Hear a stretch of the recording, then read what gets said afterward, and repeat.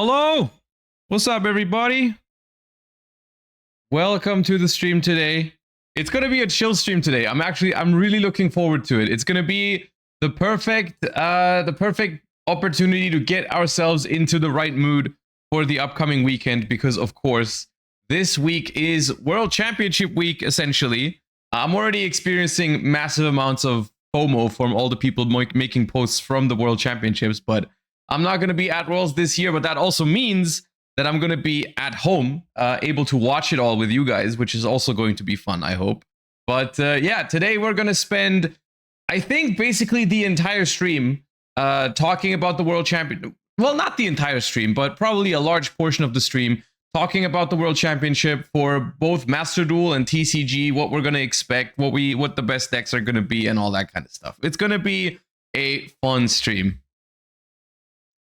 Surely this means a normal sleep schedule on the World weekend? I mean, no, I'm pretty sure you know it doesn't. It does not mean that. Fujiwara, thank you for the Prime. Welcome back. Appreciate you. Also, Byron, thank you for the 7 months earlier. Thank you so much. Okay. Well, I think we can still warm up because I want people to have some time to assemble for today's stream because it's going to be hopefully an interesting one. And if we have enough time, this basically I have no idea how long this is going to take exactly, but if we have some extra time afterwards, I did also want to start taking a look into Magnificent Monsters, and not just like the product itself, because we've talked about that already, but I do want to talk about Magnificent Monsters in terms of like what kind of impact on the format it's going to have, because it's actually, I mean, I feel like I've been so focused mentally on the World Championships happening this weekend that like I almost forgot that Magnificent Monsters comes out the week after. Like next week is Magnificent Monsters release, and I actually think it's quite the impactful set on the format. So I want to talk about that. So we're gonna try to find time today to do that as well, where we can talk about all the new cards that Magnificent Monsters throws into the format, and how those are going to affect the TCG, and then also eventually the what's it called, the Master Duel meta at some point as well. Will we watch the Bellstar anime on stream? Probably not. I wasn't planning on doing it, but if I change my mind, then I'll let you know, or you'll find out. Okay.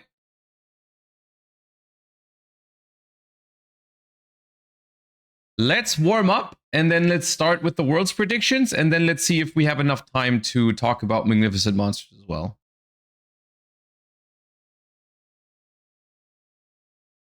Okay.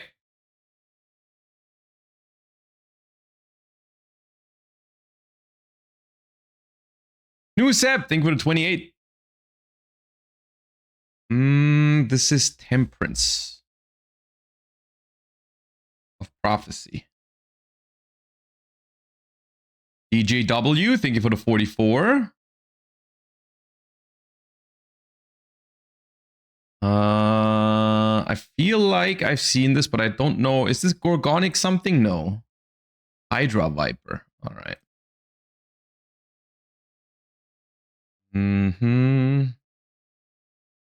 Ooh, this is the boxing match between Armed Dragon and the, is it the Ojama? Yeah, I think it's Oja match.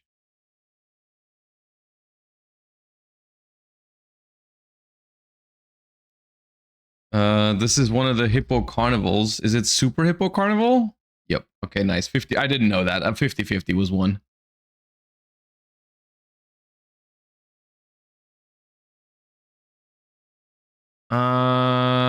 Ooh, this is the Parsec Dragon. That card was playable in Duel Links at some point. This, I think, is Marshalling Fields. No. Okay, then I don't know.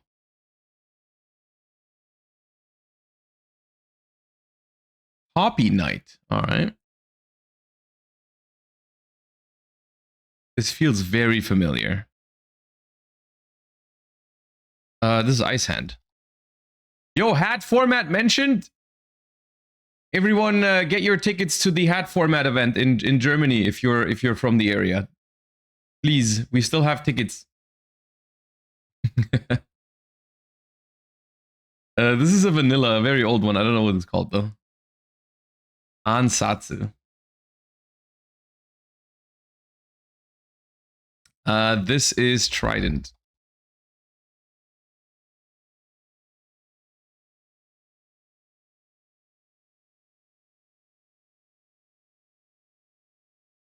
This is Neptibus.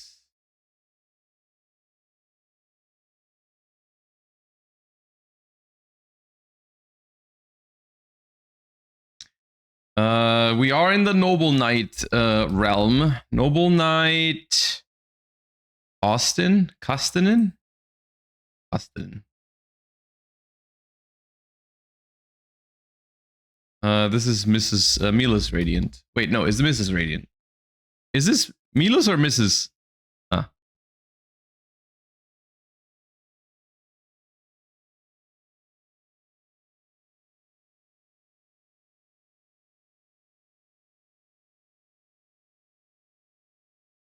This is a trap hole. Void trap hole? No.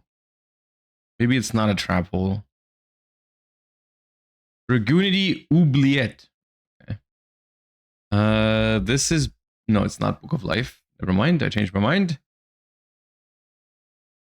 This is Imperial Tombs of the Necro Valley. That is the, like, a counter trap or something, I think.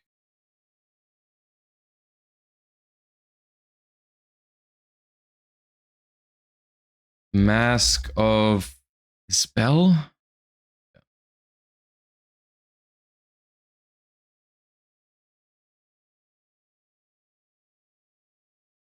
Do not know. White Tiger Summoner.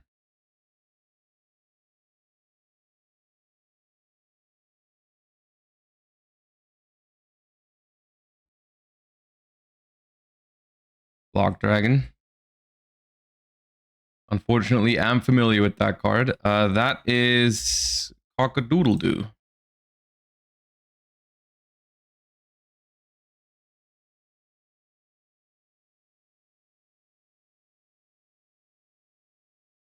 I don't know what it's called. Expandable die. Okay. The Chronomaly background. Chronomaly. Is that Tuspa Rocket? Golden Jet? Could be Golden Jet. Looks like it. Ooh. Yeah. This is Magical Explosion.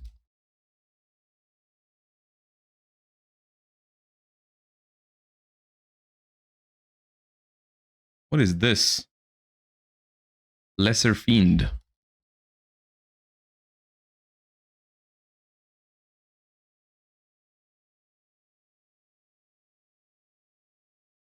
Oh, this is the Tyrant Neptune.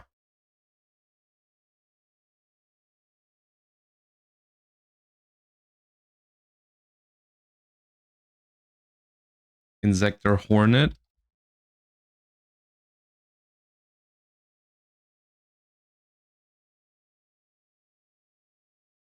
This is Daigusto Phoenix.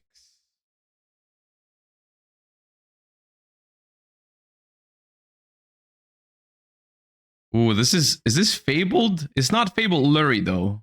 I think it's not. I think it's Steel Swarm, like one of the little Steel Swarms. Scout? Steel Swarm Scout. This gives me Evil Twin vibes. The blue and pink. That is one of the Lilas. Is it Lila Treat? OG Lila? OG Lila.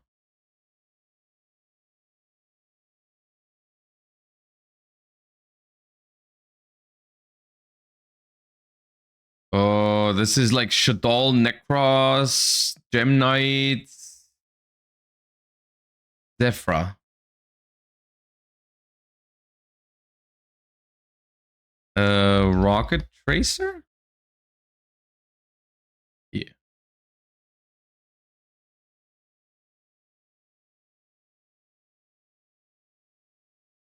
Oh, I've seen this guy. I don't know what it's called though. I've seen this. What is this? Bonds alone.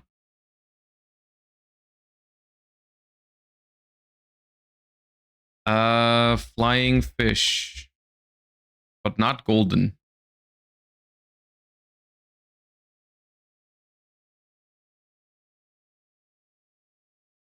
This is ZW something. I'm skipping that.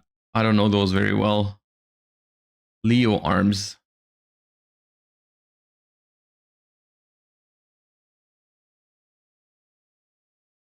This feels very familiar. That is a Crystron. Omnitrix. Was that level 4 synchro or something?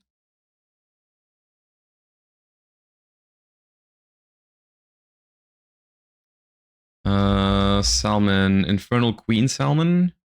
Yeah.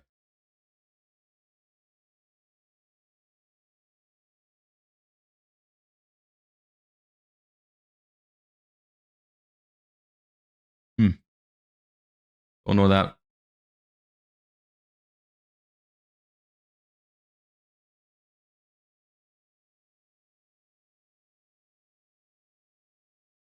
This is something seed, but there's a lot of Chaos Seed. No.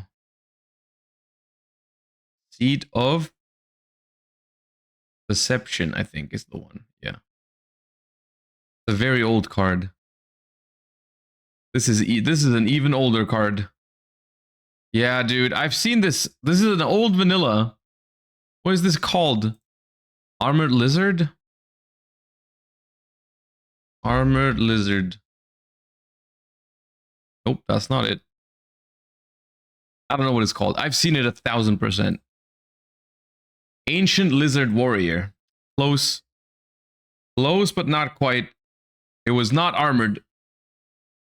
This is Clive's End or something? Yeah.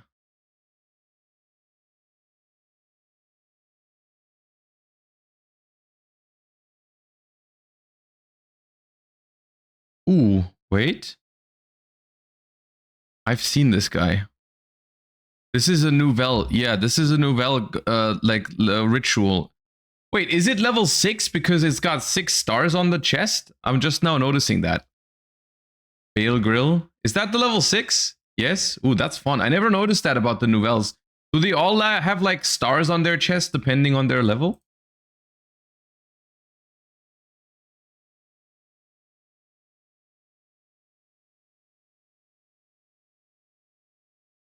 That's Gofu.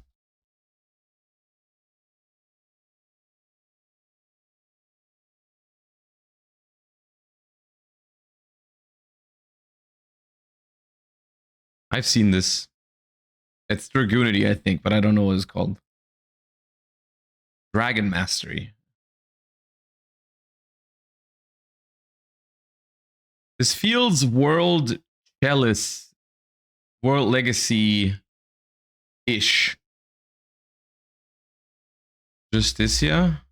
Guard Dragon Justicia. Is that a vanilla?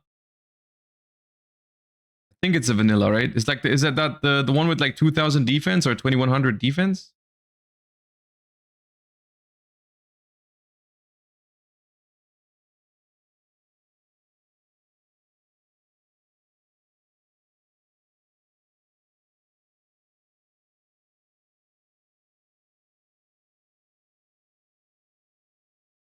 Okay, these I simply do not know. What is this? Rebound. Oh, I have heard of that card. It's been a long time.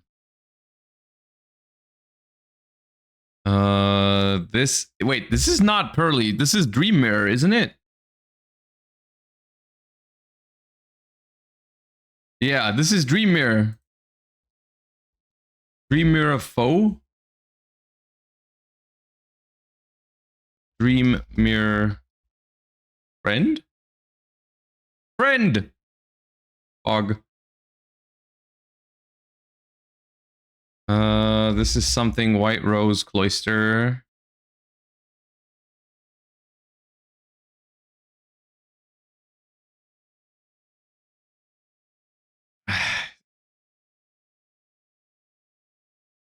Sun Avalon, yeah.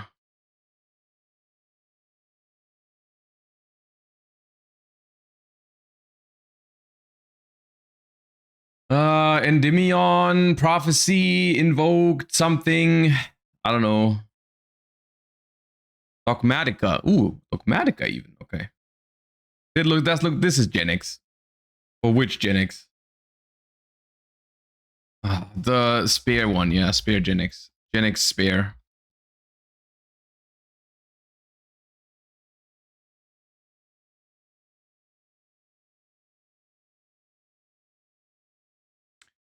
Defender.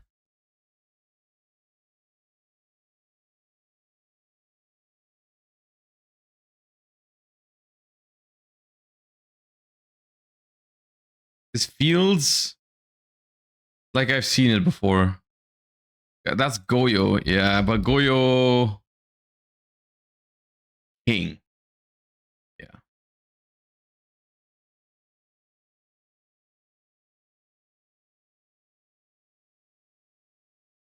Oh, I know this one. This is Kokimeru Maximus.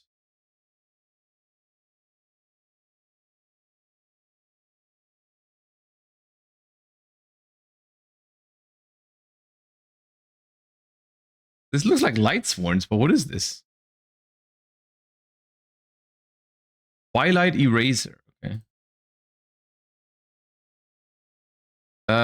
This is Lucius level 8. Damn it. 4? 4.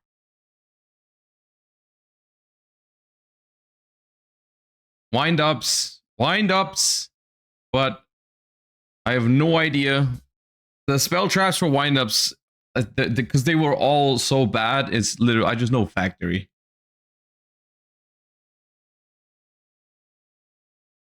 Oh, this is something Speedride Scratch.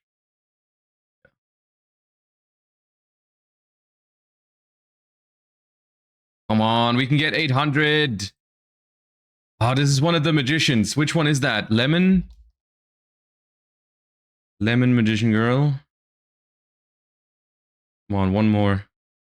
One good guess. This is a Trap Tricks. Which one is that? Alomeris? I don't know. Nope, we're not getting 800. Ah! Well, it was a good 700. It was a good 700.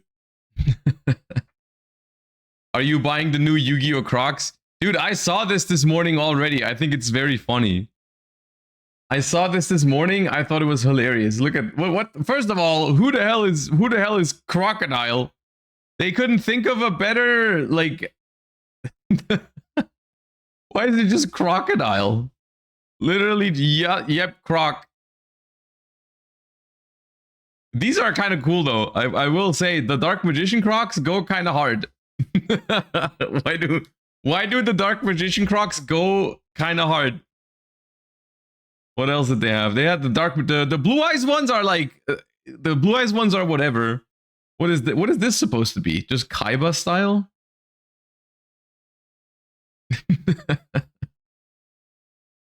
The Dark Magician ones are funny. I like those.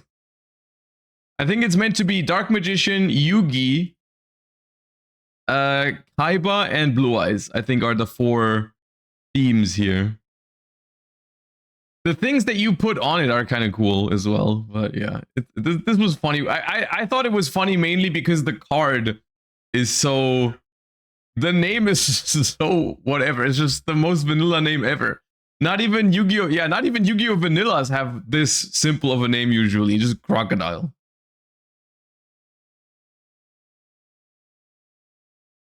Yeah, it's like Wolf. We had Wolf in like 25 years ago. They made Wolf, and now they made Crocodile. Is this the official like mascot of Crocs, or did they actually just put a random crocodile? Because I don't know. I'm not familiar with the brand that much.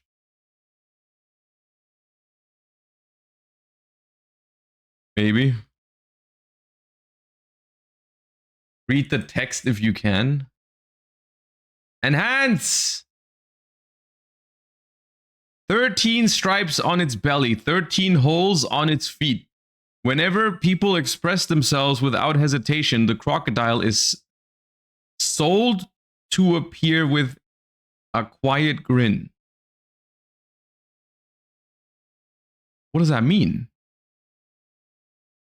Oh, is said. The crocodile is said to appear with a quiet grin. Okay.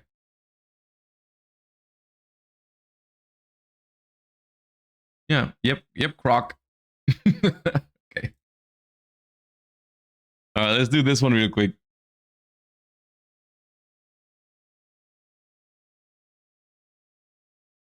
Okay, this is my territory. We're looking old effect monster. All right, old small effect monster that is not a dark. Let's do Nimble Momonga. Very old. Okay, it's not that old. It's level 3. We're looking for a level 3 monster, effect monster, and just an effect monster. No tuner, no synchro, no flip. Less than 1,000 attack, not an earth. It cannot be Lumina. It also can't, guys, it can't be Tour Guide. It's not a dark.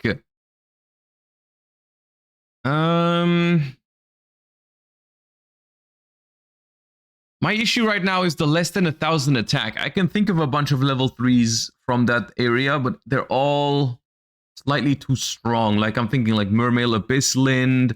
Maybe one of the Dragon Ruler babies fits this category. Which one's level 3? Lightning? But it's too much defense. Okay, Burner is too strong, I think. 1,000, yeah. And the other two are level 4. Okay, it's none of those. Oh, it could be Murmillo. Hold up. 400 defense? Could be Murmillo. Okay, it was not... Oh, from 2007, though. It is 2007. 2007. Light, wind, fire. Maybe a volcanic? We are in the right year with volcanics. They did get... The first ones are Force of the Breaker, 2007. Volcanic Blasters, level 3, but that's too much attack. It's not a volcanic. Okay, it's too early for Light Sworns, so we don't have to think about those. When is Marshmallow? Ooh, hold up. Marshmallow is 2007. It could be Marshmallow. Yeah, goated call. Yeah, it's Marshmallow. Nice. I love Marshmallow.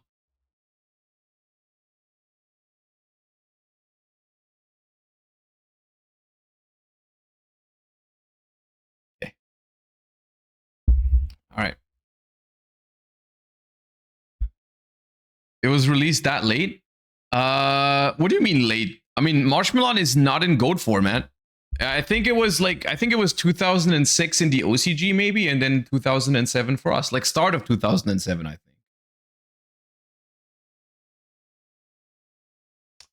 I think he was just in the show. Yeah, he was printed quite some time after he appeared in the show, I think.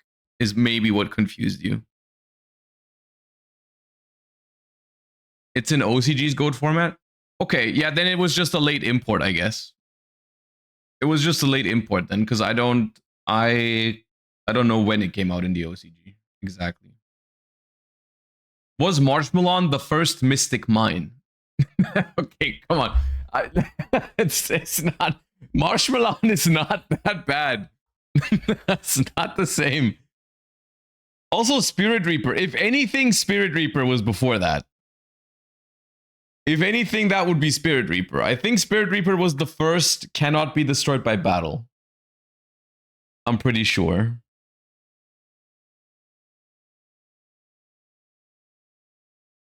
Mystic Mine isn't that bad. Yeah, okay. But I think on the scale of how bad it is to go up against, I think Marshmallow is quite a bit under Mystic Mine.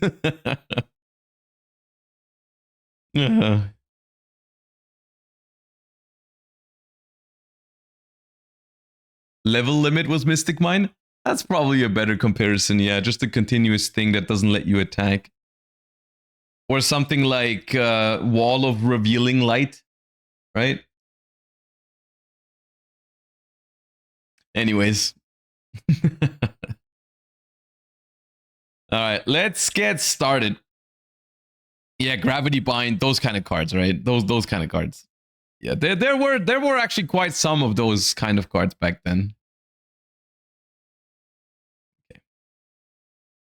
All right, before we jump into the World Championship predictions today, and I'm probably going to bring this up a couple times today because I want to make sure that the tournament is a success. But if you haven't heard yet, or if you haven't gotten your ticket yet, a reminder that I am part of a hat format tournament next month at the on the 12th of September in Karlsruhe, Germany. So if you are from Germany or from the closer area and you are into Time Wizard formats in Yu-Gi-Oh, make sure to give this a shot and see if you can come around to join the tournament. We still have a bunch of tickets left, and I would love for this to be as big as possible. I will be there myself. I will be hosting the tournament on my Twitch channel as well. So if you can't attend, then you can watch the coverage on my channel as well. And I'm just hoping, honestly, it's just something I'm passionate about. I don't make any money from this, by the way, just to clarify this. I'm just streaming it on my channel. I guess I'll make money from the stream itself, but I'm not involved in like the tournament itself in terms of like selling tickets and stuff like that. It's just something that I'm promoting and I'm streaming it on my channel, and it's something that I'm passionate about. So if you want to play in this event, please make sure you get a ticket so that we can accommodate for it. If the tickets sell out, we can even increase the player cap, which is another reason why I want people to pick up their tickets as soon as possible, so we know when to increase the number of players or when to expand the location, essentially. But yeah, this is happening 12th of September. Hat format is the format for this event, which is, we decided to go a little bit off of the standard, like Edison format is of course the most popular Time Wizard format right now, but I personally think it would be cool if some other Time Wizard formats get some love as well, and I think hat format is also a really, really cool format. So if you're interested in checking it out, if you are a Time Wizard player, or even, honestly, even if you haven't played hat format yet, I think this is worth looking into. I think hat format decks are generally relatively cheap, or they are pretty cheap. And if you are willing to give it a try, then check out the tournament and try to sign up for it if you want. I would really appreciate if people gave this a shot, so we can do this more often in the future as well. Pause format could need some love. I mean, look, this is something I am 100% down to do this more often, together with Raid and Trade and Smart Guard and Young Cards and Card Market, who are all part of this project. If this is something that people want to do, if this is something people want, people attend, then I could see this happening like multiple times, or like once every year, or multiple times every year, where we go through different Time Wizard formats. But we do need people to show up. We do need people to show up, and the stream to be popping and all that kind of stuff, right? So I really hope that people will consider joining us in Karlsruhe on the 12th of September. If you are looking for more info, if you have questions, there's a command in chat, !hat. We made a Discord server that people can join. You don't have to join the Discord server in order to participate at the tournament. You can just get your ticket and just go to the event. But if you have questions regarding like specific rulings or anything else, because of course this is 12 years ago at this point, hat format, so the times have changed, the rules have changed. If anyone has questions regarding it, there's a Discord server where you can ask these, and like our judges will respond and stuff like that. So that's just what the Discord server is for, but no one has to join the Discord server in order to play. All you have to do is get a ticket on the website, which I'll link to you in a second. Here in the chat as well. So if anyone is interested in playing this tournament, then feel free to check it out and get a ticket, ask questions in the Discord, and so on and so forth. Still need to think if I want the 8-hour train ride. That is absolutely reasonable. I will say there's been a couple of people who have said that they will travel to this event quite a far distance, because the hat format is it has a community. You know, they're a little bit from all over the place, of course, but there are people traveling to this event from a little bit further. And I think what Raid and Trade is trying to do right now for the people that are traveling from further away, I think what they're doing is they are hosting a hat format locals on Friday night. So for the people who arrive a day early, they will also have like an opportunity to play a locals and practice their hat format decks and stuff like that. I think that's happening. I can't guarantee that, but they told me they were trying to make that happen. So if you are traveling from further away and you are arriving on Friday already, then I think there's a locals for you to play as well. So yeah. Will you cast or play? At the moment, the plan is that I will play in the event. The only question that we are currently looking to answer is how exactly are we going to do the stream? Because on the one hand, there were some people who said that they would like to watch me play, especially when it's streamed on my channel. That like usually the thing that happens basically is when I play in a tournament and it's streamed on my channel, the viewer numbers do go up significantly when I'm on stream. Like when I have a feature match, because it's on my channel, more people watch, right? Which I think is kind of natural because it's like, you know, people are watching on my channel, so they want to see me play. And so what we thought about doing was we thought about streaming my perspective from the event on my channel, where it's like I basically I get to be on the feature match every round, but then I said I don't want that to be the only stream because that feels like, first of all, I want people to see all the different kinds of decks that are available in hat format. It's a relatively diverse format, so I wouldn't want people to see the same deck every round. And at the same time, I just felt like it was better to showcase multiple players throughout this tournament. So there was a consideration to have 2 streams running at the same time, where it's like on one stream you get my perspective, and on another stream you have like a completely normal stream with switching feature matches. The problem with that is that we don't have enough casters at the moment. We have a couple of really cool casters for this event, and I'm really looking forward to it. But in order to have 2 streams running at the same time, you need like 5 or 6 casters at the event, because each stream needs 2 casters, and then the casters also do need breaks. They can't just turbo every single round without a break in between. They do need to rotate, and people need time off while casting an event. So we have I think 3 casters right now, which is just not enough for 2 streams.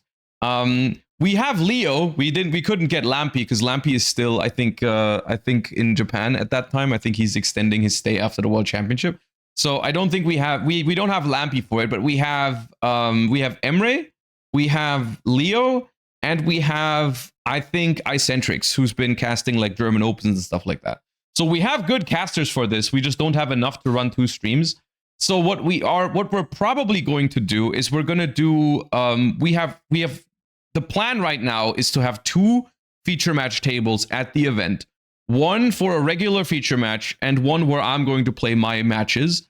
But we're just going to have both on the same stream. Either like one is the main feature, one is the backup feature, or you have like one running on the big screen, and then the other one is like a small feature match in the corner where the casters can switch between the 2 if there's something like exciting happening, right? They can say like, let's take a look at what's happening over there. And then they make that one the big feature match, and they can switch between the 2. That's currently the plan. And I think that's good. I think that's going to work out fine still, so that people can always like still follow what I'm doing right now. But I'm not the only feature match at the event, because I don't think that's ideal.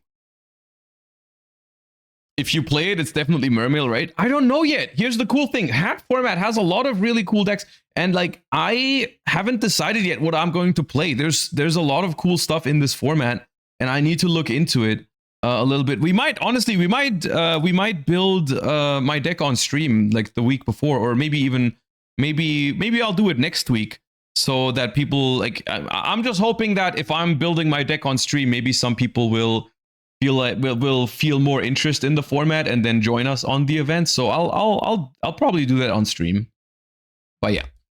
Anyways, enough of that. I'll probably bring this up once or twice throughout the stream today, so that people can know that it's happening. But once again, if you are interested, in retro Yu-Gi-Oh formats and you are from the area, then please check it out and please get your ticket so that we can make this as successful as possible, and so that we can also, you know, do this more often in the future. Because I really do think Time Wizard Yu-Gi-Oh needs some love, especially IRL. I like, of course, there's a lot of online communities for these formats, but I think like I can't stress enough how fun the Edison one was for me. We did one of these for Edison, I think at this point like 2 years ago, maybe even longer. I don't exactly remember, but we did an Edison one, and it was so fun.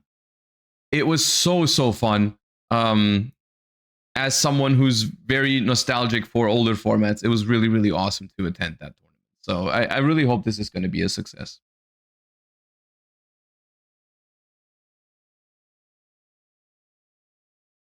Will Emre be allowed to run to you and slap you if you do an illegal play during the tournament? I mean, he can definitely run up to me. I don't know about slapping.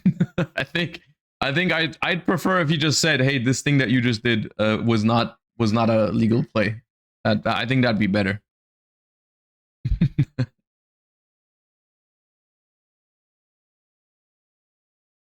Angelo Salerno, thank you for the 26 months. I'm so scared for the future of Yu-Gi-Oh! All the contract witch stuff, and I don't want to see Toon breathe. By the way, see you at Paris.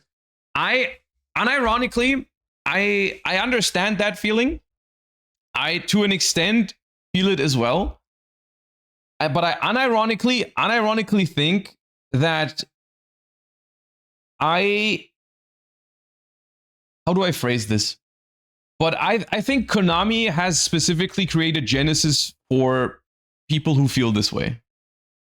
I think Genesis, even though it was marketed as something that would appeal to like retro Yu-Gi-Oh players, I think Genesis is exactly for the people who think the power creep is too crazy in advanced constructed format.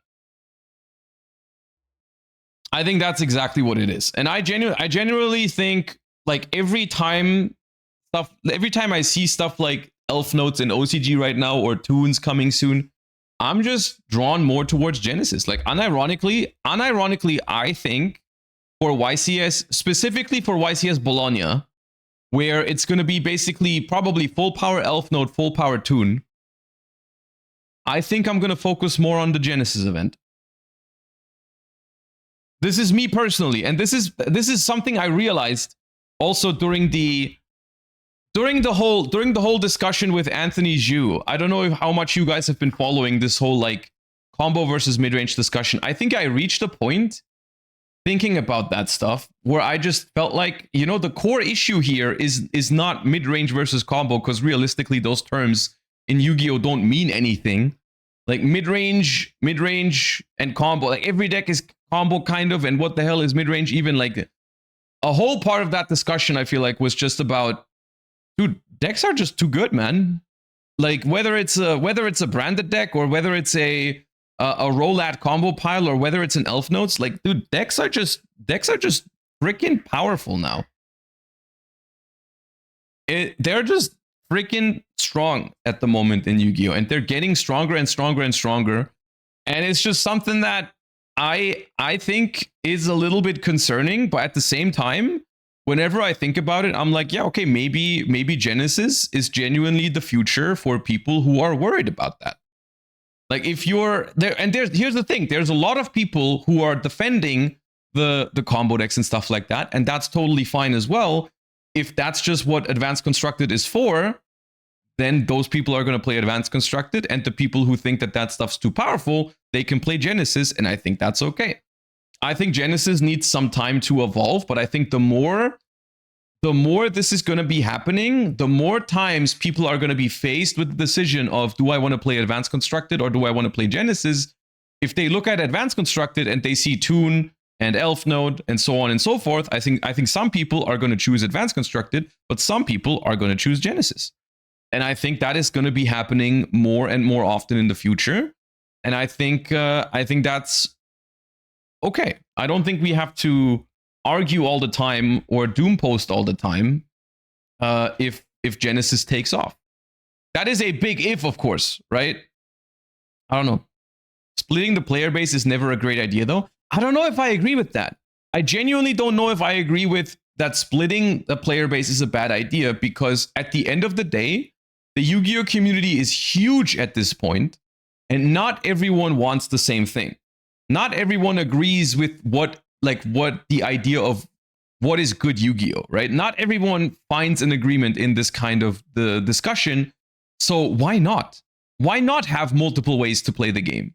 The only time it would be a bad idea to split a community is if you split it, after you split it, the individual parts are not big enough anymore to exist, right? Like if you have, let's say, you have a locals where they're already struggling to get 4 players, and then you split that community in half, yeah, you can't do a tournament anymore. But I think Yu-Gi-Oh is big enough at this point. Yu-Gi-Oh has enough fans that you can have 2 separate different games with no problem. I think that can exist in Yu-Gi-Oh. And here's the thing, you're not splitting it in half, right? There's still the option for people to enjoy both formats. Like that is not something you don't have to decide, right? That is a hypothetical scenario. You know, if both formats are big enough, locals could host them on different days. You know, for the YCS, you can already play both. It's not something you don't have to decide. It's of course, it's more work if you want to play both the Genesis YCS and the Advanced YCS, because you're going to have to prepare for 2 tournaments at the same time, which is difficult, but you can play both. So it's not necessarily, it doesn't have to be split. I'm just saying, like, right?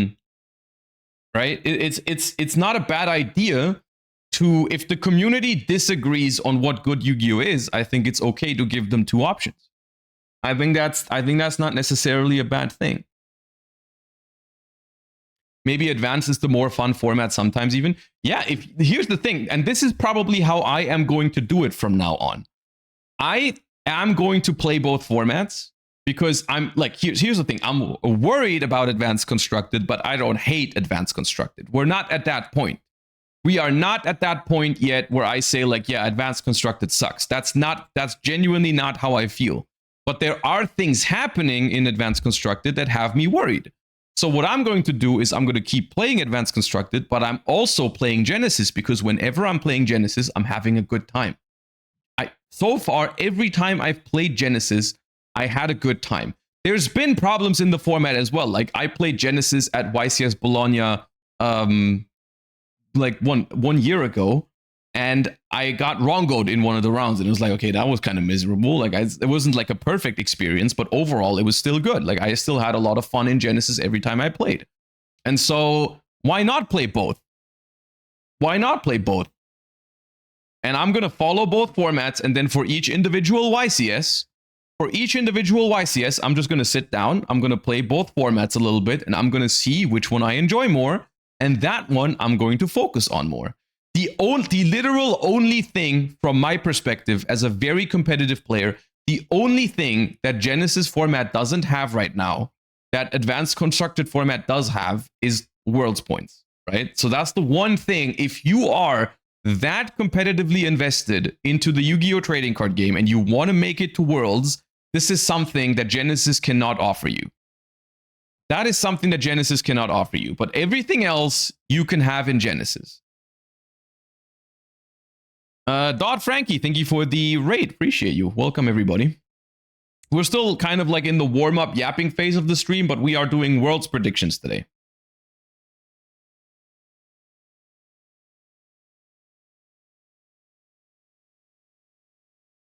It also needs Master Duel support. I think it would be nice for it to have Master Duel support. I don't really think it needs that, because realistically, Advanced format also doesn't have Master Duel support. You guys realize this, right? Because Master Duel is not even close to Advanced format. And like, it's not best of 3. There is no side deck. Like, you can just not. No TCG player is using Master Duel to practice. There's a very, very small thing that you can do when you're playing. Like, you learn some archetypes maybe a little bit sooner or something. Like, there's a little bit of overlap between the two formats. But playing Master Duel is nothing like playing Advanced Constructed.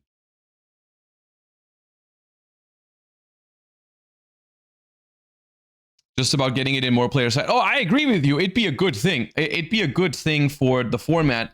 I just don't know if it's like necessary, because it's also not necessary for advanced, but it would help with making it bigger. Because the thing is Genesis format is something that is currently in a growing phase. And what you don't want to happen is you don't want people to try it out and then like interest to die out over time. It needs to get bigger, right? And I think Master Duel would help that a little bit.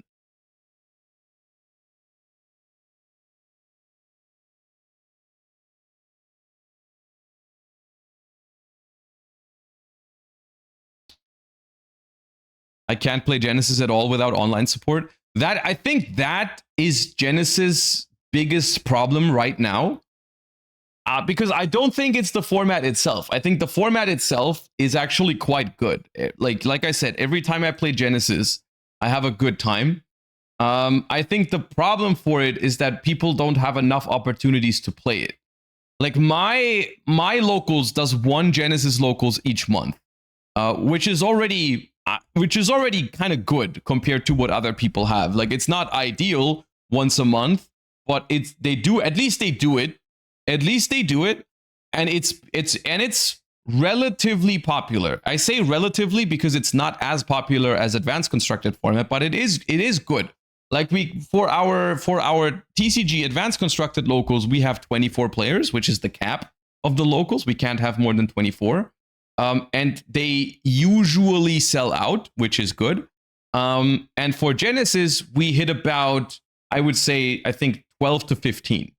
Which is not bad on a Wednesday night. This is happening Wednesday nights once a month. And it's like, I think that's good for Genesis format, which is a growing format. It's a new format. And so I'm happy with that. But I think like in some areas, like you guys are saying, like, hey, my locals doesn't do Genesis at all, right? And that's something that's not ideal for Genesis, right? Because on the bigger scale, they do have the format. Like at YCSs, you can go and play it, and I think they're also launching regionals for it. So like, there's the bigger tournaments are gonna have Genesis from now on, but the local level is also very important, especially for getting people into the format. Because like a YCS is not really the ideal place to start playing a format, right?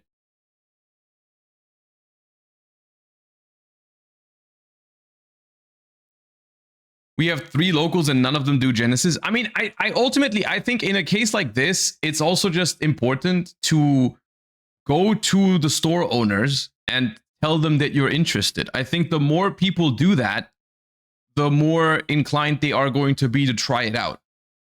Like, that's just something. This is also what happened at my locals, by the way. They didn't start doing Genesis just because, like, out of the blue. They did it because people asked for it, and the people organizing the locals went out of their way to, I think, convince the store owner to do it. So like you do need some initiative if you want it, but that's of course another hurdle to get over for people.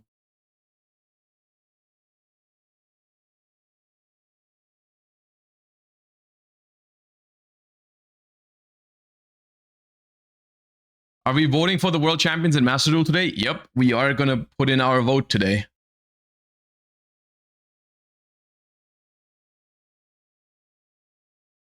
It's the opposite in a lot of places. They held events at the start and then stopped due to the lack of players. Yeah, I definitely know that happened. I just wonder if they gave the format enough time. Because I think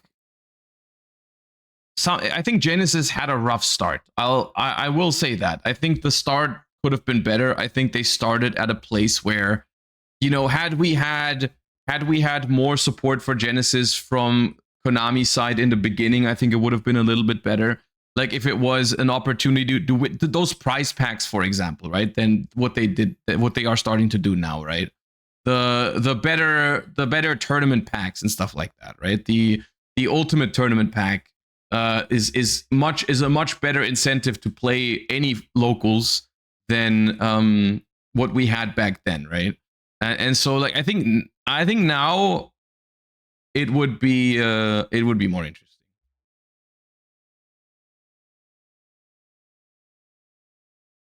I think Genesis is just fake diversity. You change the decks, but the events are still dominated by 1 or 2 decks like Advanced. There's no point. That is a lie. You made that up. That is not true.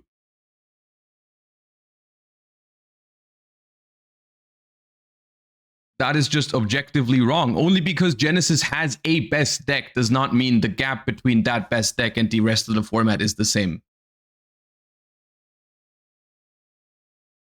Because if you look at, I know I'm being one guide right now, but I can show you one thing real quick that's going to make you feel real stupid. Hold up. All right, YCS Montreal.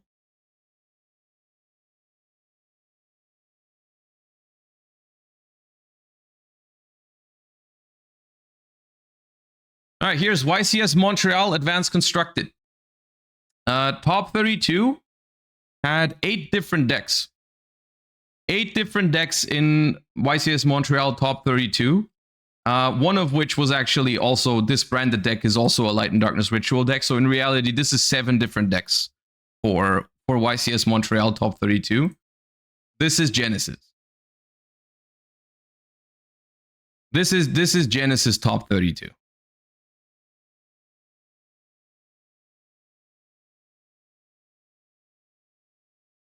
So if we look at the diverse, there is a difference. There's a massive, massive difference between the diversity or the gap between the rogue decks and the meta decks in Genesis and in Advanced Constructed. Only because they have a best deck, which is from a recent set, does not make it worse than Advanced Constructed format. Yes, Blitzclick is a good deck in Genesis, but there's a few things about that. First of all, Blitzclick is a much healthier deck to play against than the best decks in Advanced Constructed format.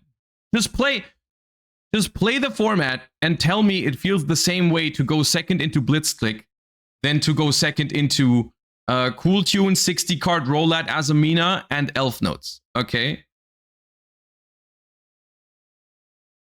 But it's still advanced? What the hell are you talking about? What are you talking about?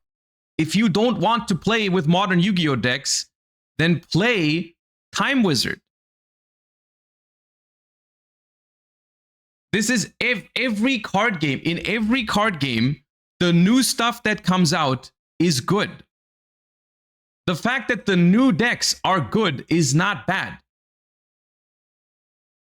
It's completely fine.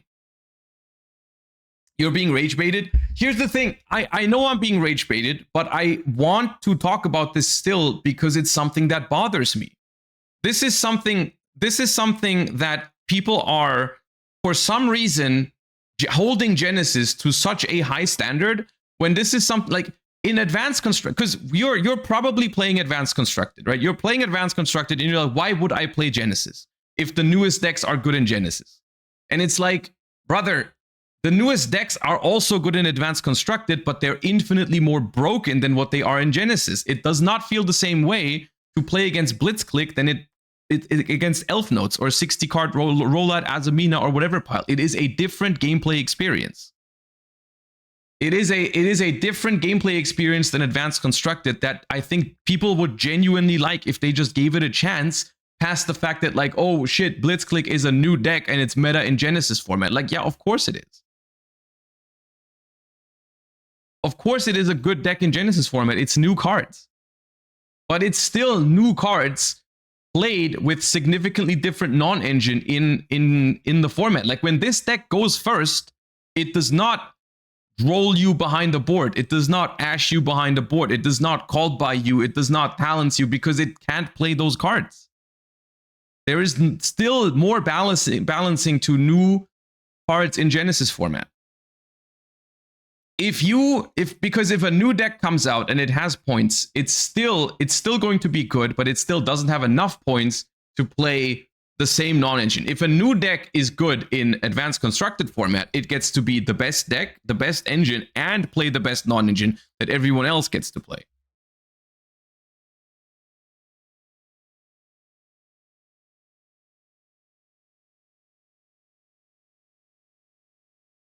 Also, just look at the cost. I mean, yes, Genesis format is compared to Advanced Constructed. Genesis format is dirt cheap to play, which I think that is good. It's just that I think that is not the main point, because it says nothing about the quality of gameplay.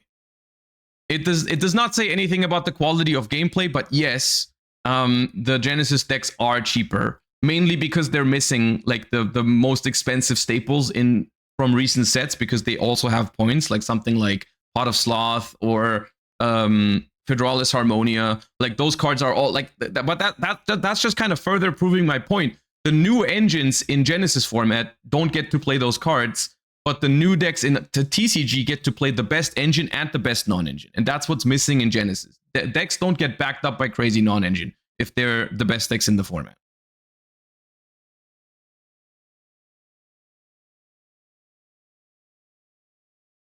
I don't get the appeal. I get to play RDA in Genesis, but then I get faced with the two best decks and still probably lose. What's the difference in concept? Just the decks. So there's an RDA deck in top 16 here. So they didn't lose. They didn't win the event, but they are doing well with RDA. Like, what is your point? You picked a deck that got top 16 that would be friggin' smashed into oblivion in Advanced Constructed. They would not have made day 2. So, because your point, you say, I don't get the appeal. I get to play RDA in Genesis, but then I get faced with the two best decks and I still lose. You don't like card games.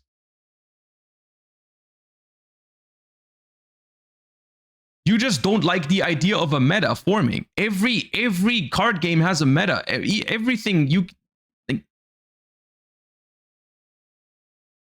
It sounds like I'm trolling. I just want to see your point, I swear. I mean, I feel like I've made my point relatively clear. So there's a few things. A rogue deck in any given trading card game format. This is true for every format every time. Because a meta game forms, because people try to win, every rogue deck has a harder time to win a tournament than a meta deck. This is completely normal. You will not find this otherwise in every other game. Not even card games, every game. So for rogue decks, it is an uphill battle. But here's the thing. In Genesis format, or in Advanced Constructed format, because of how powerful decks are getting, and because of how powerful the non-engine is these days, if you are playing a rogue deck, I often feel like the gap or the hill you have to climb, the uphill battle for you, is so much steeper than what it would be in Genesis format. This is an experience that I've had in Genesis. I've won Genesis locals with decks that are unthinkable in Advanced Constructed. I've won Genesis tournaments with Paleo, with Dragon Ruler, with Necros, and those are just some of my pet decks. You know, this is not something that you have to play. But these decks aren't even here in the top cut of the Genesis YCS, because they're not even that good. I'm not expecting to bring these to a YCS and be able to win with it, but the gap between those decks and the meta is not that high. Because quite frankly, most of the decks in this pie chart in modern Yu-Gi-Oh! Nowadays are FTKs. This is something that people might not want to hear, but most of these decks in Advanced Constructed format are literal FTKs a lot of the time, if they get to pull off their thing. And it gets even worse with the stuff that's happening in the OCG right now. With elf notes, with tunes and stuff like that, most of these decks are essentially FTKs. Even the Light and Darkness Ritual decks that are now doing well, it's no longer Light and Darkness Ritual like low ceiling, but this deck ends on more interactions that you can even conceivably have cards in hand. And this deck ends on, off of one Grifo, this deck ends on like everything. It ends on the Griffin Rider, it ends on the Mitsurugi Trap, it ends on Ilya Sylvia, which is 3 Omnis. It draws 4 cards with like Cross Sheep and Magician Souls, so it's gonna draw into like non-engine behind that board as well. It forces you to discard a card with the Habakir with the Murakumo. It has like IP or just SP if it doesn't play IP. Like this is it draws 5 cards because wanted. So like And by the way, I don't even mean this in a way that like this format is terrible, because of course I know there are tools against this, but it's just, this is a format in which essentially going first is so overly powerful, and the boards that decks make are so powerful that it creates a completely different power dynamic in the format.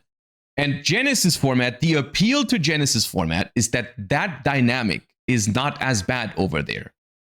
If you look at the end board that the winning deck in Advanced Constructed makes, and this is the winning deck in Genesis format, okay?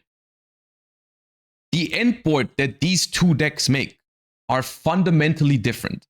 So yes, Advanced Constructed has a best deck, or two best decks, and Genesis format also has a best deck, but how it feels to play against those decks is completely different. And especially how it feels to go second into those decks. That is the appeal of Genesis format. Genesis format is not, you can play any garbage deck and win, because of course not. It's still a competitive format. You can't play a deck that just doesn't work or is bad and expect to beat everyone with it. That's not going to happen. But going second in Genesis format is doable.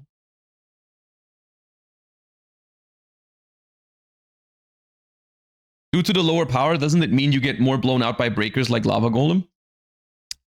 It depends. Lava Golem is a good card in Genesis mainly because it's free, but there's a lot of ways for people to layer their endboards. I mean, Blitzclick, for example, ends on like a trap as well, one or two trap interruptions, or like an interaction from the hand. You don't lose instantly to a Lava Golem. But the thing is, Genesis format has the tools to balance this really well, because if the board breakers get too powerful, they can point them easier than the TCG can hit them. From the written features, the win rate going first in Advanced was 66.6%. For Genesis, it was 57%. Which is, yeah, 10% less win rate going first. But here's the thing. I would argue that even if the win rate on the percentage, even if the percentage was the same, I think it matters. And this is something, you can disagree with this. You can look at just the numbers. But I think when you're playing a card game, the exact number, the exact statistics matter less than how it feels. Personally, I think it matters how it feels when you win or when you lose. And I think a lot of the times in modern Yu-Gi-Oh right now, the ways you win going second are very, very zero-sum, because it's going to be very feels bad for one of the two players. It's like, in TCG, you win going second by like charming your opponent, or drolling your opponent, or ashing their first card and they can't play. Those are the things that happen so that the player going second wins. Of course, there are some games where you go second and you have like an interactive game and you break the board and you go over the top or whatever. Like those happen, but they happen less.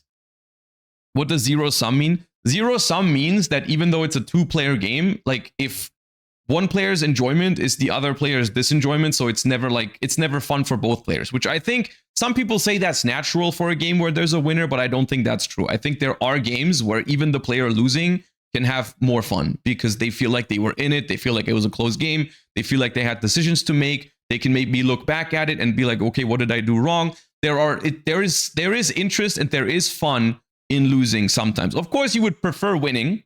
You would prefer winning naturally, but there is a difference in you got FTK'd or you played a back and forth match where you feel like you had a chance, where you feel like you participated and then you ended up losing in the end. Those are not the same thing, in my opinion. And I think this is something that people have forgotten in modern Yu-Gi-Oh! Sometimes. People ignore how it feels to play against these decks. They just look at how fun is this to pull off. Like, oh, I get to do my thing. I have a lot of fun. You don't. Maybe next game you get to do your thing and then you have fun and I don't. And if people enjoy that, I think that's fine. It's subjective after all. Enjoyment is subjective. That's why I'm not saying you don't have to hate Advanced Constructed just because I don't like that dynamic. You can form your own opinion, and if you think that's fun, then that's fine. But I personally have a lot more enjoyments in games where I think both players participated. Is how I feel about that. And I think that Genesis format offers more of that than it does in Advanced Constructed. Because I think the ways that people win, the ways that people lose, especially the ways people win going second in modern Yu-Gi-Oh! Are not super exciting anymore. I think the main skill, genuinely, the main skill in modern Yu-Gi-Oh! Is deck building, making good reads on which hand traps to put into your deck, reading the format well, and then you just need to really learn how to combo like your lines and stuff like that, and how to play against certain decks. You really need to. Everything that happens before the game are the main, like the main thing that requires skill in modern Yu-Gi-Oh! Now is how you build your deck, what deck you pick, and then how do you execute your lines. It's basically stuff you study up before the tournament. The actual execution in modern Yu-Gi-Oh! Is, in my opinion, not that fun anymore.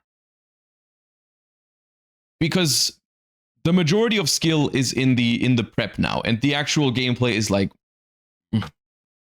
kind of whatever. A lot of the times. Once again, I don't include 100% of games of these. I have very good games still when I enter tournaments, but the main thing is the preparation, and the gameplay is secondary. And I don't like that. It doesn't mean that it's a bad game, because it's definitely still rewarding. We see this countless of times, right? All these events right now, people are still hella consistent in this tournament, in this game. People put in a lot of work and it pays off. And I think that's fine. It still is a good competitive game from that aspect. It's just that the gameplay itself is not really my thing anymore. It's not really what I enjoy most.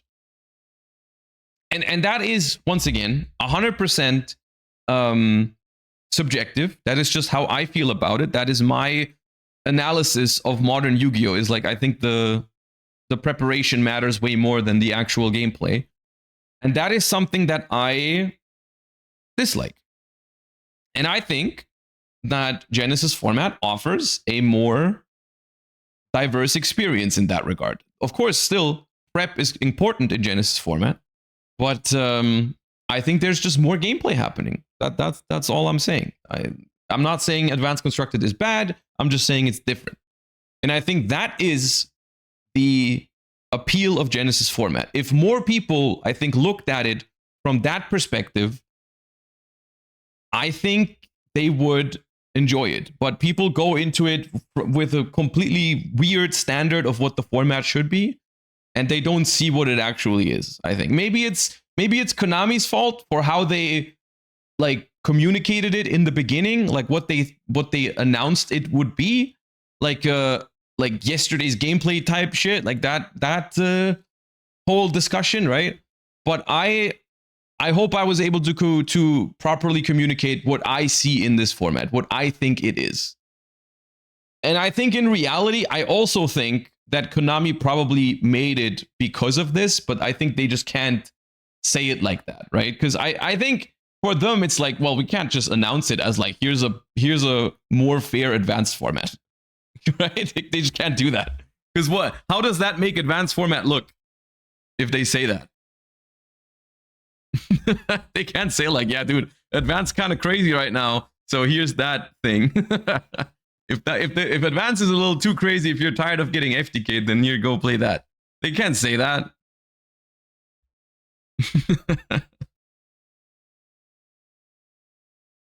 I don't know. And I think that's ultimately how I feel about Genesis right now.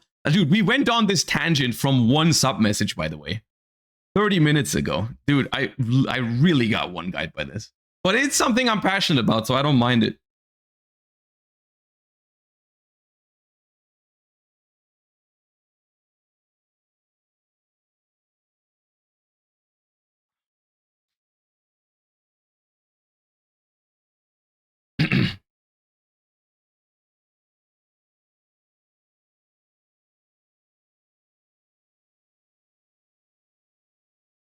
I don't mind the insane power level. What I mind is the generic cards that ruin every game. I never look at an Elf Note endboard and go, yeah, Elf Note is the issue. Yes. I mean, at this point, I don't think we should enter this discussion right now because then we won't have time to do Worlds predictions because that's going to take up like the entire stream. But I mean, there are multiple issues in modern Yu-Gi-Oh! I think the generic cards are mostly at fault, both for the non-engine as well as the extra deck stuff. Like, no one would like. Here's the thing, right? It's all a cycle. It's all a cycle where they make broken non-engine like Droll, like Mulcharmies, like whatever. They make those cards because otherwise the decks going first would just FTK. And the reason why these decks FTK is because they have access to Crystal Wing, Dawn Dragster, Omega even. Omega isn't even in the winning deck from the YCS, but a lot of Elf Note decks are playing it. So it's like they've got so many like generic tools at their disposal that, you know, the fact that Elf Note itself doesn't have that many interruptions is irrelevant because they're going to be ending on the Elf Note interruptions plus these interruptions. And then it's like, well, now it's unbeatable. And so if one side of the equation is too powerful, what Konami usually does, because it works, admittedly, right? It makes them a lot of money, which is ultimately the reason for why they're doing it this way. But they create a problem, and then instead of fixing the problem, they create a solution. And this is just something that's been spiraling out of control, right? They're like, oh, here, combo decks are too crazy. We make Nibiru. We make Dark Ruler. Now, all of a sudden, combo decks are losing to Nib and Dark Ruler. That's another problem for people who want to play combo. We don't fix that problem. We just create a new problem because, like, here's the solution in more powerful combo decks that now play through Nibiru and play through Dark Ruler. Now those are a problem. What do? Well, here's a Mulcharmy. Here's another Mulcharmy. Those are good cards, right? That fixes your problem. Just buy those. And then everyone is playing Mulcharmies, so they're making more powerful combo decks that now have incredible lines under Mulcharmies. Look at something like Archmage or Elf Notes. The Charmies aren't even that good against those anymore. Like it's not even like a hard counter. Like you lose countless games after using a Mulcharmy against these decks because they can still do a lot. Like you basically have to draw both Perulia and Fuwa in order for it to feel like you're definitely winning. Like if you just activate a Fuwa, they just make a half board and probably still win or still have a high chance of winning. Which that dynamic is fine. If I make a Mulcharmy and my opponent makes a half board, I'm okay with that dynamic. But my problem starts with what happens if I don't use a Mulcharmy, because then they won't make a half board and then they go crazy. So it's all weird. And then like they create more band-aid fixes, solutions. They create the what's it called? The Mind Mirror Force or the Ninja. What is he called? I keep forgetting his name. The Gallant Thief. And it's just at some point, it's just I don't really know with that what direction we are going, because like at some point every single engine in the game that's meta relevant is going to be a freaking nuclear bomb if it resolves, and every single non-engine in order to stop that is also going to be a nuclear bomb if it resolves. And so we're just gonna compare at the end of the day. Like at this point, every card is a 1-card starter, every card is an extender, every card ends in the full board. Every full board is basically auto win in these decks, and what you need is the perfect answer, because I mean the old answers don't do it anymore. You need the new ones. If you don't have those, then you don't have a chance. And then it's like, okay, well, I mean, what do we do?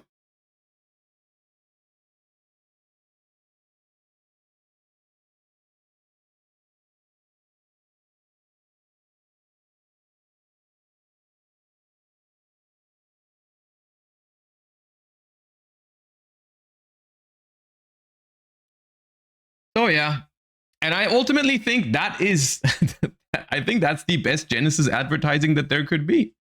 Because who cares if this is like Time Wizard? It's just not like advanced format. I think is the appeal, and I don't know. It's appealing to me. It's appealing to me for that exact reason.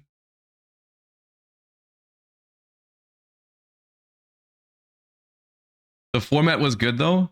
I don't know. I I liked the current format until everyone figured out that, well, we don't have to play fair decks if we can just solve elf notes and figure out the best way to play 60 card Azamina Rolad. And now the best deck in the format is honestly, it's just between Elf Note, Cool Tune, and whatever this is, man. The saddest part about this is that this deck is also at the same time an incredibly cool deck for going second, which is really unfortunate because I think this deck going first into this deck has given me some of the most fun games of the past European Championship. It wasn't exactly this deck yet because it was still being developed. It didn't have Adventure yet, but people played at Euros. I played against multiple Mitsurugi, Rolad, like Azamina piles, and the games where I went first into it with my own Rolad branded were some of the best games I had all weekend because they have so many pushes, dude. I mean, I was the one playing against it, but still, the fact that they would push so hard into my board, it made it really challenging to play against. Which was one of those games that was fun from both sides. Like even I lost sometimes because they broke my board when I went first, but like it's still fun because it's challenging. It's like you actually have to use your disruption super well because they got so many pushes and stuff like that. The problem is just when these decks go first. And I think, like I already said in the discussion with Anthony on the channel, there are a couple of cards in here that are responsible for this that are not necessary for the deck's ability to go second. Like something like just cards like Mitsurugi Great Purification, Wandering Griffin Rider, like Ilya Sylvia, Zena, the Charmer Quartet. Like these kind of cards, like they're not really necessary for decks to be able to go second. They're just here to make broken decks going first. I don't know. And I think they should just get rid of those cards. The problem are missing locks. In a way, yes, but not even, right? Because if you slap more locks on these cards, the deck loses the ability to go second as well, right? And so what I'm thinking is like, what if we just what if we found a way to make the deck weaker going first, but still good going second? Because then there would still be a reason to play it. Locks aren't an issue if the end board they create is fair. Yeah, basically, right? Basically, I think like if they want to be, because here's the thing, deck building wise, this is a very impressive deck to come up with. This is a very awesome thing that this is possible in Yu-Gi-Oh, where you can just take these kind of cards and just slap them together into a deck. This could be such an awesome concept for Yu-Gi-Oh if it didn't FTK the opponent. If this deck ended on a fair board, but was just incredibly good at breaking boards going second, I would be a huge fan of it right now. Like I would sit here and I would love this deck if it wasn't an FTK. Like genuinely, I think it's so cool. The way it plays, the way it plays into boards and all that, it's an awesome deck. It's rewarding because you have to sequence your pushes really well. You have to like really know what to start with, how to combine your cards. Every hand, also most hands play differently in this deck, like because of how the random combinations you can draw and stuff like that. And I think it'd be an awesome deck going second, or in general, if it just wasn't so strong going first, if it went uninterrupted. So I don't know. It's something where I don't really know if locks are the problem anymore. I think it's the endport pieces that are generic in these decks.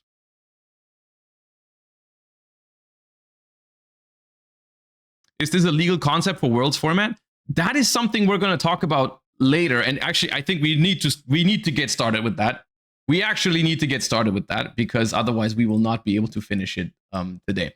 But yes, I think this is a deck that we could see at the World Championship, TLDR. But yeah. Okay. Do you guys want to start with Master Duel Worlds or TCG Worlds? Because I did want to make like some predictions for both. It's a lot weaker though. I don't know. I don't know if it's that much weaker. Duel Links. I don't know if I have I don't have what it takes to talk about Duel Links format enough. I haven't really been keeping up well enough.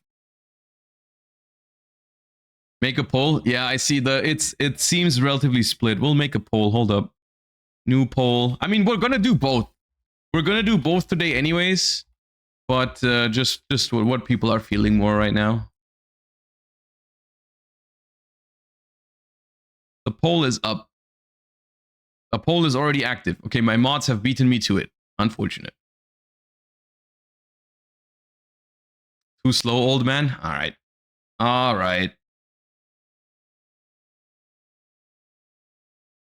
What's a funny deck that's viable for locals, world's locals format? Oh, is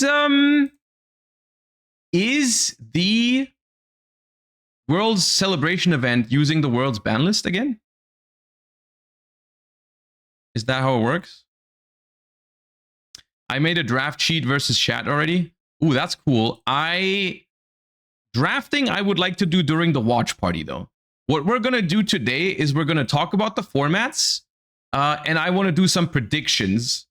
We can do a draft on the day of the watch party, I would say. I think that's cool. But I'll save your sheet. Thank you. I'll keep that so we can draft.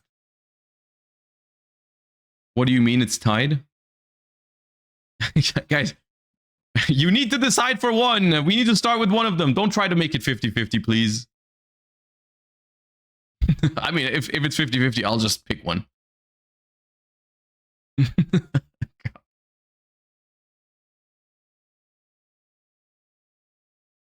Now, I feel like now that I said don't make it 50-50, you're trying a lot harder to make it 50-50. I feel like is what's happening right now.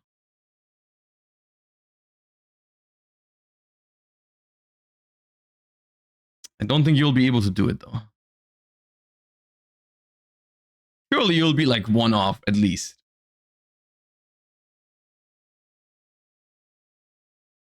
Okay, thank God. Thank God you were one off. You were one off from 50-50. Easy clap. Not even close. All right.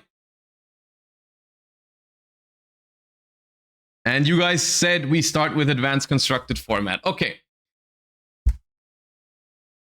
Now, the way I want to do this is I want to start before we look into like which decks and what players I think are going to win. I think what we need to do is we need to take a little bit of a look at the format as a whole, of course, because the World Championship format, which is something that not everyone is familiar with, the World Championship format in Yu-Gi-Oh! Works a little bit differently for both TCG and Master Duel, actually. So let's start by talking about how the TCG/OCG World Championship works. Because, of course, as you all know, the OCG and the TCG are operating on different schedules and different ban lists. How do they combine both of those formats into a World Championship format? And the answer is, I think, both kind of surprising, but also kind of simple. They just combine the two by slapping the two ban lists together and also the two card pools. Like, you know, the way this works is essentially a card at the World Championship is at the lowest it's in any of the formats. What that means is if a card is banned in the TCG, but legal in the OCG, it is banned at Worlds. If a card is limited in the TCG, but semi-limited in the OCG, the lowest of the two is the limited in the TCG, so it'll be at 1. The same goes for cards that are not released in one of the two regions. Any card that is not released in both the TCG and the OCG is not allowed at Worlds. So it's called an intersection. Yep, I think that's the right word for it. I couldn't think of the right word, but yeah, I think intersection is the right word. So if, for example, I don't know, I'm looking at the list here on my screen, but like, for example, the RB cards. The RB cards are not out in the OCG yet, so they are not allowed to be played at the World Championship. Same is true for Beyond the Brave, which is a set that's already out in the OCG, but not in the TCG yet. So at Worlds, they cannot play Beyond the Brave yet. So it is an intersection of the two formats and the two ban lists. So before we even look into the decks, let's take a quick look at the ban list for the World Championship and just maybe talk about which cards make an interesting difference between the two formats, because they are not at the same. So of course here, it's a much bigger ban list than usual, because all of these cards on the first page are all the TCG exclusives that are not out in the OCG yet, like Yugioh the Dawn's Light or Loose the Dusk's Dark are apparently not out in the OCG yet.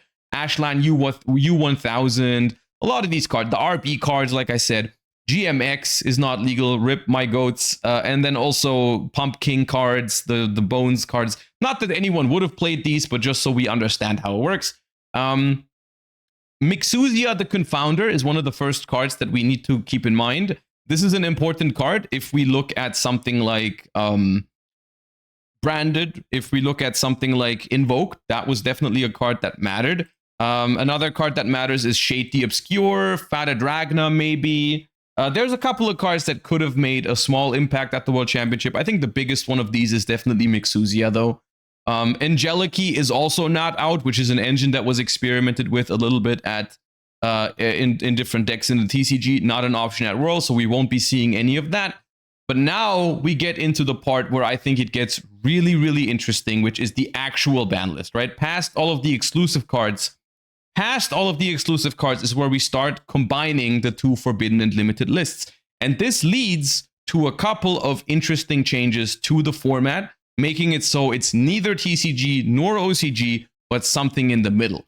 As an example, for us TCG players, a couple of cards that are not available in the World Championship format, Kashtira Fenrir is banned in the OCG, believe it or not. They think that Kashtira Fenrir is a bigger problem than Max C. So Kashtira Fenrir is banned, which that makes sense, OCG. Anyways, Fenrir is banned, but also vice versa for the OCG players, Max C is banned because it's banned in the TCG, so we don't have Max C. That matters a lot. Another card that is also a big game changer for the OCG players is Baron the Fleur. In the OCG right now, Baron the Fleur is one of the most important cards in something like Elf Notes, but it's not available at the World Championship. Other cards that matter a lot here. Called by the Grave. This is the first big TCGL. This card is still allowed in the TCG, but the OCG has actually banned it, which is awesome. So we are going to see no Called by the Graves at the World Championship because it's banned in the OCG. That is the one thing that the OCG has over the TCG. I keep saying that is some of their non-engine hits, which I guess I'll cover this now, but Ash Blossom and Joyous Spring as well is going to be semi-limited at the World Championship because it is semi-limited over in the OCG, together with a card like Dominus Impulse as well. So they do have some more significant hits to non-engine in the OCG. Super Polymerization as well, a card that is super, super good in something like Branded, which is going to be a deck that's relevant for Worlds, but Super Poly only at 2 copies, together with a limited Droll and Lockbird, because that is also limited in the OCG. So those are basically the biggest changes, I think, that are coming from the OCG, is that we have no Called by, 1 Droll, 2 Ash Blossoms, and only 2 Impulse. So significantly less hand traps in general, but also just less ways to negate hand traps from your opponent as well, because, you know, Ash on the Molcharmi, Called by on any hand trap. We're going to see less of that at Worlds, which I think is wonderful. I'm looking forward to that a lot. That is a thing that I'm really jealous of the OCG for when it comes to the format. So yeah. Other than that, I think those are the biggest changes, but there are a couple of things that are also hit quite significantly, like Fiendsmith as an engine has been hit differently in the OCG than the TCG, which sometimes that happens where the TCG hits one card and then the OCG hits a different card. At Worlds, that means both of those cards are hit. I think this is the same with the Malice Link monsters. Like in the TCG, they banned Whitebinder. In the OCG, they banned Red Ransom. And at Worlds, that means both are banned, which is, I mean, I'm not complaining about that, but yeah. Mitsurugi is another deck that gets hit significantly from this, because in the OCG, they've chosen to limit Mitsurugi Prayers, And in the TCG, they've chosen to limit Mitsurugi Habakiri. At Worlds, both of those are at 1, which is something that is going to hurt. I still think there is a chance that we are getting to see some Mitsurugi, and I'll talk about that later. Pre-prep is also at 1. Pre-prep is also at 1, but we will look at a deck in a second that I think could have a chance of still featuring Mitsurugi cards at Worlds. And I also have an idea of who could be playing it. I'll tell you that in a second. So Skrelp actually sent me a link right now of the most important hits narrowed down so we don't have to scroll through the full thing. So that is wonderful. Thank you for that. Let me go to the other side so you can read all of it. All right, engine bans, Obedience, Schooled, Malice, Red Ransom, Substitute. This is the differences to the TCG ban list, right? This is what we don't have in the TCG, but we have it in Worlds, right? So non-engine bans, Cult by the Grave, Geonator, Transverser because of the FTKs, Fenrir. Baguska is banned as well. That is very, very cool to not have Baguska in the format. I don't know what deck would be making Baguska. Maybe something like Lunalight, which is technically still available in the format. So no Baguska. Premature Burial and Divine Sword are kind of whatever. Some FTK enablers are here, like all the Cannon Soldiers and stuff like that, which, yeah, I guess good riddance. Not that anyone would have played that, but just in case, I think that's good.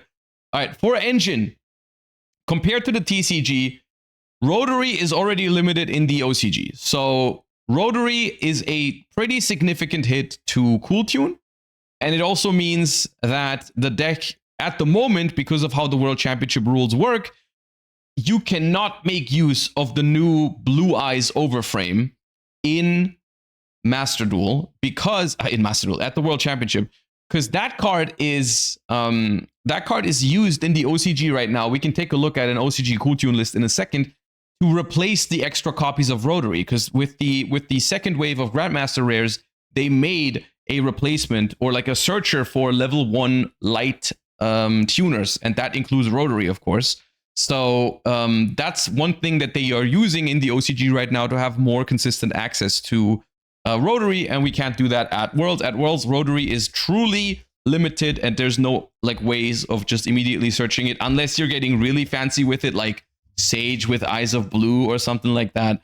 Also, Cool Tune Synchro is semi-limited, so that is what is hit for Cool Tune. Like I said, pre-prep, Mitsurugi Prayers, Eyes Ryziel, all limited. Pretty big hits to Mitsurugi / Ryziel Mitsurugi, Sword Ryziel as well. Wanted is limited, which is another hit to those Dia Bellstar piles.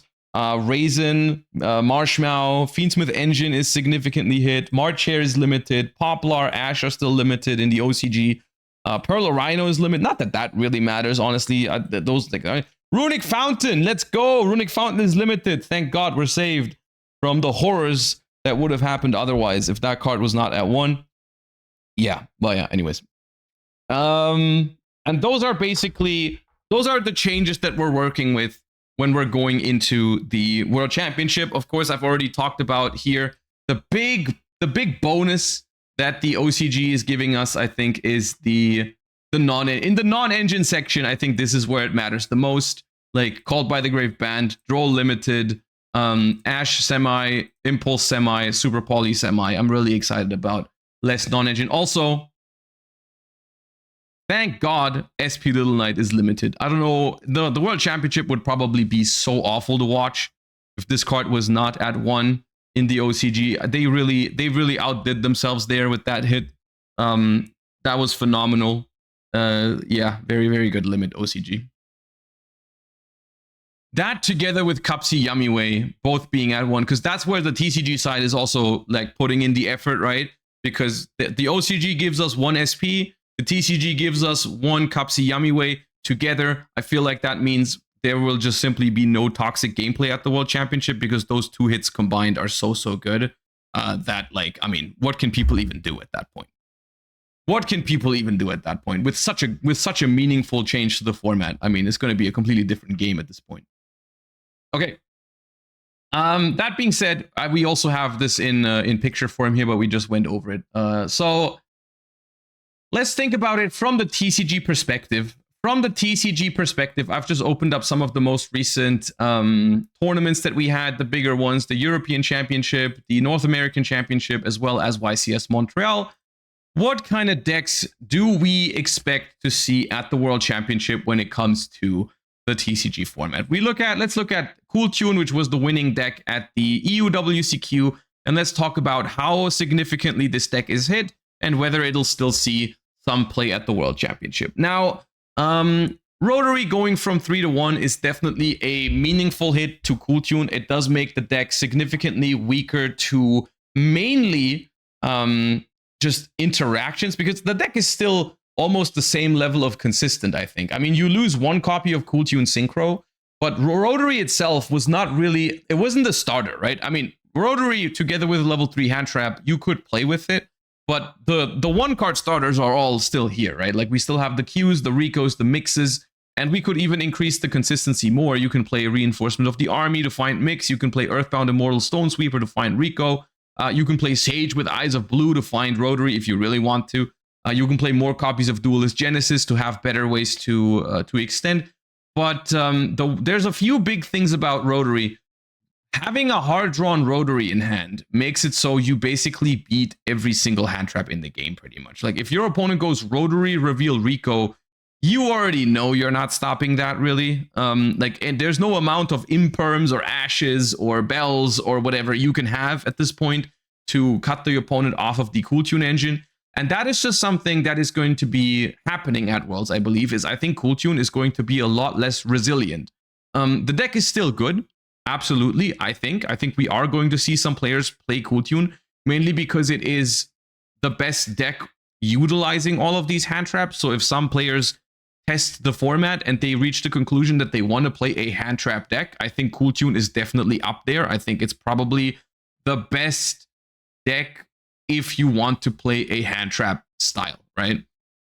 But it will be more, I think the mirror match especially is going to be a lot more volatile with one copy of Rotary, because sometimes you just go first now, you don't have Rotary in hand, you go normal summon Rico, it gets hand trapped, and then it's kind of like, okay, well, I'm just gonna have to pass here. I think we're gonna see that in specifically the Cool Tune mirror match. In other matchups, I think it's probably fine because they play less of these kind of like Bell, Veiler type hand traps. But we'll see how players adapt. Maybe you can play additional extenders, like in more copies of Duelist Genesis or something like that, also to make up for the loss of a Cool Tune Synchro. Cards like Overtuning as well is something that you can do. Pot of Desires is a card that you probably see less often at the World Championship, because with one copy of Rotary and 2 copies of Cool Tune Synchro, I think that card is just, frankly, not an option, because banishing 1 or 2 copies of Cool Tune Synchro or the Rotary can be absolutely game losing right from the start. So I think we would expect people to not play Pot of Desires in this deck. But it definitely still is an option for the format, and I think it's a viable one at that, depending on what you predict the format to be. Because some of the other decks that we might be seeing, I think, are pretty good against Cool Tune. So it's going to be scary for players to pick Cool Tune for Worlds, because there's a couple of decks in the format that I think have a pretty good matchup into it, but we will talk about those in a moment. Yeah, okay, so that is Cool Tune. I think absolutely still viable, but I don't know if it's still a top tier strategy. Oh, by the way I wanted to do this for the World Championship is I wanted to just make some predictions here, get flashbanged by the Google Sheet. I want to predict my top 4 players and my top 4 decks. I know people have been doing like rankings of all the players at the World Championship. I personally don't feel comfortable doing that, because it's not my type of thing to like rate, or I think this is the worst player in the tournament or something like that. I just don't think that's a nice thing to do. So instead, I'll just pick my favorites and then move on. I think that gives you the same amount of like benefit. I don't see a reason to go to like say, okay, these are my least favorite players in the event. I don't really want to do that. So for both tournaments, we're just going to pick my top 4. I'm just going to pick my top 4 players in TCG OCG and my top 4 teams in Master Duel, and I think that is sufficient. Yeah, and then for TCG, I want to predict my top 4 decks. Do I think Cool Tune is in the top 4 of decks in the World Championship? I think it's close. I think it depends a little bit on the rest of the format, and I want to talk through the rest of the format before I reach a conclusion on that. But the way it's in my mind right now, I feel like Cool Tune is more like the third or fourth best, maybe. But we'll talk about that in a second. Other decks worth talking about. Mitsurugi. Pure Mitsurugi, I think, is not going to see play at the World Championship.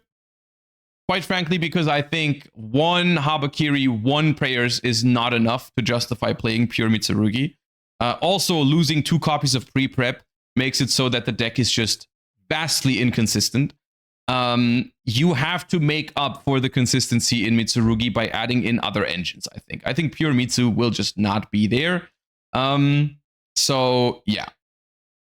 The thing is, I think we will see Mitsurugi at Worlds, just not in its pure form. And I'll get to that in a second, which deck I think we could see with Mitsurugi cards. But this deck itself, I don't think we are going to see. Even though, of course, second place at the European Championship did qualify with Mitsurugi. And often, that's another thing to keep in mind. A lot of people, when they qualify for the World Championship, have the tendency to prefer the deck that they qualified with. But that's not always the case. And I think in the case of Mitsurugi, I think we're not going to see it. Here's another deck that I am definitely going to rank in my top 4 contenders for the World Championship. And that is Branded. Branded, I think, has a great time at the World Championships because of a couple of factors. First, it's basically unhit. You lose a Super Poly, and you lose Mixuzia the Confounder. Those are the 2 cards that you lose in Branded pretty much, but that's it. Besides non-engine changes to this list in particular, of course, like Droll and Lockbirds or Called by the Grave, obviously, but that applies to all of the decks. I think Branded benefits off of the fact that Molcharmies are resolving more often in this format. That is something that is absolutely the case, of course, because Called by the Grave is banned and Ash Blossom is semi-limited. That means Molcharmies are going to resolve more often. And this is one of the biggest things at the World Championship. With Molcharmies resolving more often, you will have a bigger reason to not play a super high ceiling combo deck. You would be better off playing a deck that has a solid compromise into the Molcharmies. And I think Branded is one of the better decks when it comes to these kind of dynamics, when it comes to like just activating a Charmy and then playing well into a half board. I think Branded is a phenomenal deck for doing that. And so Branded, I think, is one of the decks that benefits the most from the fact that the OCG non-engine is reduced, and from the TCG side, also the level of FTKs that people can do is reduced because we don't have Baron and so on and so forth.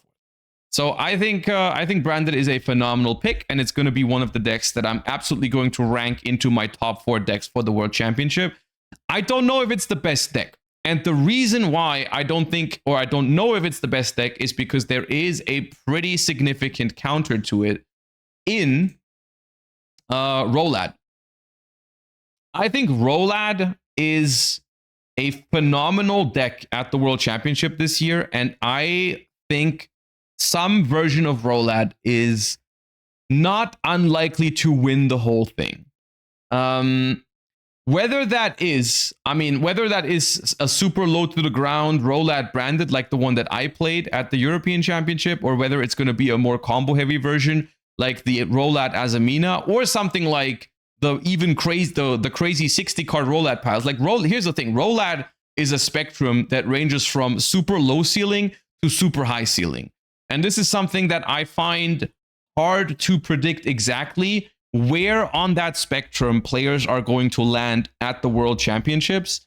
Because on the one hand, the higher ceiling means that you are going to be winning more going first. And I think that is something I want to point out. When it comes to lower ceiling decks, and this is something, of course, we've gone over this in the discussion with Anthony Zhu as well when we discussed the whole like mid-range combo thing. If you play a super low ceiling deck like this one, and your opponent chooses a higher ceiling deck, like a 60 card Rolad Mitsurugi, whatever, if you go first and your opponent plays perfectly, they are very likely to beat you. And that is one of the things that is the most scary, I think, with playing a deck like this at the World Championships in particular. Because if you bring a deck like this to locals, regionals, or even YCSs to an extent, you can expect some of your opponents to make mistakes. You can expect some of your opponents to not play perfectly into your board, and these decks can really exploit that super well. Like if your opponent fumbles an OTK against a deck like this, you can really punish that very well. If your opponent plays perfectly and just dissects your board and goes for game and doesn't make a mistake, then you can get punished really hard for picking a deck like this. Because it doesn't have the most amount of interruptions, and that means your opponent will get to play the game relatively freely. And that means that you are kind of like at the mercy of your opponent playing well or making some mistakes could mean the outcome of the game, right? And this is something at the World Championship, I would not rely on my opponents making mistakes when they play into my board. If my opponent plays a super high ceiling, let's even use the one from YCS Montreal, right? If my opponent plays a deck like this at the World Championships, and I go first with this, I would not feel confident that my board is going to hold against a super strong player. So I actually think there is a realistic chance that people are going to just be too scared to play pure Rolad, or it's not even pure Rolad, but like a low ceiling Rolad version, if this is something like this is to be expected.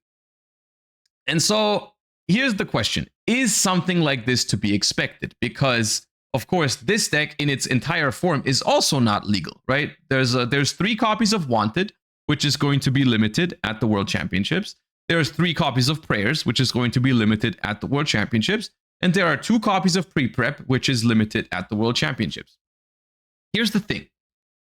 I saw a list, a version of this deck that was almost entirely legal, do well at a regional here.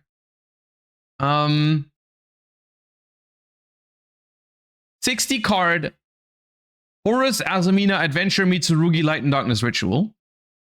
This deck is entirely legal for Worlds because it plays 1 Pre-Prep and 1 Prayers. And 1 Wanted.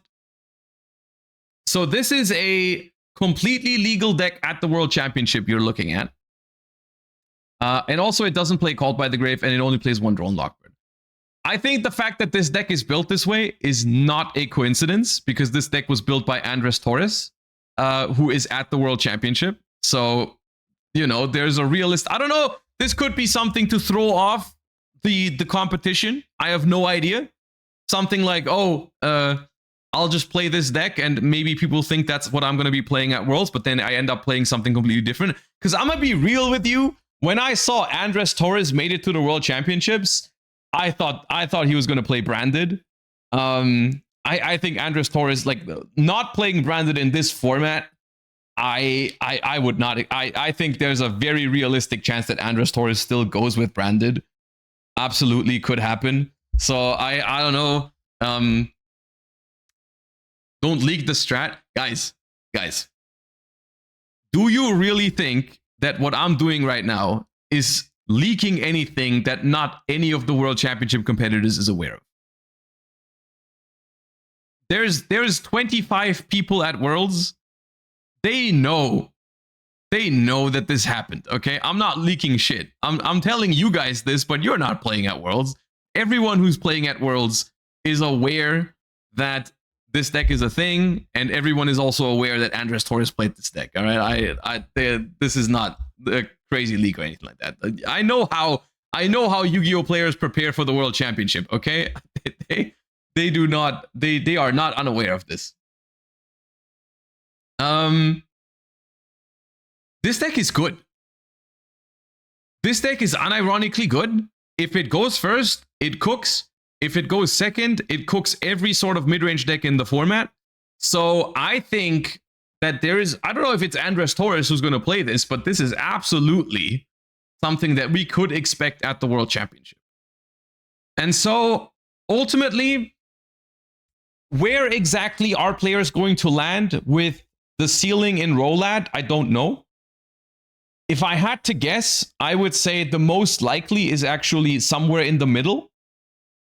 Like this, I think makes a lot of sense for the World Championship, because I think with this deck, your ceiling is high enough going first that you will beat like some combo piles. Even if they have strong pushes, you can still beat that. But your deck is like, because here's the thing, right? Against this deck, the Mold Charmies are going to resolve, right? It doesn't even play Ash to begin with because it's a 60 card pile. There's no called by legal. The Mold Charmies will resolve against this deck. And I actually also think that there's a realistic chance that we will also see Mold Charmy Meowls being played at the World Championship. It has solid Mold Charmy compromises, but the mirror matches, like the combo versus combo matchups, are pretty rough with decks like these. I mean, it has good pushes, but if your opponent makes a board with Great Purification, Griffin Rider, and Ilya Sylvia, like, it doesn't matter how good your pushes are, you're not breaking that.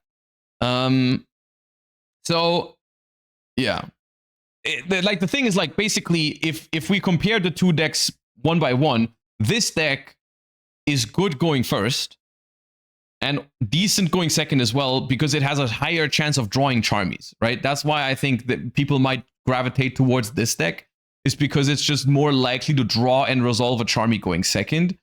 And this deck is just made to exploit lower ceiling. So essentially, it's a matter of prediction.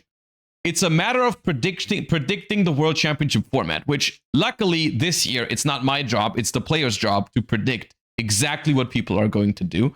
But realistically, if you think the format is Cool Tune, Branded, and something like Sky Striker, then you play this deck that's on the screen right now. Then you absolutely play this deck. If you think players are more likely to play stuff like this deck itself, Elf Notes, or whatever else, right? If combo decks, basically, higher ceiling, if you think people are going to go higher ceiling, then you would rather play something like this. Because this has a higher chance of drawing Charmies going second. It has a more balanced approach to going second in general. And it's also really balanced for going first. Like, you still make strong boards. You don't auto win with the boards, but they're good enough where, like, you do that, right? So yeah, that's how I think. And if you predict that no one is going to play stuff like this, if you think no one is going to play really high ceiling stuff because everyone is afraid of Charmies if they can't ash them, or ash them less often, then you could bring something like this, in my opinion. This is something you only play this if you predict that people are not going to play combo piles, which I don't know if you can really make that prediction with confidence. I think if you could confidently say, hey, there's not going to be combo piles at Worlds, then this is a completely fine deck to play. So yeah. And so that's how I feel about Rolad at the World Championship. I think Rolad is going to be there, 100%. Rolad is going to be there. So yeah. But I don't know exactly how Rolad is going to be there. Is how I feel about it. And then another deck we absolutely have to talk about is the deck that won the NAWCQ, and that is Sky Striker. This deck is pretty much entirely legal at the World Championship, and there's even two things that really benefit this deck. Droll and Lockbird is limited, which is probably the best non-engine in Sky Striker. And Ash is also semi-limited, which is another really good card against this deck. The question is anyone going to be willing to commit to playing Sky Striker at the World Championship? Because there's a couple of things. Sky Striker, as much as people think it's a really strong deck, it has the same issue that I talked about with Branded Rolad. If your opponent is really good, they can basically beat every Sky Striker board. Like, a Sky Striker never makes a board that just wins you the game. And if your opponent plays really well, maneuvers really well, especially with a high ceiling deck like the Mitsurugi, Azamina, Rolad pile we just looked at, it's going to be hard. It's going to be really hard.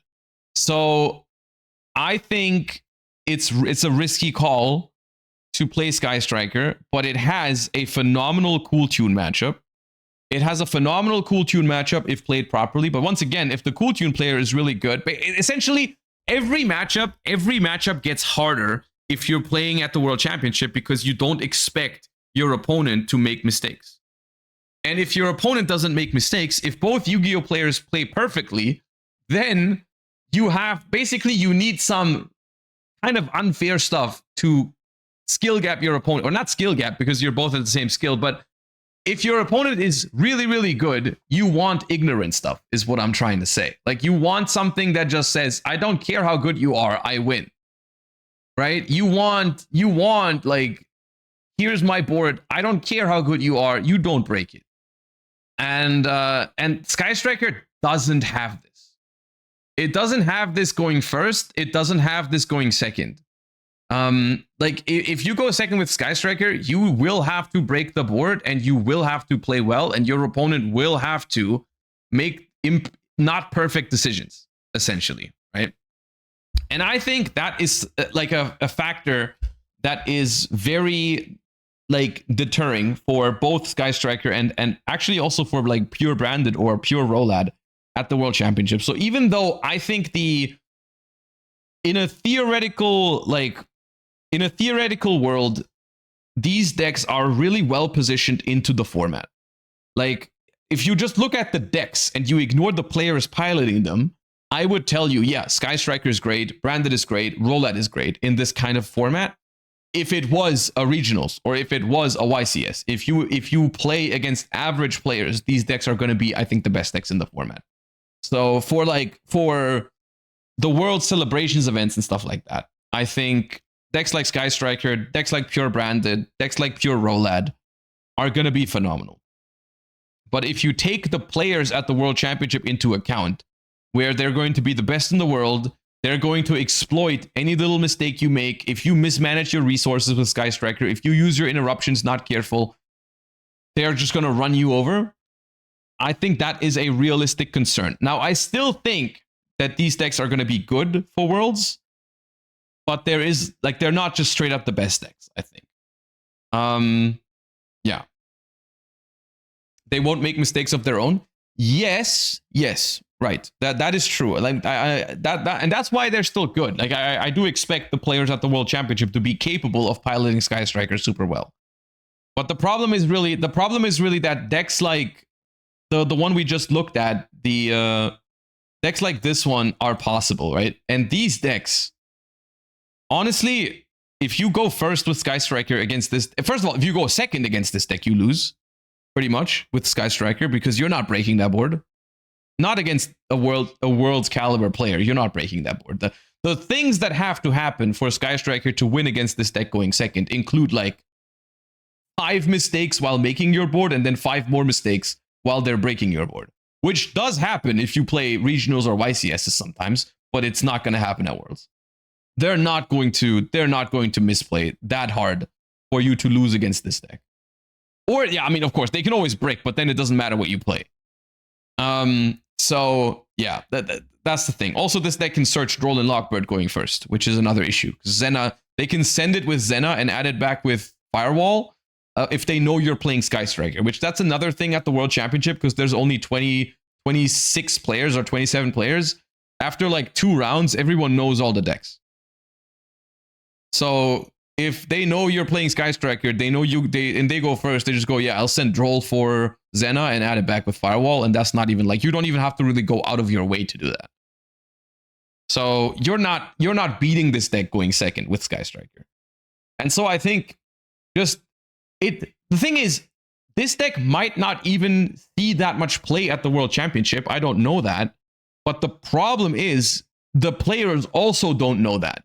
So are there really going to be people who will pick Sky Striker knowing that this deck could be played at Worlds is my question, right? And I'm going to be honest with you, I don't think if I would. I feel like Torres showing this is a crazy bait. Maybe, dude, maybe, I don't know. That's why it's so fun. That's why it's so fun to be the watcher this time around. I'm not actually, I don't have to make this decision. It's a hard decision. I'm not gonna lie. this world championship, it's like we talked about earlier before we even started the world's discussion. Modern Yu-Gi-Oh is so much about picking the right deck in the right spot, because otherwise you can just get FTK'd. And like the actual gameplay is way less important at the moment than picking the right deck, picking the right non-engine. And so it's an incredibly difficult decision for the most important tournament ever, right? For the World Championships. It's incredibly difficult to make that call of what is everyone else going to do with these informations, and what am I going to do to exploit that? Because the thing is, at the level that people are at the World Championship, you need to be a step ahead. If someone else is one step ahead and they pick the right deck to beat yours, then you're cooked.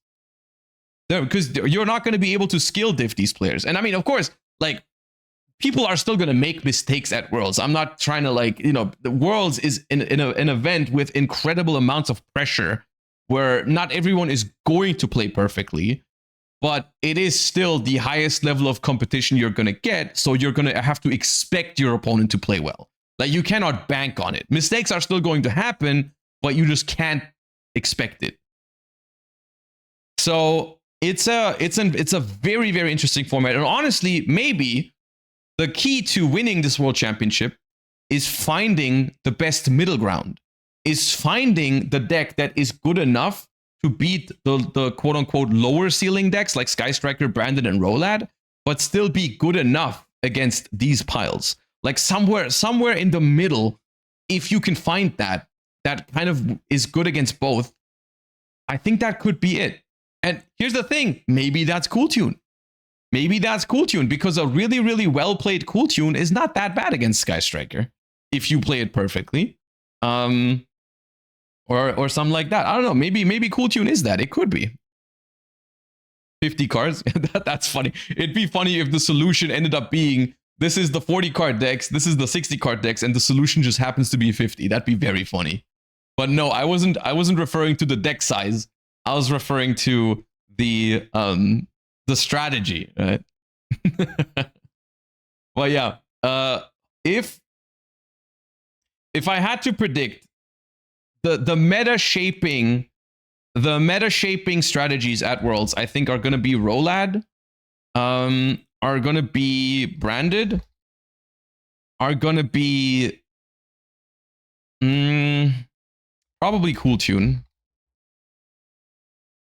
And like, is Striker really? I don't know if Striker is. I probably Sky Striker is the fourth, but the fourth could also just be reserved to like whatever someone finds that is a good solution into this triangle thing, right? The Medius decks. Here's the thing, Medius. Yeah, Elf Notes. Elf Notes could also be here. Like Elf Note. Maybe it's Elf Note. Let's think about Elf Notes. The deck that won YCS Montreal. Where's that? YCS Montreal. So this is entirely legal. Yeah, this has to be considered. Yeah, you're right. This absolutely has to be considered. So how does this deck match up into the other decks in the format? I think this deck is very strong against low ceiling Rolad. This deck is very strong against, I think it's good against Branded. It doesn't really want to go up against this, I feel, because it's still scary. You have a higher chance of drawing Charmies in this deck, so technically you're fine. But this deck still plays Charmies, right? It's not like it doesn't. There's still 6 Charmies in the 60 card deck, so they still will draw Charmies. And if they Charmy you, like the Elf Note half board, is really, really good against like lower ceiling decks, but this deck shits on the Elf Note half board, I think. Oops. Like this deck is really, really good against the Elf Note half board. The Synchro 11 isn't legal? Which one? Oh, this one. Yeah, that's fine. Honestly, I think at the World Championship, Elf Nodes should play Cyframe Lord Omega. as much as I hate the card, and as much as I said I would like it to get banned, I think at Worlds, when you play against the highest level of competition, just FTK them. It's safer. It's safer. You don't want to sit across from someone who plays a deck like this and leave them with the tools to break your board. Yeah, Psychic and Punisher is not banned, but it's not about, like, maybe you don't even play the Ecclesia with the Fallen and the Virtuous package, but you just play Cypher and Lord Omega, I think.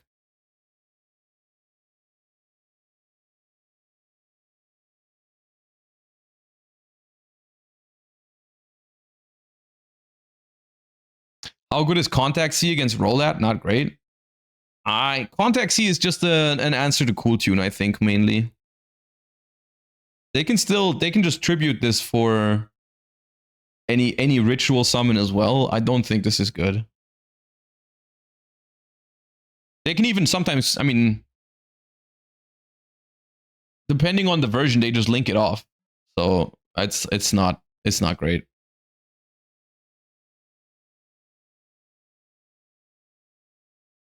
Yeah, I think Elf Note is actually strong. I think Elf Note is strong.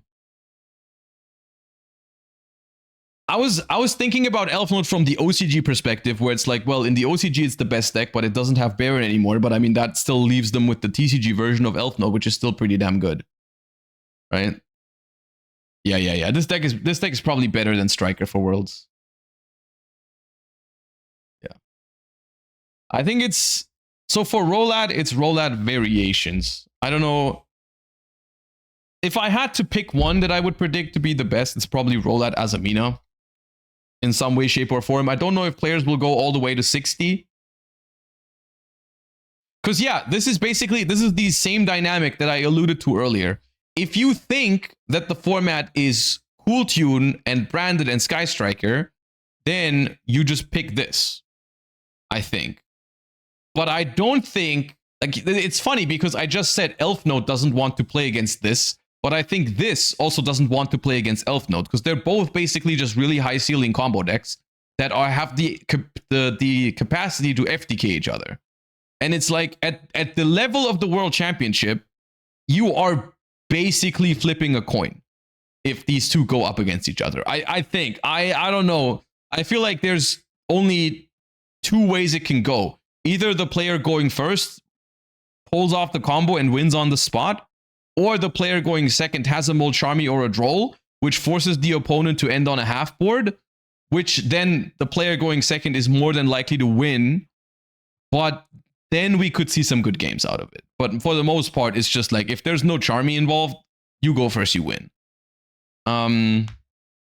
Most of the time with these two decks, right? And so it's basically this dynamic where the Rollat Azamina piles and the Elf Note piles, they're trying to dodge each other, right? Like if you knew that everyone else at Worlds was playing a more lower ceiling deck, then you would instantly pick one of these decks. You'd be like, yeah, I'll play this, no questions asked, 100%.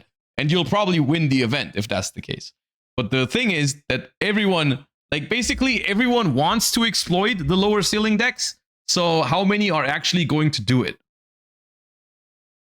And then, because then all of a sudden, if everyone expects the lower ceiling and everyone plays the higher ceiling, then what you have to end up playing is a whole bunch of combo mirrors and maybe some cool tunes because people play hand traps for the combo decks. And then you're not going to have a great time, right? So it's really, this World Championship really encapsulates this whole triangle that we were talking about with this whole combo midrange discussion, where like combo and midrange are not really good terms to describe modern Yu-Gi-Oh decks. It's really about like, what is your deck trying to do, right? Some decks are trying to win with very high ceiling. Some decks are trying to win with control and lower ceiling. And other decks are trying to win by not letting the opponent realize their ceiling by just playing a bunch of hand traps, right? So it's like, here we have Rollat, Azamina, Mitsurugi, and Elf Notes. Here we have Branded and Sky Striker and pure Rollat, and here we have Cool Tune. And it's a cycle. It's essentially like it's a glorified like rock paper scissors in a way. that is happening, and it's really difficult to say. It's basically just who gets it right, who gets the prediction right on which decks are going to be more popular. And also, in a way, there is luck involved here, because the reality is probably going to be that all three strategies are going to be present at Worlds. Just do you run into them or not, right? Like, I mean, there's 100% if you play this deck at Worlds, there's a chance that you run into Elf Notes round 1, or you never run into Elf Notes all day. Both could happen, 100%.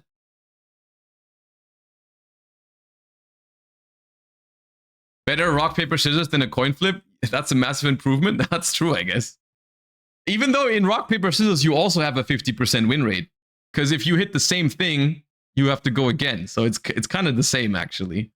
Like with these decks, right? If you play Cool Tune and you hit Cool Tune, which is the same of yours, then you still have a 50-50. So it's not really, it's actually not different on second thought.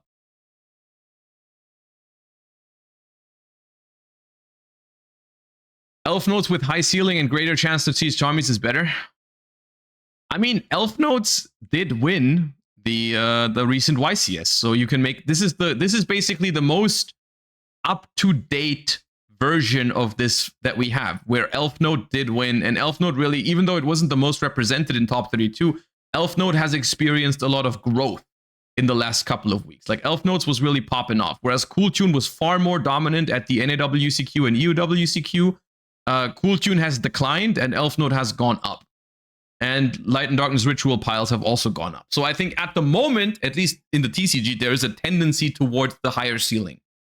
There is a tendency to the combo decks. And I wonder if it's going to be the same at Worlds, because that's another thing. That's another thing with the where am I? With the Worlds ban list. I think there is a tendency for the Worlds format to be closer to the TCG format than OCG format, right? Because we just spent some time looking at all the TCG decks and how most of them are kind of similar at the World Championships, right? Most of these decks barely change. It's a different story if we look at the OCG metagame. Because the OCG at this point is a whole different beast. And this, by the way, in case anyone is wondering, I think this is the reason why OCG players haven't been doing so well at the World Championship in recent years, is because their format is just too far gone, dude. This has been happening over the last couple of years, where the OCG ban list is honestly kind of whack, and the power level of these decks in the OCG is so obscene that the World Championship format is just a completely different game for them. Like, the TCG players just go there and be like, okay, yeah, how do I replace 2 Rotaries and a Cool Tune Synchro for my Cool Tune deck? But the decks I'm playing against are still somewhat similar. You know, it's still like the Elf Note deck is entirely legal. The Rolat decks are almost entirely legal. Cool Tune is like, I mean, there's a 3-card different, but it plays the exact same way. And the OCG is like, dude, this is what look at what these decks are doing different shit than what they're doing in the TCG or at Worlds. Like, they have to basically, not only do they have to change their decks, but they have to learn a completely different dynamic, essentially, right? And also, I think it's going to be crazy because they might have fun for the first time ever, but I don't know if they're necessarily going to be winning.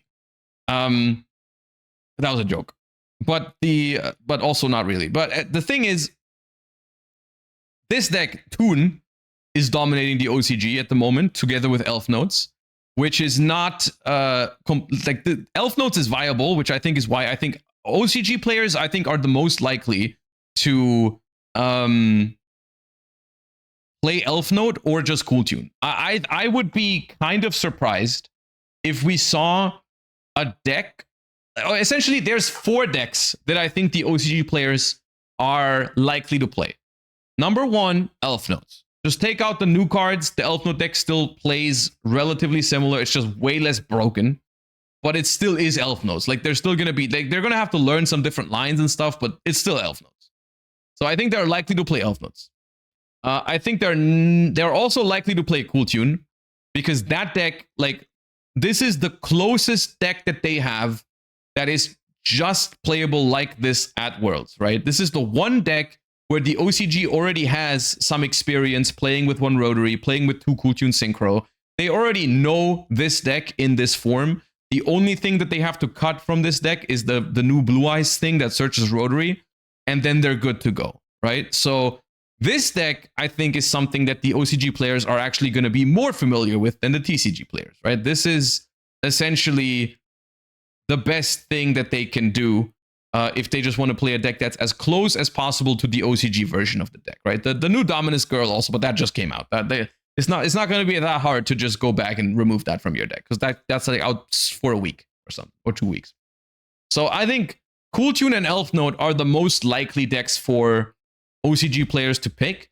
The other option would be like Rolad mid-range stuff. I think that's something that is like somewhat popular in the OCG still, and that was a deck for them for a long time.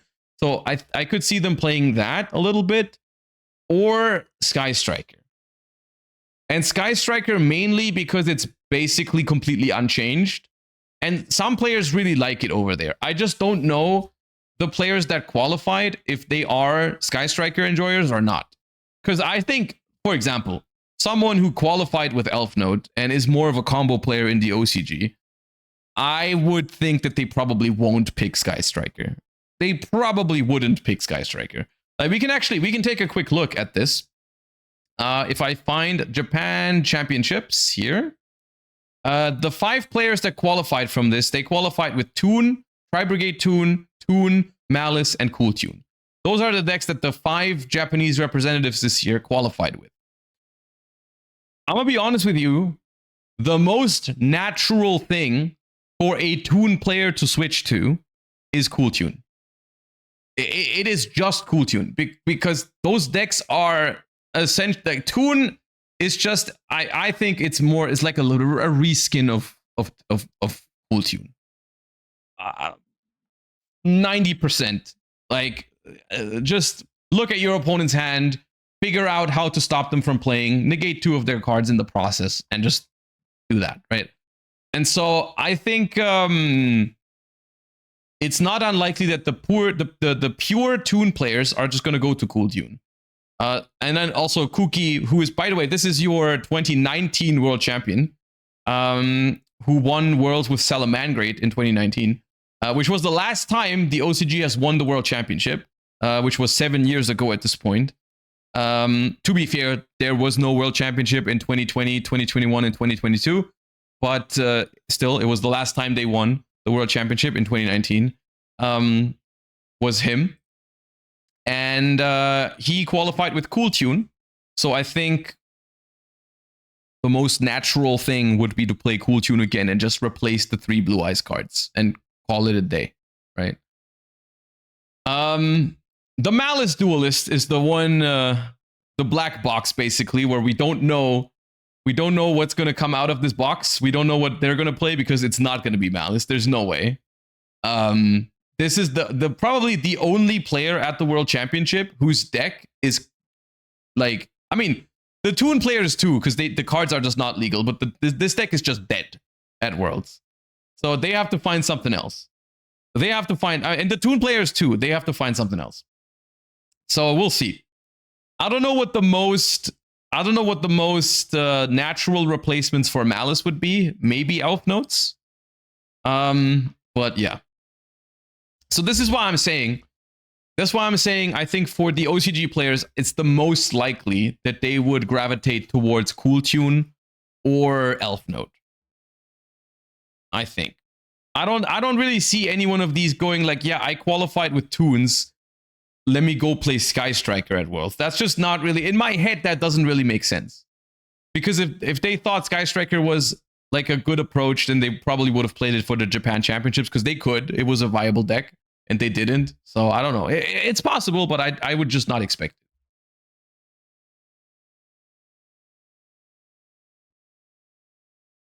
it. Yeah. Okay, so for the World Championship, those are my top 4 predictions. I think Roulette Azamina, honestly, probably branded over Elf Note. these are the decks that I expect the most of. Probably, but not in this order, probably. Maybe what's... Maybe this order? I really don't know if Cool Tune is going to be the most popular deck, though. Do you guys think Cool Tune is going to be the most popular deck? Probably not. Yes? No? I don't know. It's a hard prediction to make.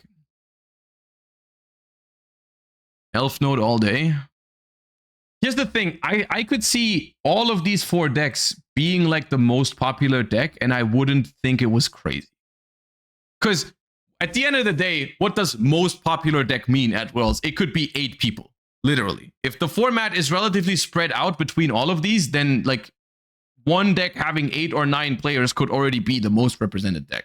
And I could see 8 players bringing Cool Tune easily. I could also see 8 players bringing Branded, or 8 players bring Elf Node, or 8 players bring Roulette. That could happen. I don't know if it's Branded, because Branded has a counter in Roulette, but I don't know.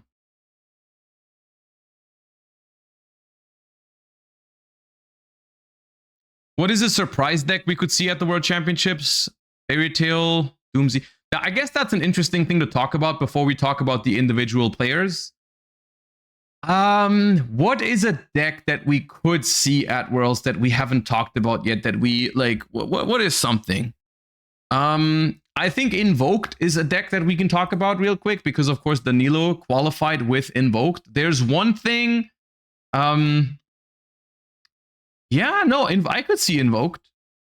I could definitely see Invoked show up. I don't know. Here's the thing. The players definitely tested this deck. I can guarantee you this. Like someone like Danilo or all the other ones, because after the European Championship, all eyes were on this deck. And I'm looking at this deck right now, and I think it just has no hits at the World Championship. Nothing, right? Super Poly is at 2, right? Sure. Super Poly is at 2, which is a good card in this deck, but you can live with that. So yeah. This deck is not nice into Fuwa. It is not nice into Fuwa, and Fuwa is more likely to resolve. You know, you do lose 1 Cult by 1 Ash going into the World Championship, so it's more likely you get Fuwa'd. Yeah, maybe that's enough argument for players to not play it. But maybe you can also make good half boards by just making like the Oceanus and just go and pass. I don't know. No Mixuzia too. I mean, this deck doesn't play Mixuzia. This list, the one that top Euros didn't even play it. So you can play it, but you don't need it, which has been proven already. So, but yeah, this is a deck that we could see. What else is a deck that we could see? Fairy Tail. Fairy Tail, I think, is full power. Besides Mixuzia, but the deck was already playable without Mixuzia, so I think it's fine. No Genia. I think that's fine. I just think this deck is not good, is my issue with it. I just think this deck is not good.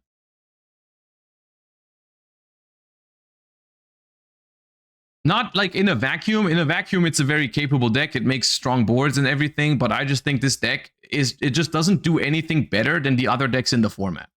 Like, what does this deck do that other decks can't do? Like, it doesn't have the greatest lines into Charmies. It doesn't have more broken end boards than Elf Node or the Roulette piles. I don't really see what it does that really is special. Into Charmies, it's great. How is it great into Charmies? Like, what are you ending on? What are you ending on that's realistically going to stop the best players in the world, potentially on combo decks, from completely dissecting you under Fuwa? Like, you're gonna have like a Luna and maybe Fairy Tail Snow access somehow, or like, and every interaction you add to the board gives an additional card. I don't know. I really don't think it's that good into Charmies.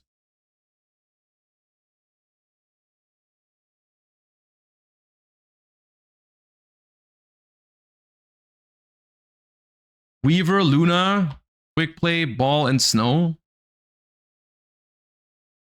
Right. Which requires you to give how many draws into the Charmies?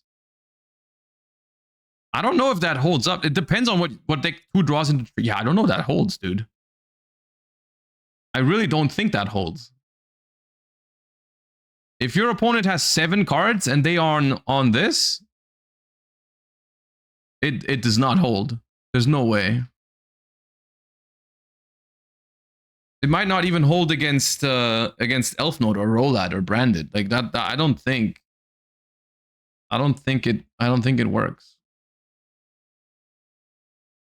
So yeah, I don't really see it. And here's the thing, I don't really see on the other side, I don't see the advantage for doing it. Right? Like I don't see the reason to take that risk to play a deck like this. Like is it significantly better going second at pushing into boards? I don't think so. Does it make more powerful boards than other decks in the format? I don't think so either. Like I just don't see a reason. It's not like the deck sucks. I just think it's bad in comparison.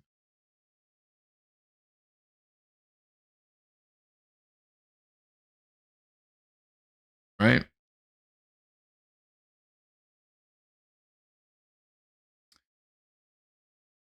I could see Archmage.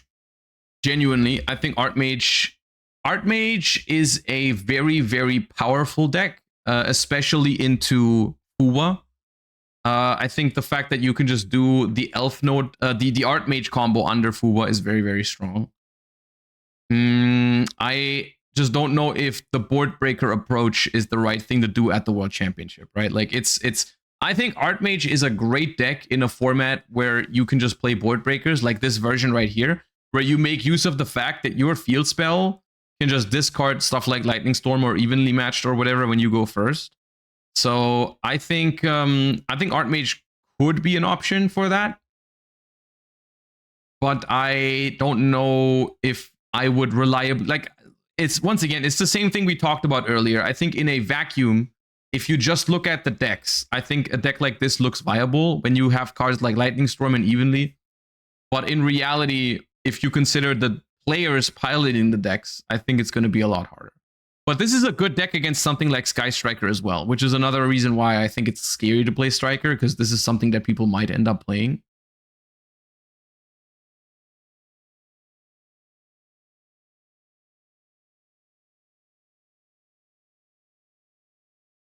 No Shade kind of removes power patrons. I don't know.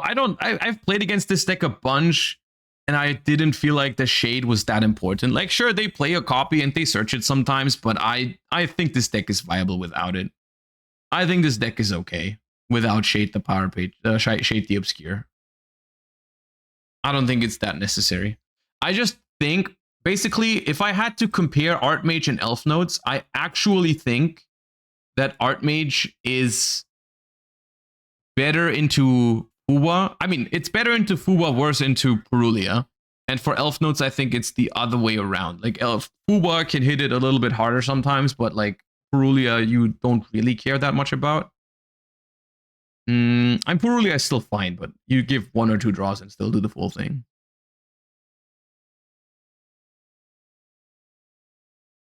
I think Elf Note's really good into Fuwa. It's just like, both of these decks, I've played against both of these decks and I've charmied both of these decks, and it felt like the half board that they made was still really, really broken no matter which charmy I had.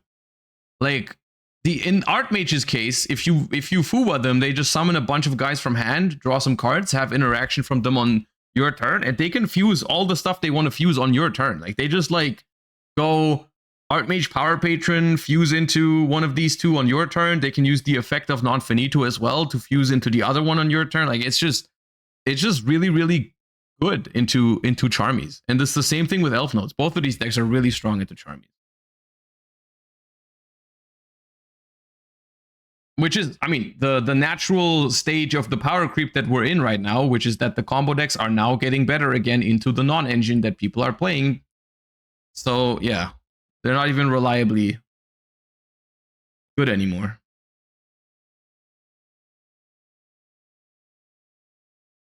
I find it hard to imagine that we will really see other decks.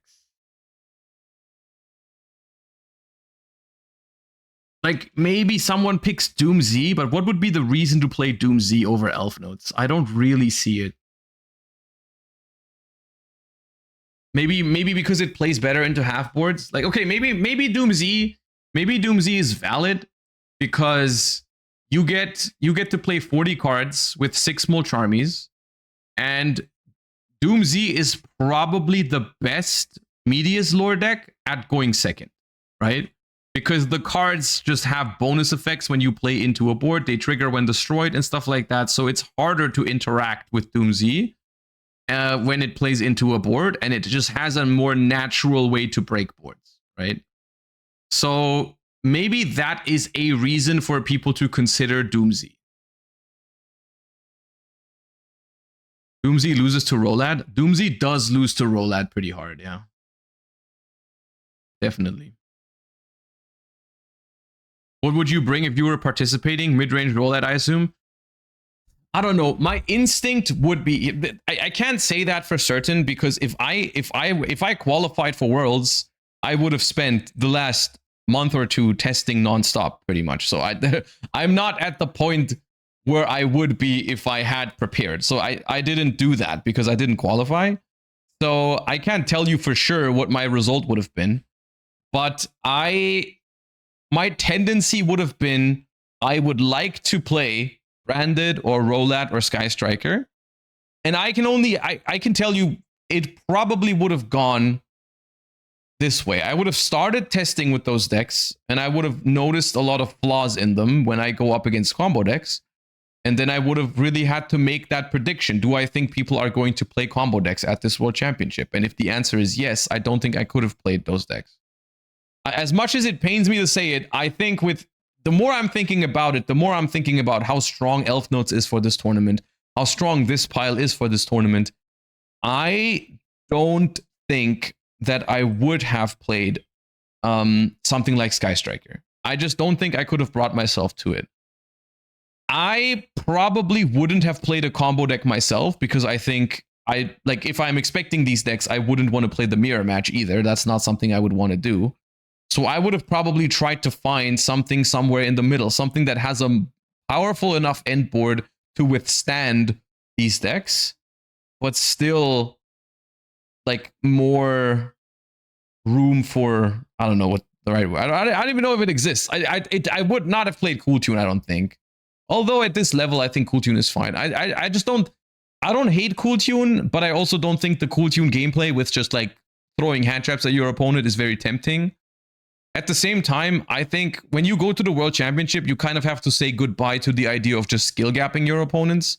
Of like saying like, yeah, well, I don't want to play. Because a genuine reason why I didn't want to play Cool Tune at the European Championship was because I didn't want to play the hand trap minigame when I am capable of outplaying my opponent. Because I don't think Cool Tune does that. I don't think Cool Tune very often outplays your opponent. You just like, especially going second, you just see if your hand traps are good enough. And I think at Worlds, that's maybe okay, because you can't expect to be smarter or better than all of your opponents. At Worlds, you have to expect people to be just as good as you are. So, yeah. Draco Tail is not great.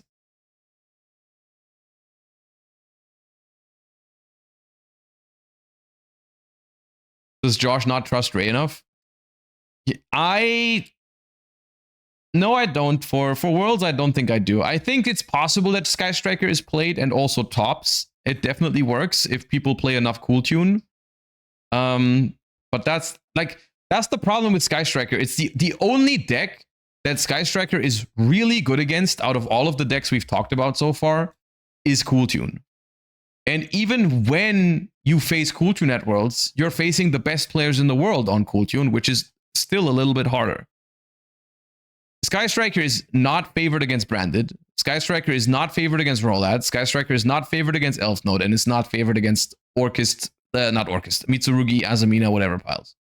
So it's like, if you pick Sky Striker for this tournament, you have to expect to fight an uphill battle against the best players in the world, which I don't think is great.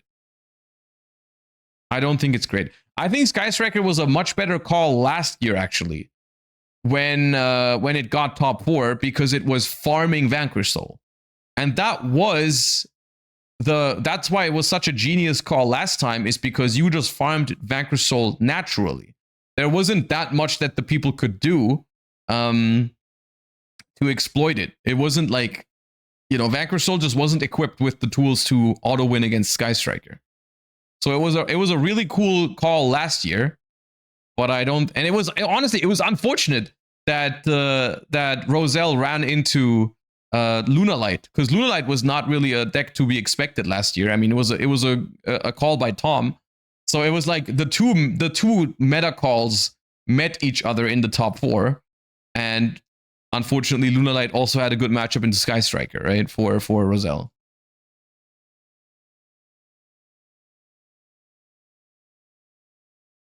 Roselle wins the YC the Worlds if she plays Hamp, yeah, because she won game 1 as well, which was kind of crazy. Could Blitzclick be a decent call? Could Blitzclick be a decent call? Yes and no. The reason why I think Blitzclick could be good here is that it basically ignores the Charmies most of the time. I think that is good about it. I think it also is relatively flexible with how you build it. There's a couple of things you can do to make it better in the matchups you want it to be better in. Like, it can't play hand traps, but it can also be played more as like a breaker approach. I think the sad truth about Blitzclick is that I think it's too fair. I think it's too fair for what we're expecting the format to be.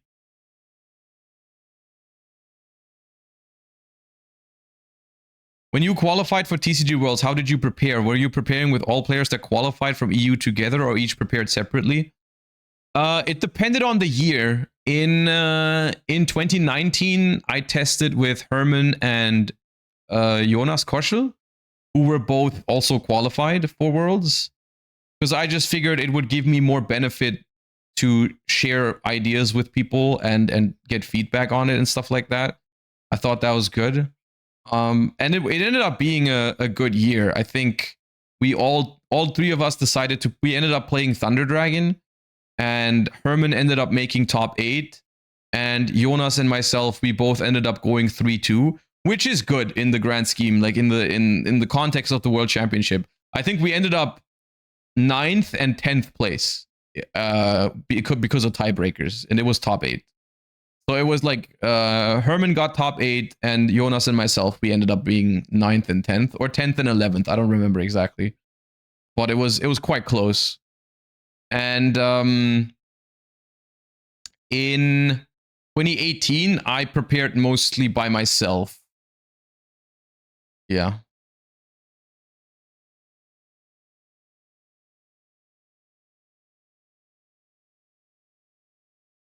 Opinion on Memento?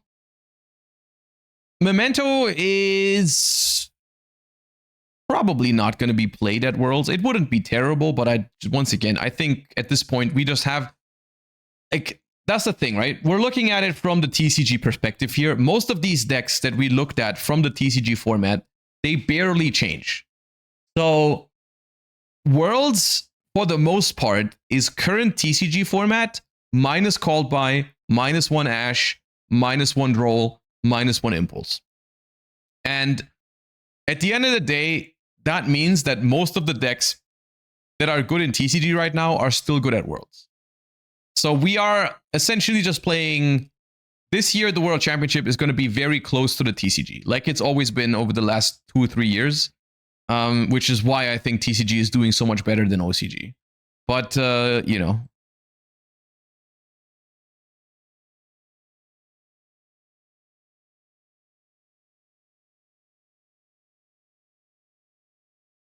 Earth Machine FTK is genuinely an idea. Yeah, okay. I mean, that's another thing, right? If this is something that people play where the only non-engine going second is Molcharmies, you could genuinely exploit that with an actual FTK, right? Where like if you get Charmied, you just go, right? You just go. So it could happen. I that's the thing, right? The players who are participating in the World Championships are gonna have so much deeper of an understanding of the format because they play so much more. They make so much more. They put in so much more time than we do. So it's possible that someone finds something that we didn't even talk about. That just works, right? That just works.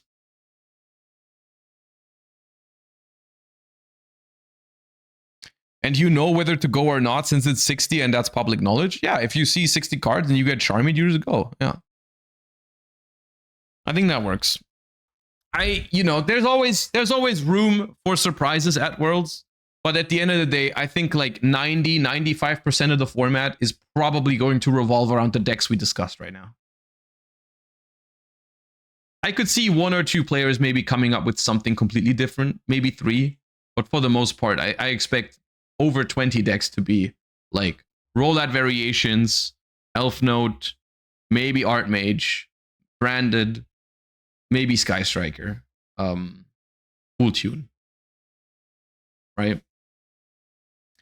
Who do you have winning, right? That's the next thing I wanted to talk about. Let me close some of these deck tabs. But the next thing, we've talked about the decks, but let's talk about who is participating at Worlds this year and who is going to end up winning. Let me find. I have a lot of tabs open for today's discussion, so let me try and find that real quick.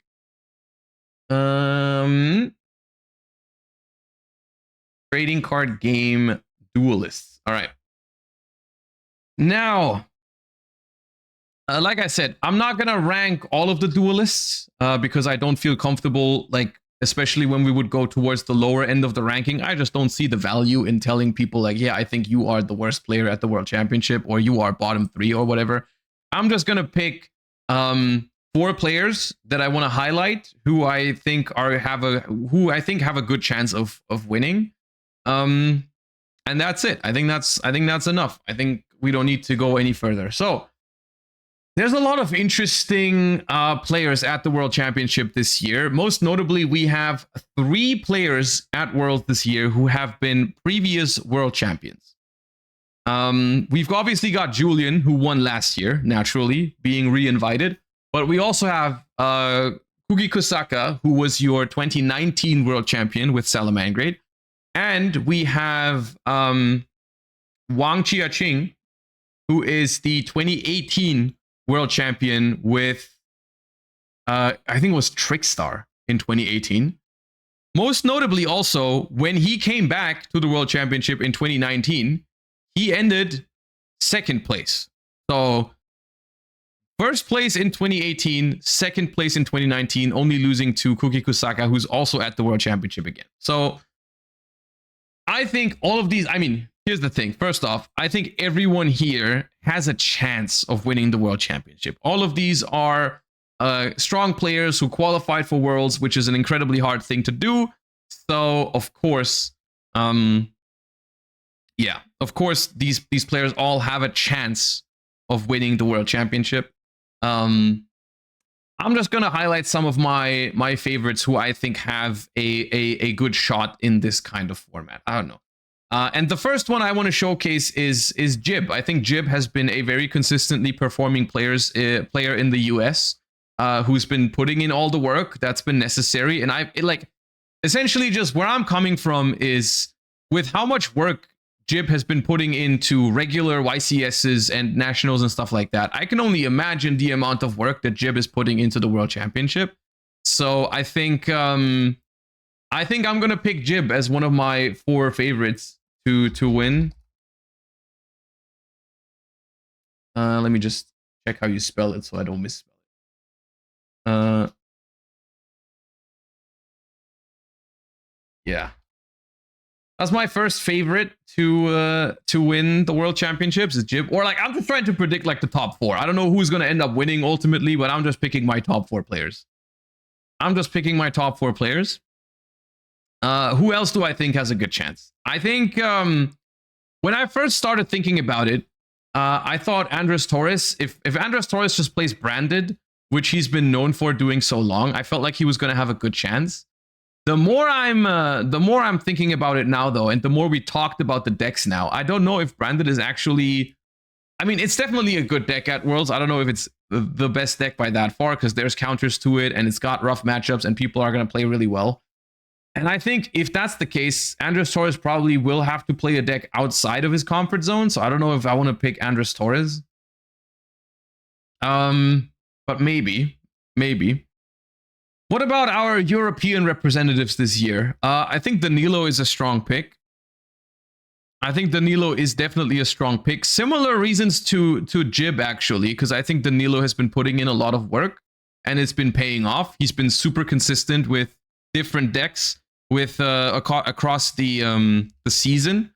Has topped multiple YCSs with Draco Tail, and then qualified with Invoked out of all things. And honestly, the fact that Danilo qualified with Invoked is probably the reason why I think he's one of the people who I would predict to do really well, because he's proven that he's capable of making insane predictions like that. Because if you think about it, the World Championship qualifying points playoff is kind of similar to the World Championship in terms of how you prepare for it. Because it's also this super small competition with really good players where you really have to make good predictions as to what people are going to play and how do you exploit that, and so on and so forth. And I really like the way Danilo did that at the European Championship, because I think he was like one of the few people who made like a crazy meta call, and it ended up working. And so I think Danilo has shown that he's capable of doing that, which I think is why I'll pick Danilo. Because if he manages to do that again, then I think he has a very good chance at doing well. Maybe he just brings Invoked again and it works out again. Who knows? But I think now that people have Invoked on their radar, it's definitely going to be more difficult. Who else do I think? I mean, Julian is an obvious pick for similar reasons. I think he's also been putting in a lot of work and he's been performing insane. So I honestly think it would be, for the sake of just making the prediction accurate, I think it would be insane not to pick Julian again, because he's been putting in so much work recently. You know, got second at French Nationals, got second at YCS Montreal. He's so in, like, he feels so connected with the format. So I think Julian is probably just very favored to do well again. Yeah, I'll pick Julian. And once again, I want to emphasize that what we're talking about here is a very, very small nuance in quality. Like, I'm aware that all of these players are incredibly good players, and I don't want to step on anyone's toes, which is why I'm only picking 4 people and not ranking them all, because at some point it just gets really difficult to find. Like, I'm sure that all of these players have good chances of doing well. Yeah, I don't know. I would love to pick an OCG player as well. And like, it's interesting because some of these players, I'm not familiar with all of these players, as I'm familiar with most of the players from the TCG side, but I'm not as familiar with the players from the OCG side. The thing is, the few people I do know from the OCG have had very, very impressive results. For example, the 2 World Championships from 2018 and 2019.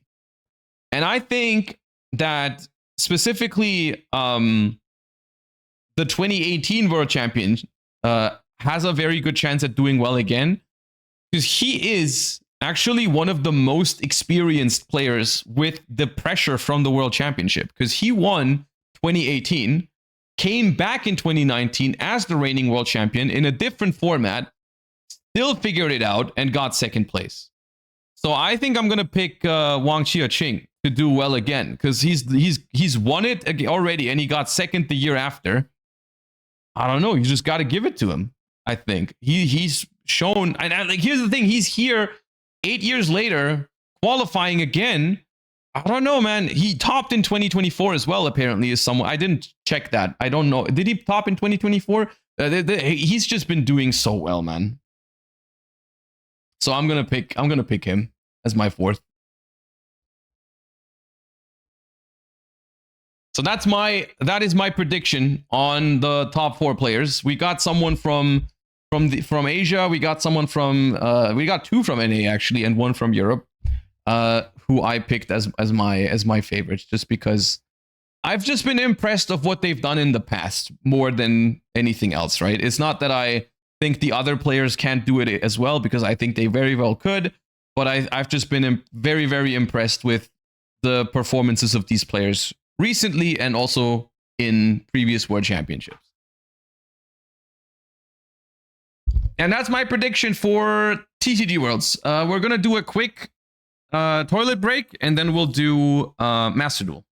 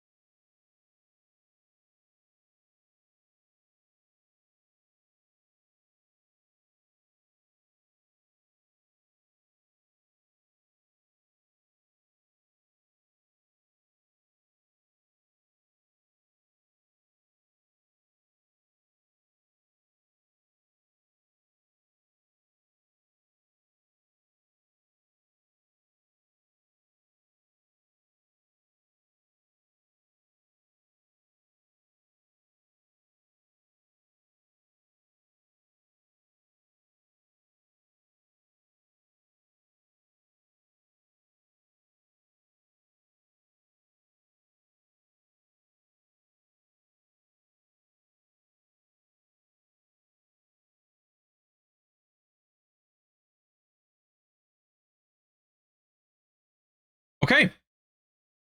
So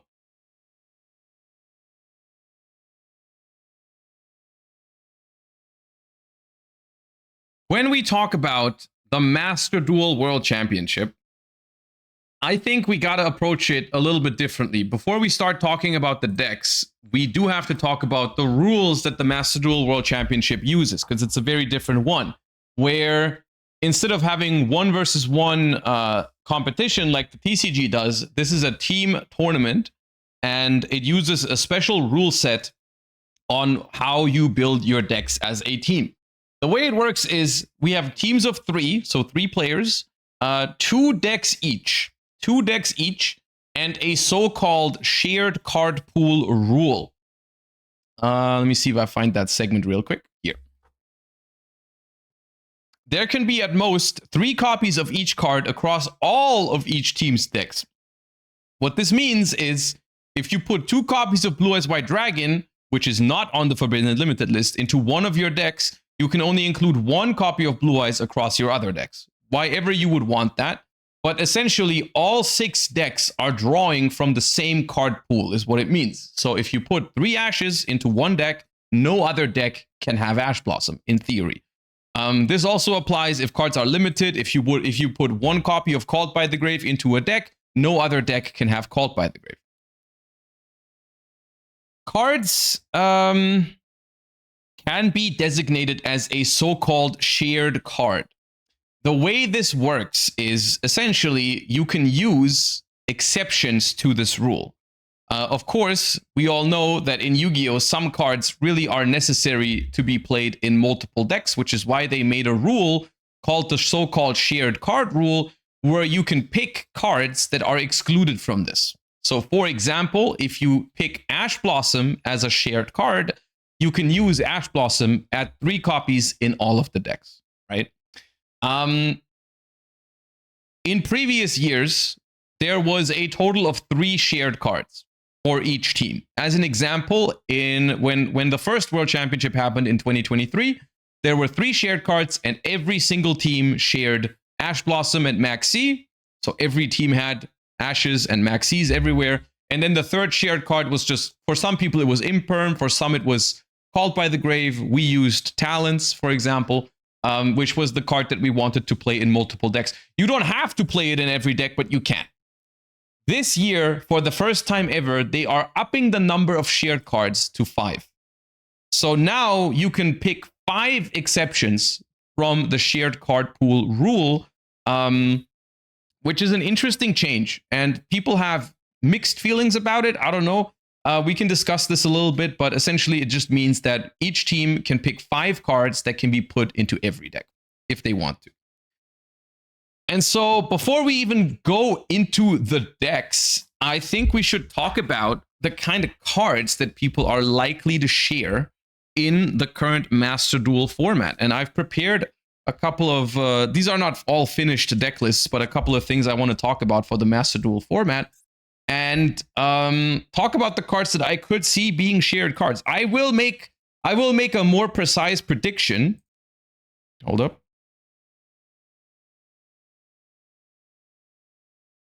Let me get chat in here. I will make a more precise prediction later on which cards I expect exactly to be shared.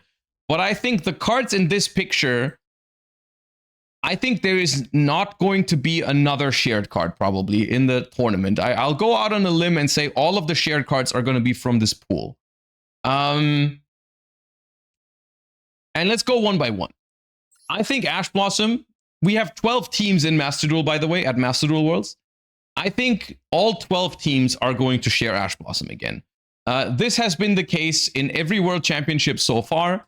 Every single team has shared Ash Blossom so far. It is a 100% shared card rate so far at World Championships. It has never not been shared by even a single team.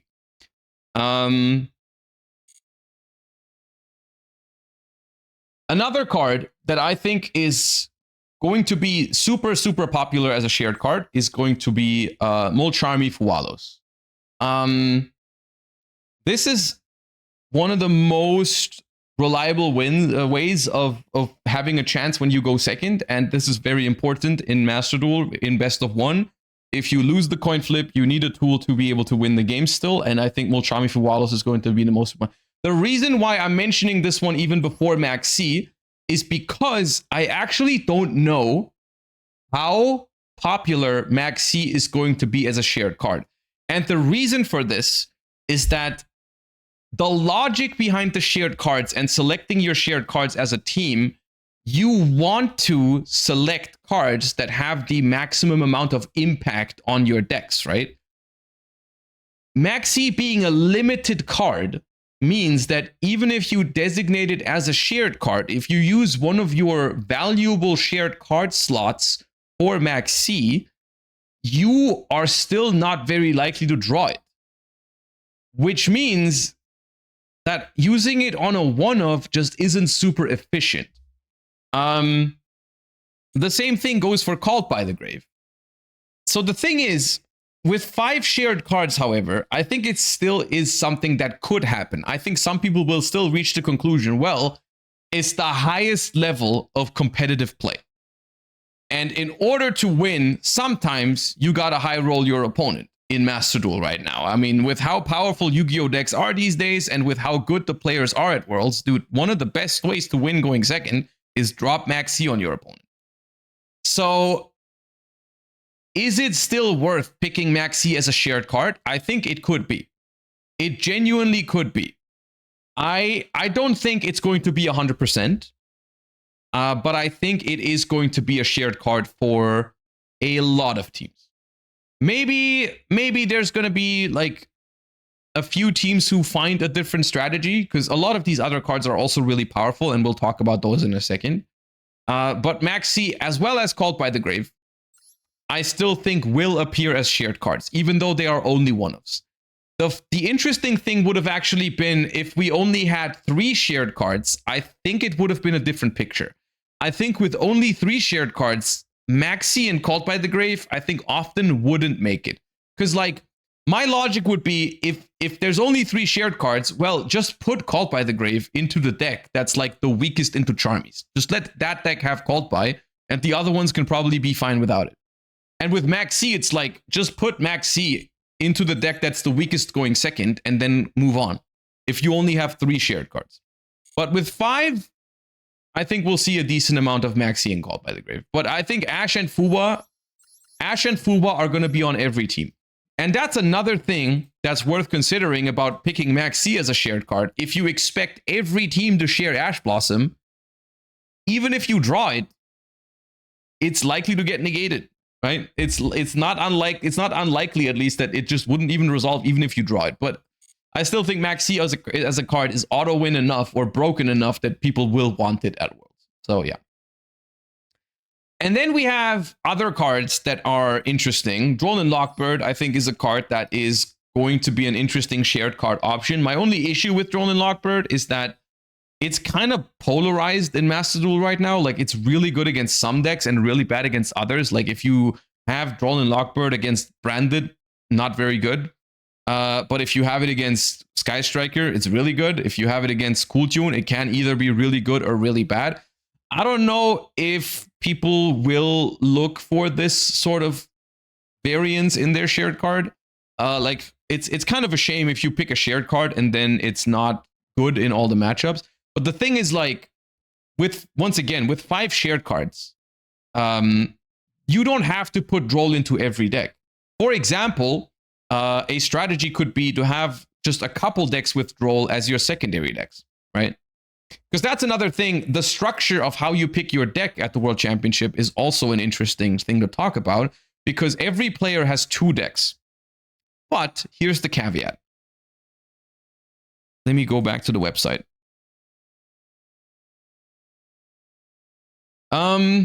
Every player has 2 decks. Each member must create 2 decks in-game. But the most important part about this, actually, is that when you play with these decks, you don't have to play both of your decks in order to win. The font is really small. Can I make it bigger? I can, slightly. Yeah. It gets a little better if I zoom in. Nothing in the rules, and this was always the case in the previous years, nothing in the rules forces you to play both of your decks to win. You can play the same deck. You can play the same deck throughout the entire tournament if you want to.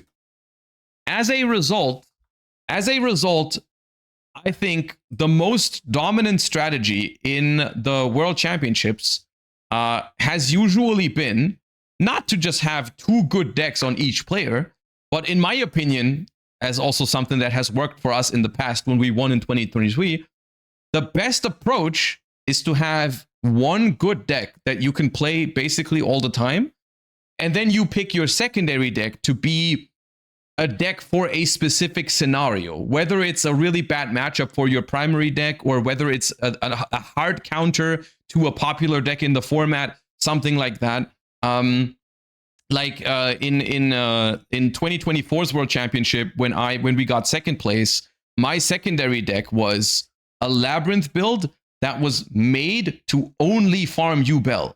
There was I never played the Labyrinth deck except against the Yubel player on the other team, because my first deck was friggin' Snake Eyes, and that deck was incredible. So I was fine into all of them. I was fine to play it into every deck, but like Yubel was a deck in the format that was very easy to exploit.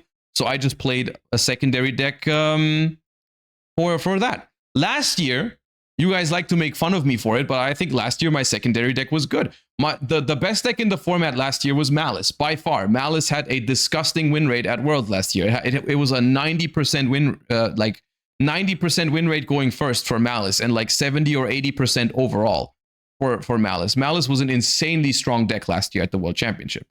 And I was not the Malice player on my team. So I knew that whatever deck I would play, I would have a hard time against Malice. Like everything is rough against Malice. So what I brought against the Malice player, I played Stun. I played Stun because with that, if I win the coin flip, I beat Malice. It's a 50%. All of a sudden, a deck that everything else struggles into, you have a 50% into it. And having 50% against Malice last year was freaking good. That was, you can say about Stun whatever you want, but that was smart. Having a 50% win rate against Malice was freaking hard last year. That was really, really good. So this is the kind of thing, it's just, you think differently about Worlds decks than in typical Masters Duel. Of course, Stun, I think Stun is a bad deck when you play Ranked, because it has a 50% win rate in Ranked is not the same as a 50% win rate against specifically Malice at Worlds. One thing is bad, the other thing is really good.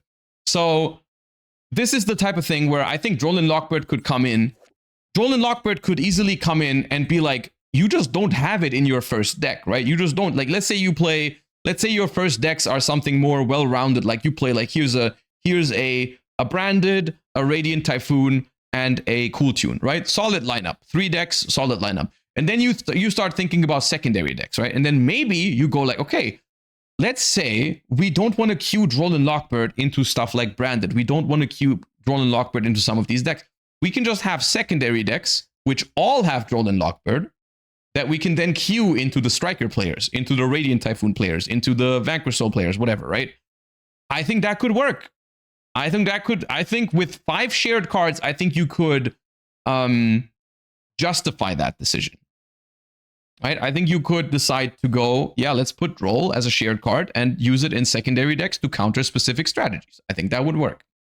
Purulia, I think, could be a valid card if people are worried about going second. Put Purulia in there.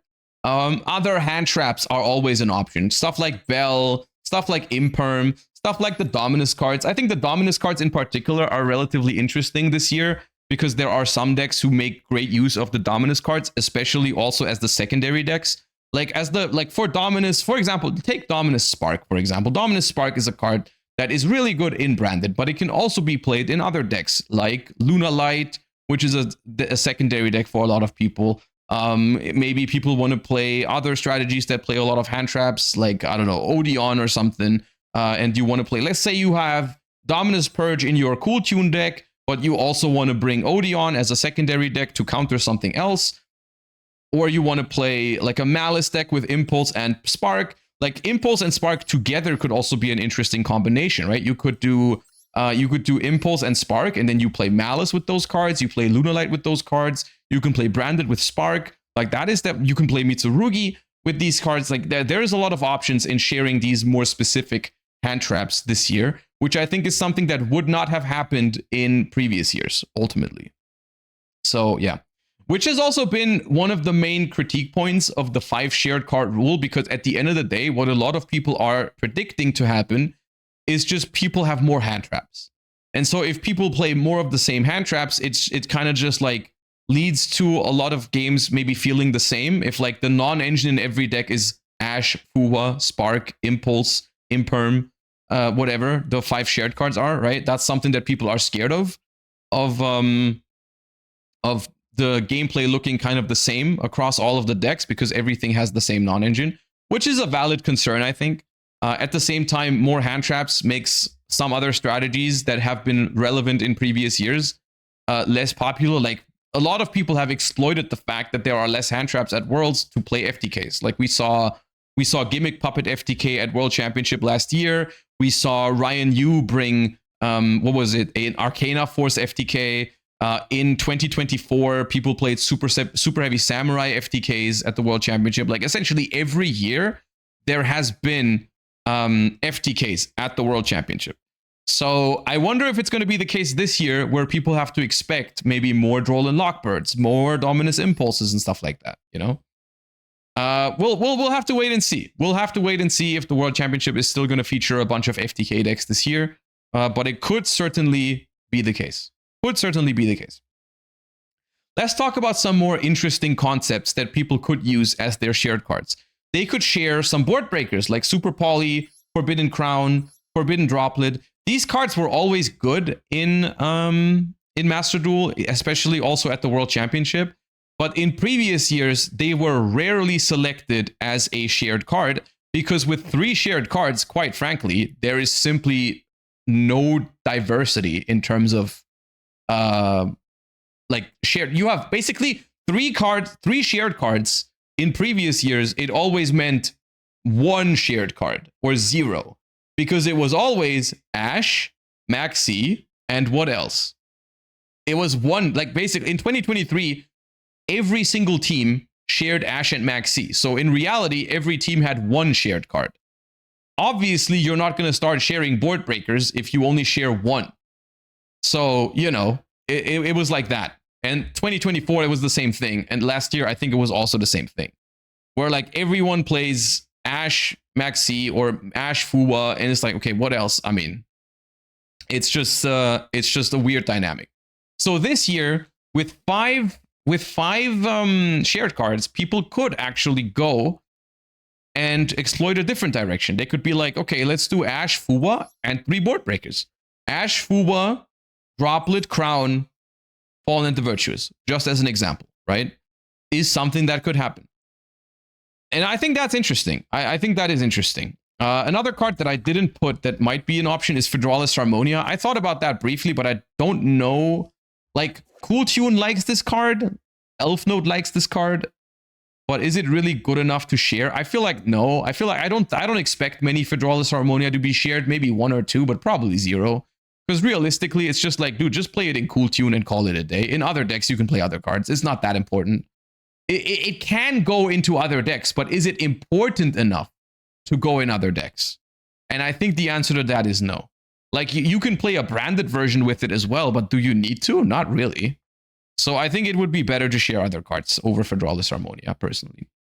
One of the most interesting things for this year, for me personally, is whether people are going to share the Fallen and the Virtuous.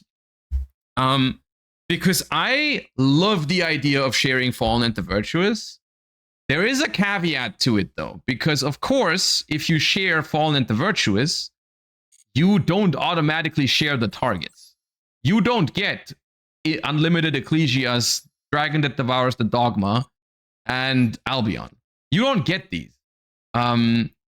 So what you can do is you can share Fallen and the Virtuous, and you can play 1 Ecclesia, 1 Dragon that Devours the Dogma, and 1 Albion in 3 decks.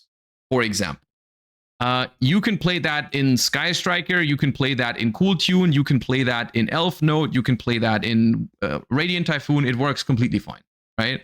Just 3 in 3 decks. You can't go more than 3 because then you have to play different targets, which is not very good. And the other problem I see with it, this is that you can't really do branded then, because branded doesn't really, maybe it can work. It can work, but playing 1 of each in branded is kind of rough. They do play 2 of this for a reason, of both of these cards. So it's possible. It's possible.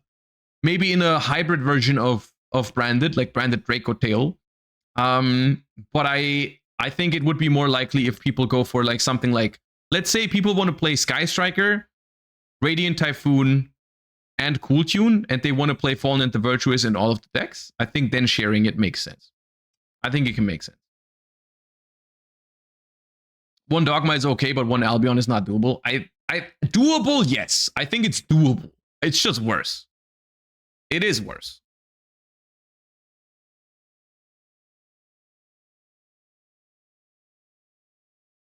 You can just put it in 2 decks. That is also a fair point. You can select Fallen and the Virtuous as a shared card and just play branded with 2 Albion, 2 Dogma, and then play like Radiant Typhoon or Sky Striker with 1 of each. That also works.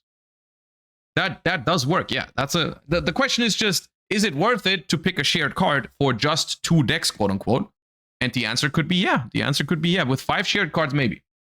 With 5 shared cards, maybe.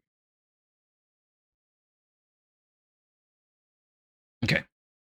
And now that we have like kind of like the logic behind the shared cards and the deck selection out of the way, we can take a look into the decks real quick.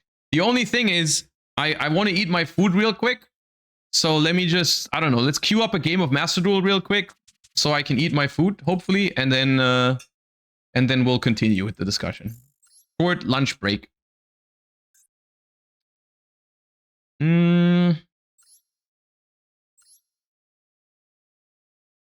Actually, I haven't finished the Legend Anthology yet. Let's just play a game in Legend Anthology. I deleted all my decks, though, to make room for the discussion. So I'm playing Hump King.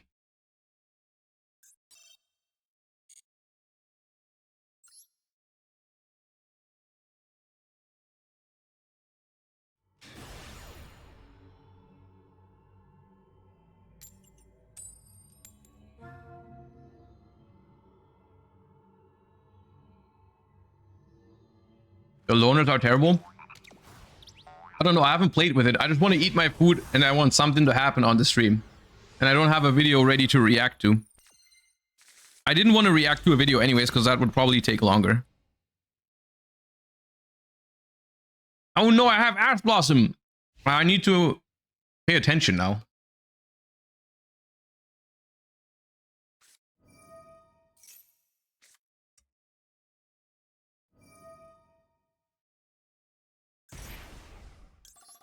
Okay, now I can stop.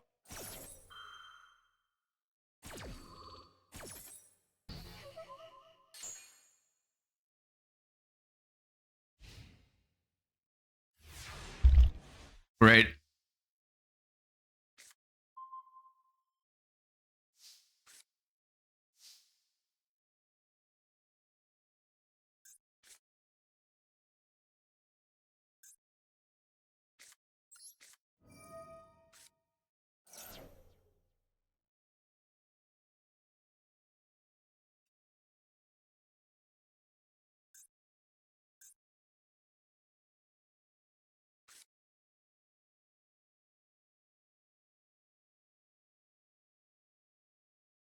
Hump King is one card combo, right?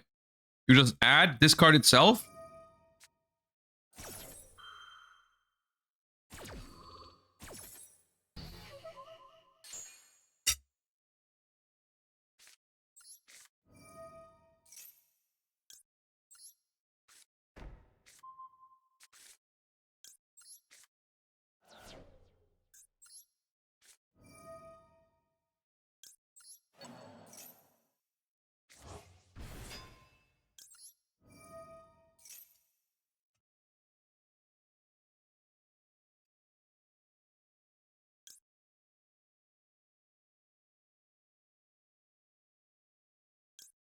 Who does one summon?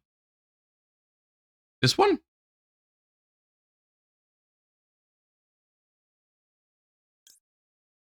Oh, this seems good.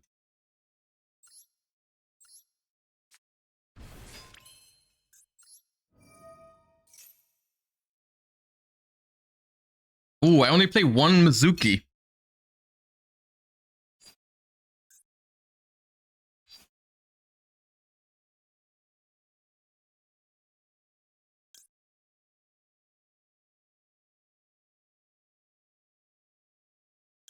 This comes back.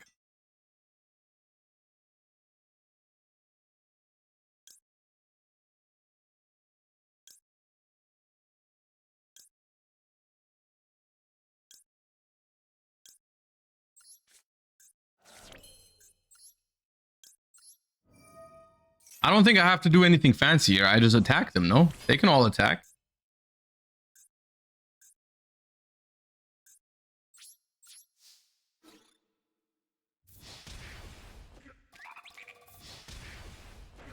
This way I avoid having to think about my lines.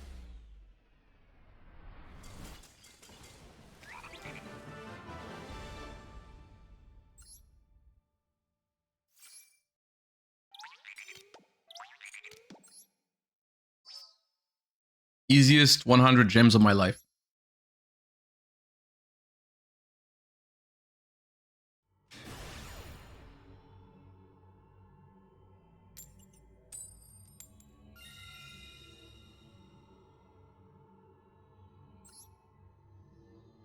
I'm blinding second so I can eat. Take notes.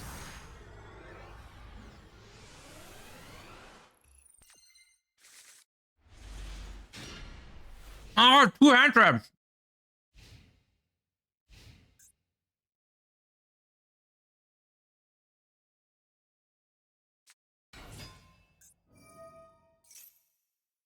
Hmm.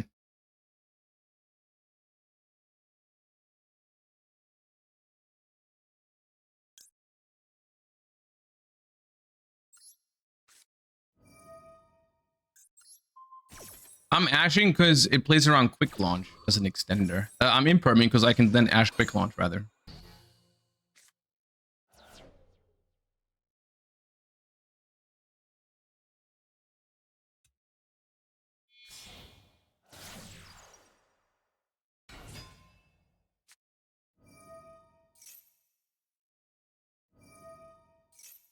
No, they played around.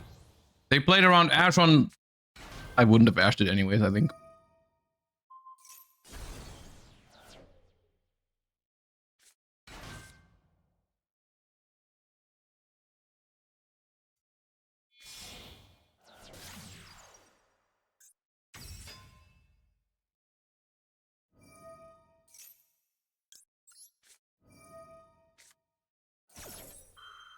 I'm ashing that because the next step is what's it called? The next step is Savage.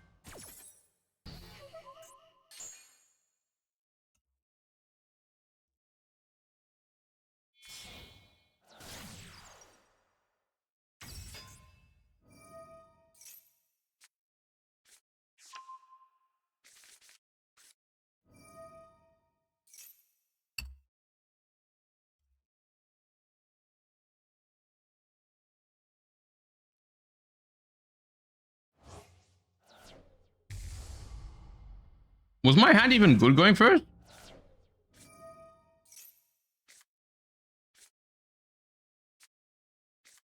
Probably fine.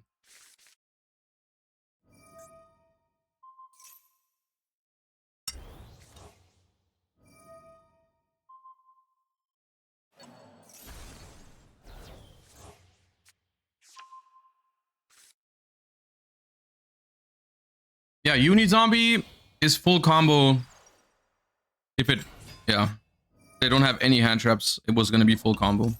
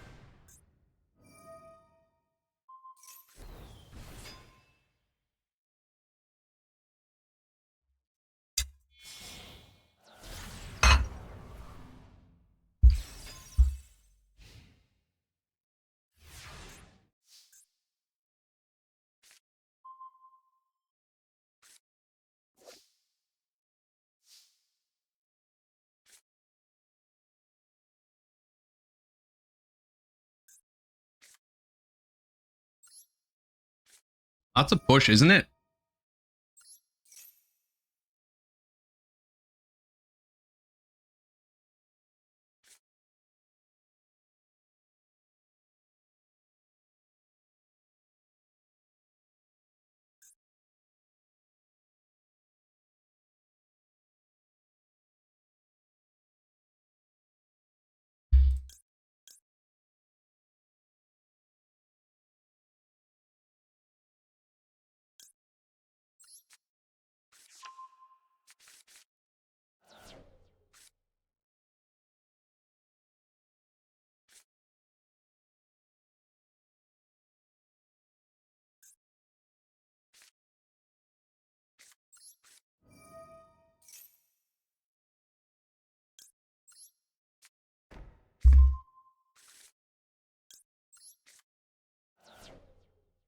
Problem is they probably negate this.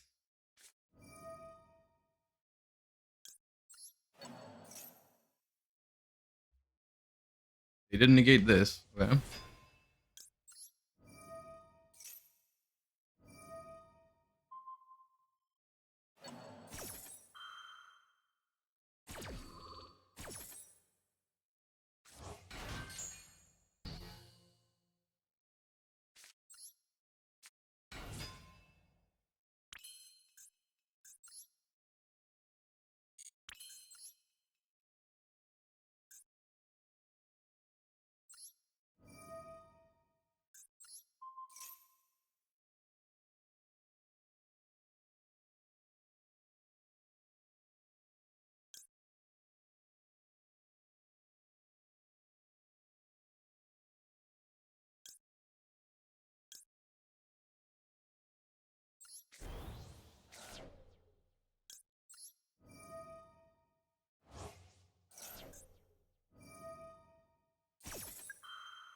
Okay.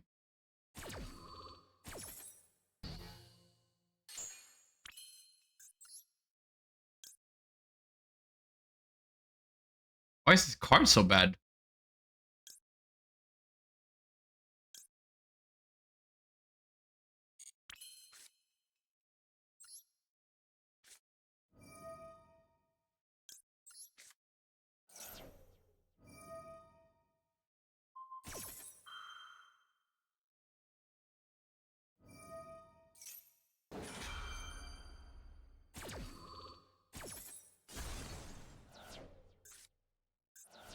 No, not my bad synchro.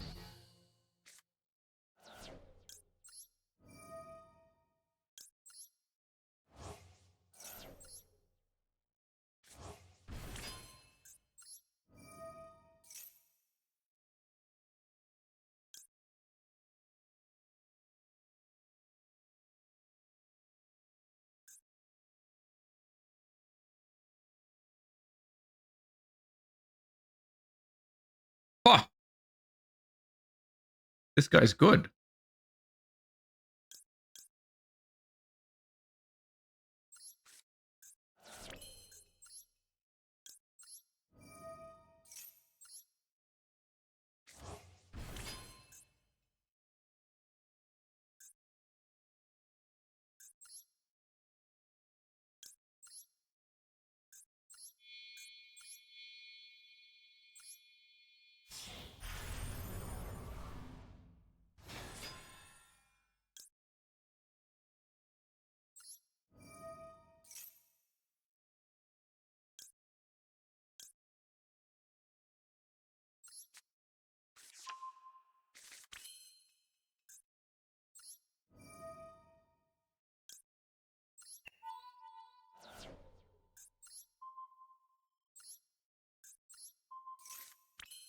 How do I out this now?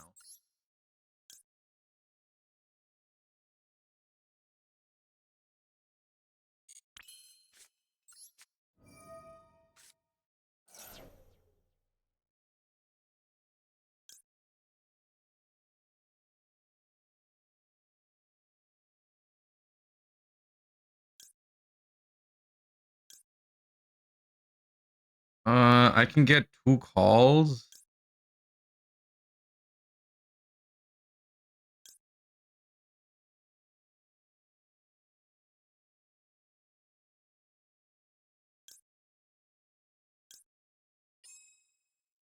Eldritch can out it. Do I have? Oh, I don't have Eldritch.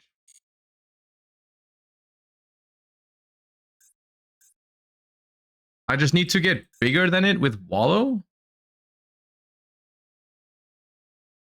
For each card in your opponent's grave. 13. Oh, Wallow is bigger. It cannot be targeted, no.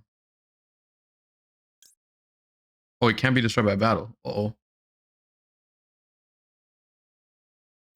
Healed spell can do it. Target a monster. Oh, I can't target it with monster effects. Oh, okay.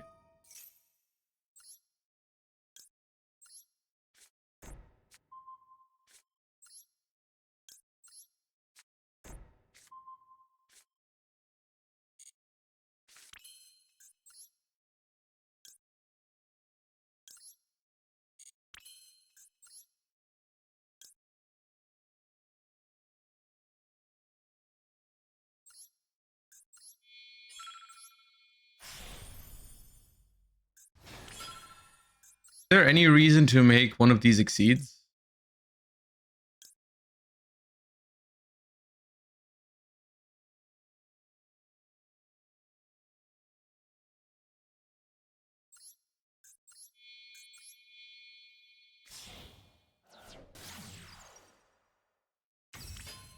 So I just give him something irrelevant and attack over it?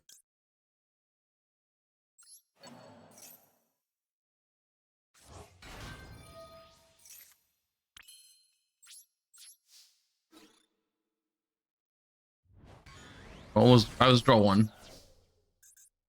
This is quick effect, okay.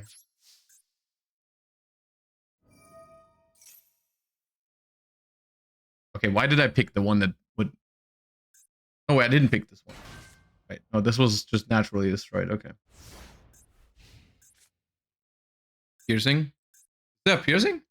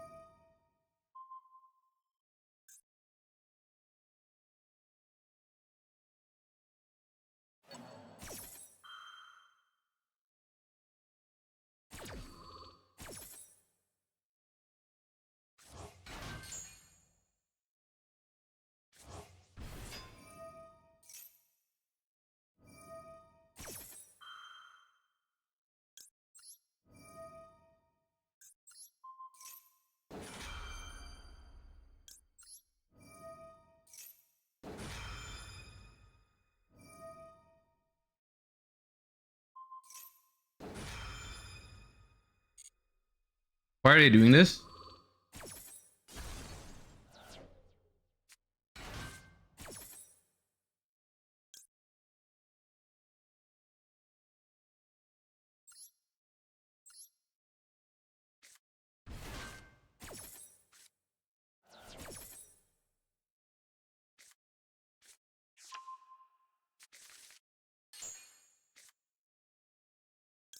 Oh, I can draw 3 cards next turn is what you're telling me?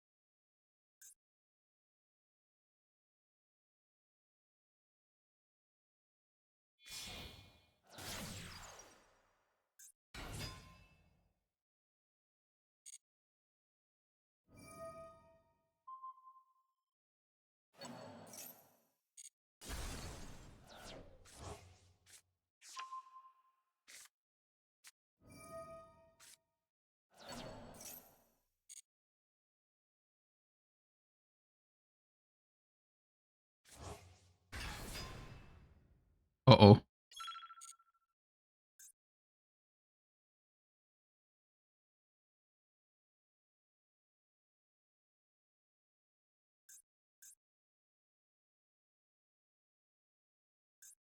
The field spell is once per turn, yeah.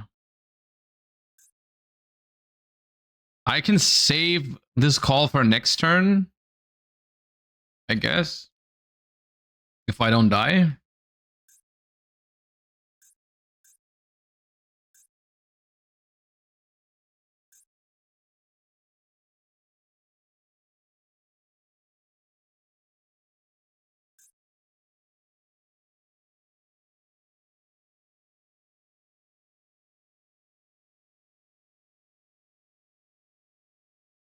They still have normal summon. They should be out of like the low link monsters in the extra deck though, for the most part. Low on time. I don't know my cards do. How much is this? 19, 800, 27, 1550. Not game yet.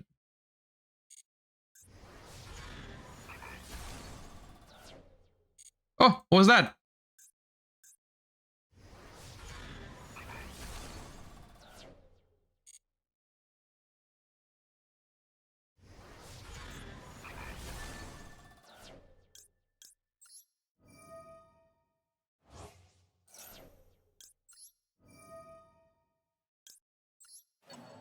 I feel like they messed up the attack order, so now I have one to reset.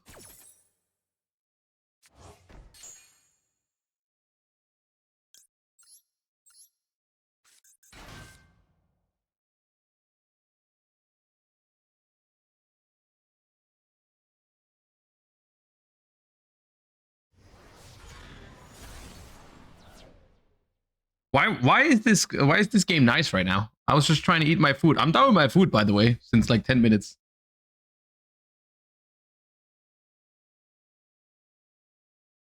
Doom King? Guys, I have 20 seconds. Do you think I have enough time to read what Balor, Doom King, whatever it's called, does right now?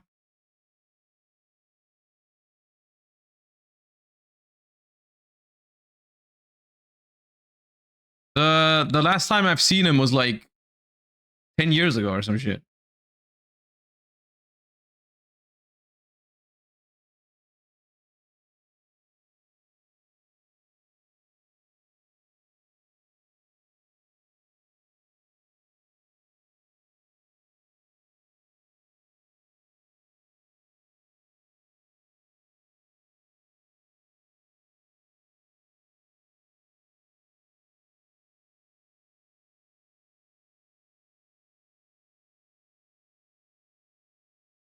This is Legend Anthology, yes.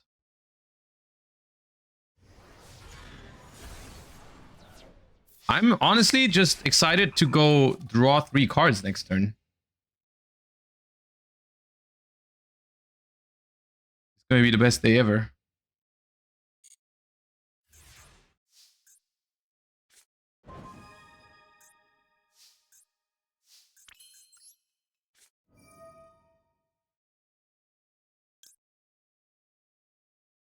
Oh, this is if it's special summon.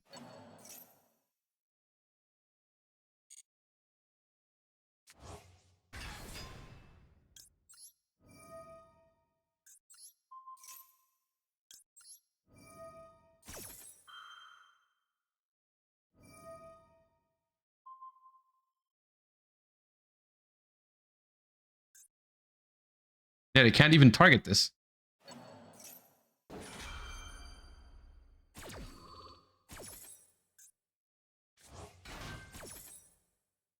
I still don't have time for anything. I don't know. I don't know what this card does, but I'm searching it.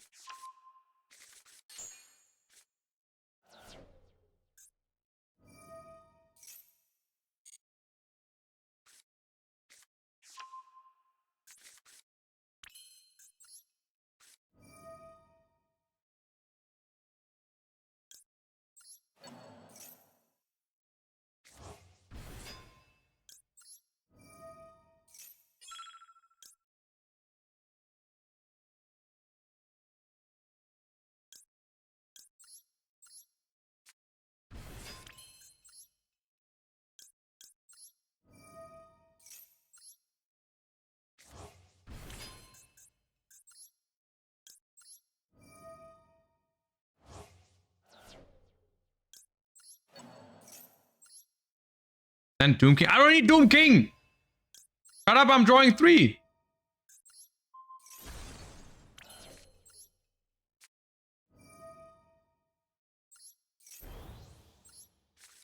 Boom!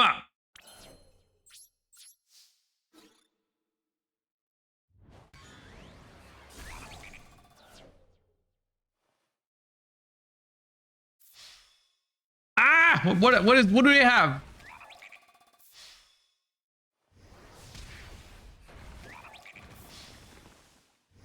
Nothing. Okay. Easy clap, blind second, pump king might be the best deck of all time.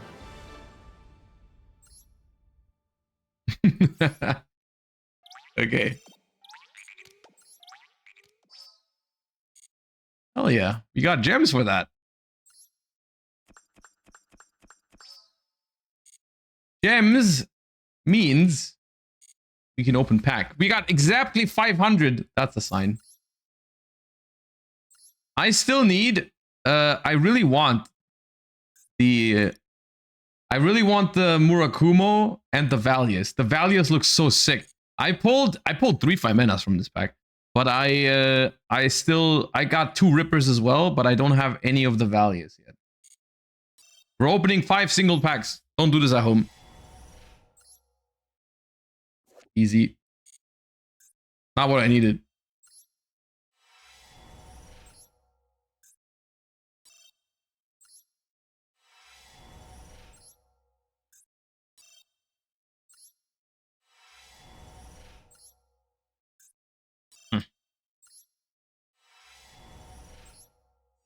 Nah.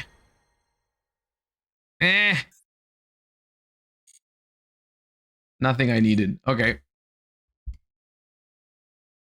What did you redeem the ticket for? Well, I haven't redeemed the ticket yet, because why would I? I'm saving the ticket to redeem it for the one I end up not pulling, of course. Like, if I never end up pulling the Caesar, then I'll redeem the Caesar with the ticket. Is what I'll do. What is the ticket? I think everyone got one. Oh, we got 100 gems. What a coincidence.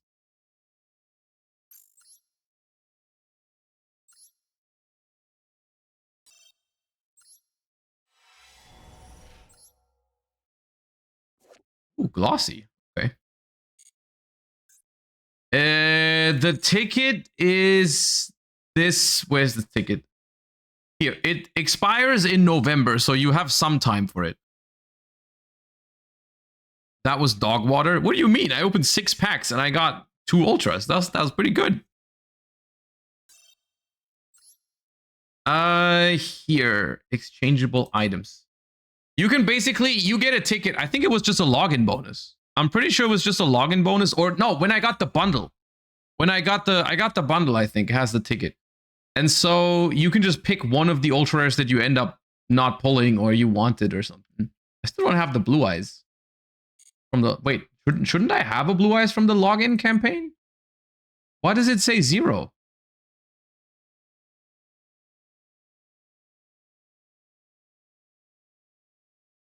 Because it's royal? Ah, so I don't have the... Wait, but is that how it works usually? It shows you the... Because I pulled... Oh, anyways, maybe it's... Yeah, okay, whatever.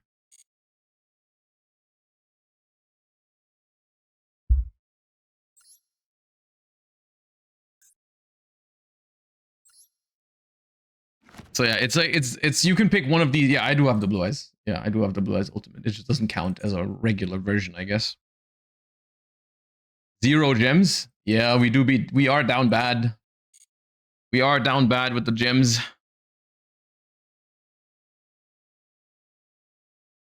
Okay. Anyways, where were we? Let's go back to the predictions. So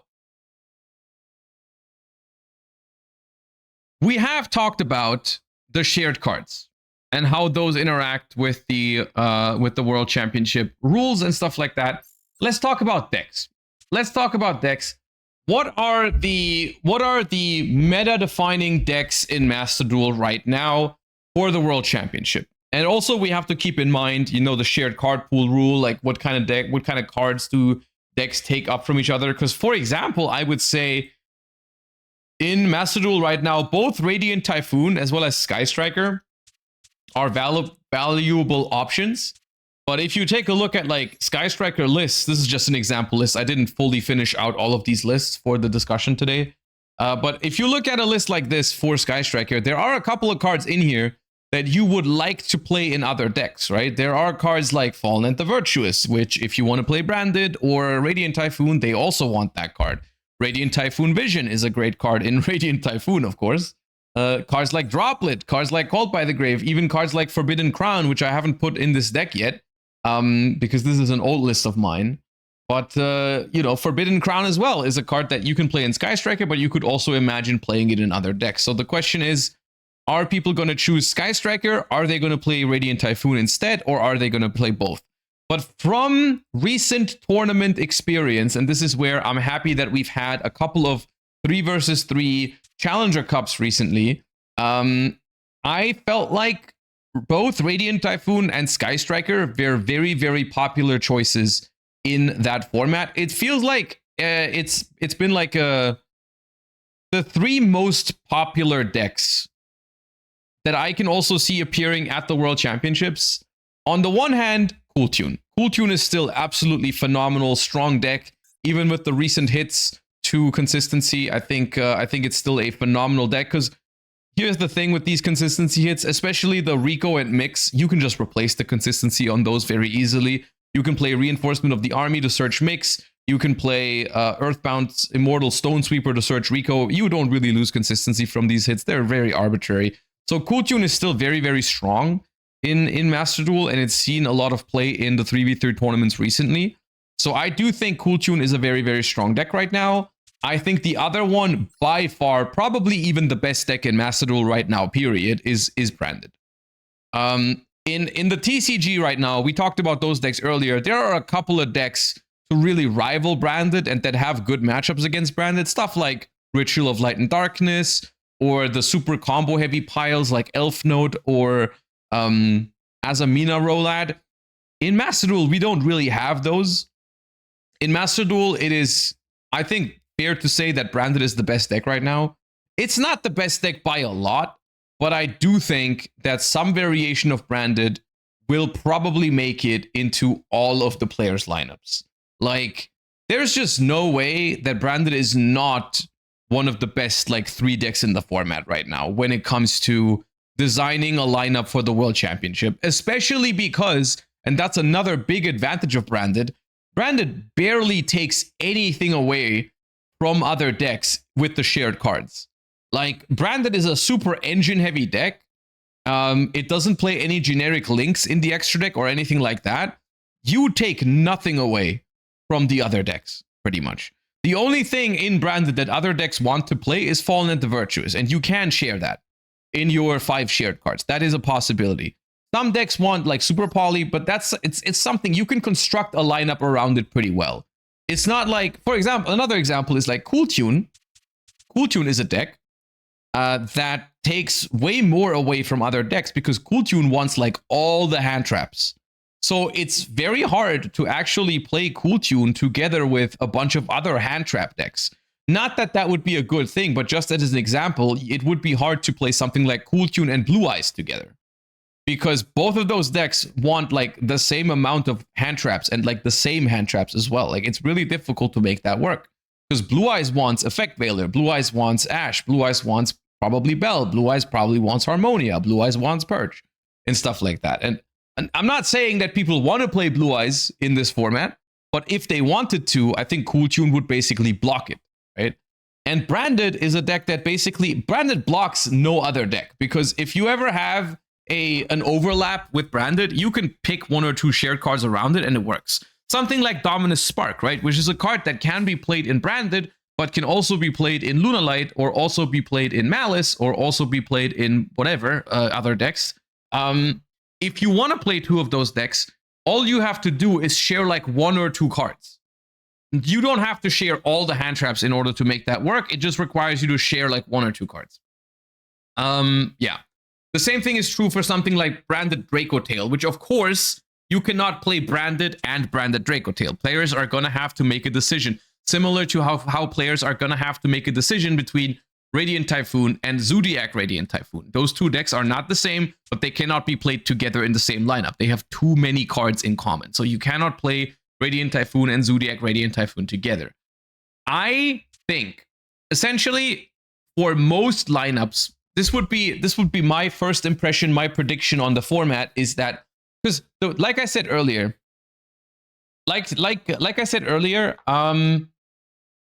I don't expect players to build a lineup consisting of 6 like overall good decks. Usually the way it goes at the World Championship is players have like 1 deck that they plan to play primarily, and then they have like a secondary deck for specific matchups. So the main job as a team at the World Championship for you is find the 3 best decks in the format as like the primary decks that work well together in a lineup, and then find good secondary decks that cover the first deck's weaknesses. And I think essentially for the Master Duel World Championship, my prediction is that maybe all of the teams, if not all of them, it's going to be most of them, are going to have a lineup that consists of 3 primary decks out of these categories. The first deck is going to be Branded or Branded Dracotail. The second deck is going to be Radiant Typhoon, Zodiac Radiant Typhoon, or Sky Striker. And the third deck is going to be Cool Tune. I think that is a lineup that makes a lot of sense as your primary decks, because I think all 3 of those decks are reasonably strong going first, reasonably strong going second. You don't have like a crazy coin flip deck in as your first deck. You don't want that. None of those decks are super hard countered by anything that you would expect other people to bring as their primary decks, right? I think that's a lineup that makes sense, right? I think let's just call it a branded variation, then a very quick play heavy deck, Radiant Typhoon or Sky Striker, or Cool Tune and Cool Tune. Because like here's the thing, Cool Tune is the deck that takes all of the hand traps, and it makes it very hard to play other hand trap heavy decks in the lineup. But Cool Tune is definitely one of the best 3 decks in the format. You want Cool Tune, I think, in your lineup, because it's a very resilient deck. It can beat good players by just having the right hand traps. I think Cool Tune is a phenomenal deck for best of 1 format at this high of a level. So I think Cool Tune should be there. And then if Cool Tune takes up so many hand traps, I think the other decks just need to be like engine heavy decks, like Branded Dracotail, or Striker, Radiant Typhoon. Those I think that's going to be the most common lineup, with those 3 decks next to each other. And I think it makes more sense that, because that's another question. If you figure out that you think Sky Striker and Cool Tune are good decks in the format, what do? Do you put those 2 decks on the same player, or do you put those 2 decks on different players? In my opinion, with decks like Sky Striker, Branded, Cool Tune, Radiant Typhoon, I think it makes more sense to split them between players, because they're very solid decks that you can just blind queue into your opponents. If you don't know what your opponent plays, if you bring one of those decks, you're going to be okay. So I don't think it makes sense to have them together on one player. I think you want to split them between players, because they're just very solid decks. And then after you say, let's say you pick a lineup of player 1 gets Branded, player 2 gets Radiant Typhoon, and player 3 gets Cool Tune. At that point, I think is when you start thinking about what would be a good secondary deck to cover the weaknesses of these decks, right? For Cool Tune, I think it's fairly obvious. I think Cool Tune has sometimes a hard time against decks with very powerful board breakers, with decks like a lot of good, like Sky Striker, for example. It can be a hard matchup for Cool Tune if they play a bunch of like Crown, Droplet, and so on and so forth, right? So it's like, what do I pick as a secondary deck for Cool Tune, right? And you can think of multiple options here, but my main idea would be, when I have a solid deck like Cool Tune, I want to counter the counters. Like, you can pair Cool Tune with something like Lunalight, because Lunalight is good against Striker. You can pair it with something like Elf Note or some other high ceiling deck that's really exploiting Sky Strikers and Radiant Typhoon's lower ceilings pretty well. You could do that. You could just play a deck with like Droll. If you don't share Droll and Lockbird, I think that's where your Droll and Lockbird could go, right? As a like your secondary deck to Cool Tune should probably have Droll, because then when you go up against the Sky Striker player on the other team or the Radiant Typhoon player, you're like, okay, I'm not going to play Cool Tune. I'm going to play the deck that has Droll in it. Let's say like a Lunalight with Droll is an interesting thing in that spot. And that's how I personally, in previous years, that's how we approached lineup design for the World Championship. It's like you want to have 3 really solid decks as your primary decks on each of your 3 players. And the decks that I consider for that right now, I think would be Branded variations, Radiant Typhoon variations, Striker, or Cool Tune. Those 4 decks, I think, are going to make up a majority of the lineups across the 3 players. Something like Gimmick Puppet as well. Like, this is why I'm mentioning I have these decks first here in the list on my Master Duel account right now. And the other decks here, I think, are mostly secondary decks. These are decks that we're going to see to counter other stuff in the format. For example, if you find that something like Radiant Typhoon or Branded are very popular decks in this format, and you have a hard time into them with one of your decks. You don't want, let's say you don't want to play mirror matches, or you are just scared because Radiant Typhoon is typically a deck that's pretty good against Branded, because like it just, when Radiant Typhoon goes first, it can just negate the Branded cards really efficiently. Also, Sheena is a terrible card to go up against with Branded, so maybe the Branded player is worried about the Radiant Typhoon decks in the format. Radiant Typhoon, similarly, is a deck that has low amounts of hand traps a lot of the times. Not always, but usually it plays more powerful like board breakers. So what the Branded player could do is they could pick a secondary deck that just farms Radiant Typhoon. I don't know, some deck that's just good into Radiant Typhoon. That's like really ignorant when it goes first. So you have at very least a 50% win rate, but maybe going second, you can even push through a board. That could be something like Lunalight. It could be something like maybe Gimmick Puppet. I don't know how good Gimmick Puppet is going second into Radiant Typhoon. Probably not very. But that's kind of the logic that you want to have, I think, when you approach a format like this. And that's why I think those are like the top 4 decks, and then everything else here could be seen.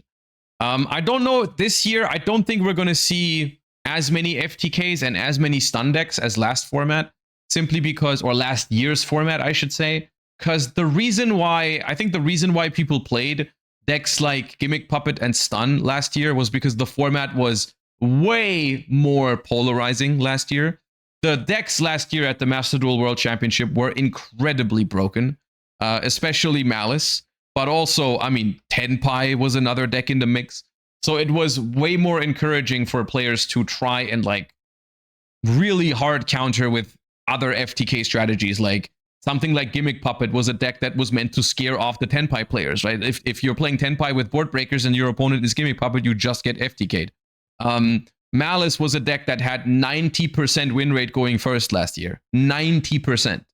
It was by so much the best deck that it was almost impossible to build a deck that was good against Malice. Like, it was almost impossible.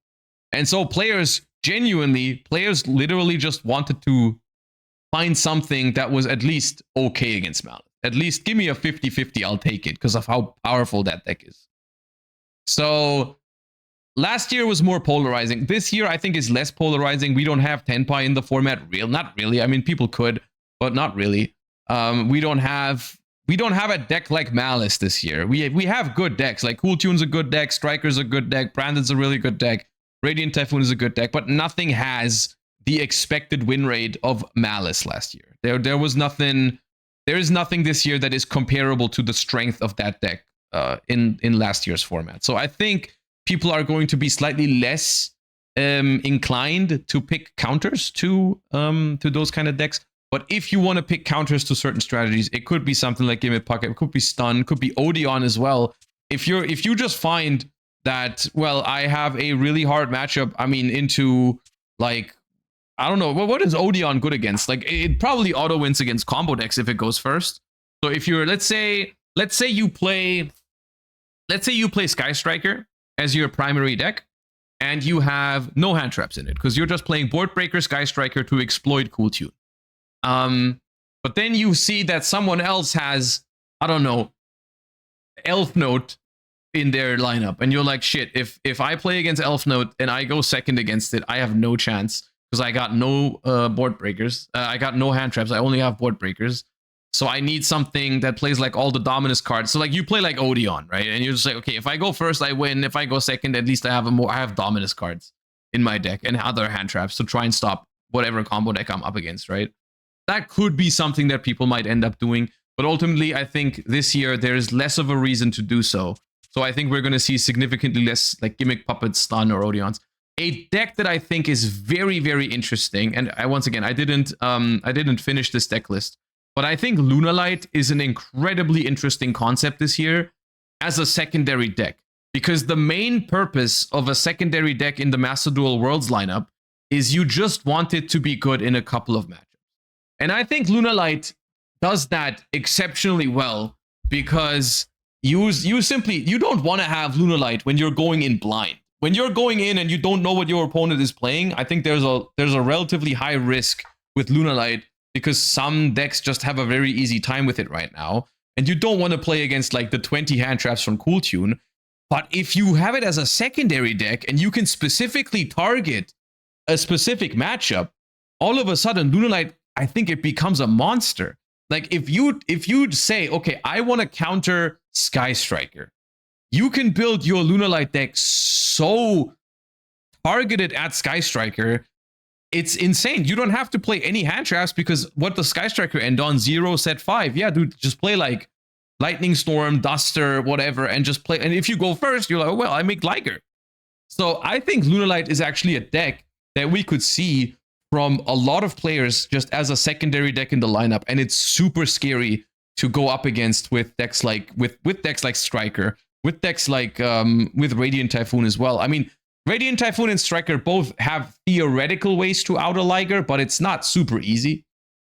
So yeah, and I think that's why I definitely expect to see Lunalight. We even have a couple of players at the World Championship who have been very, very good with Lunalight in the past. Ryan Yu, for example, is very known for playing stuff like Sky Striker, but Ryan Yu also played Lunalight in the TCG for a good while. He won a big regional with Lunalight and is pretty good with the Lunalight lines. So I could see Ryan, for example, if I just had to make a personal prediction on what kind of decks suit Ryan's playstyle, I could definitely see Ryan do Sky Striker or Radiant Typhoon as the primary deck, but in order to avoid like super grindy mirror matches or something, second deck Lunalight. Just run it. If your opponent wants to play a Sky Striker mirror, go, give him Lunalight.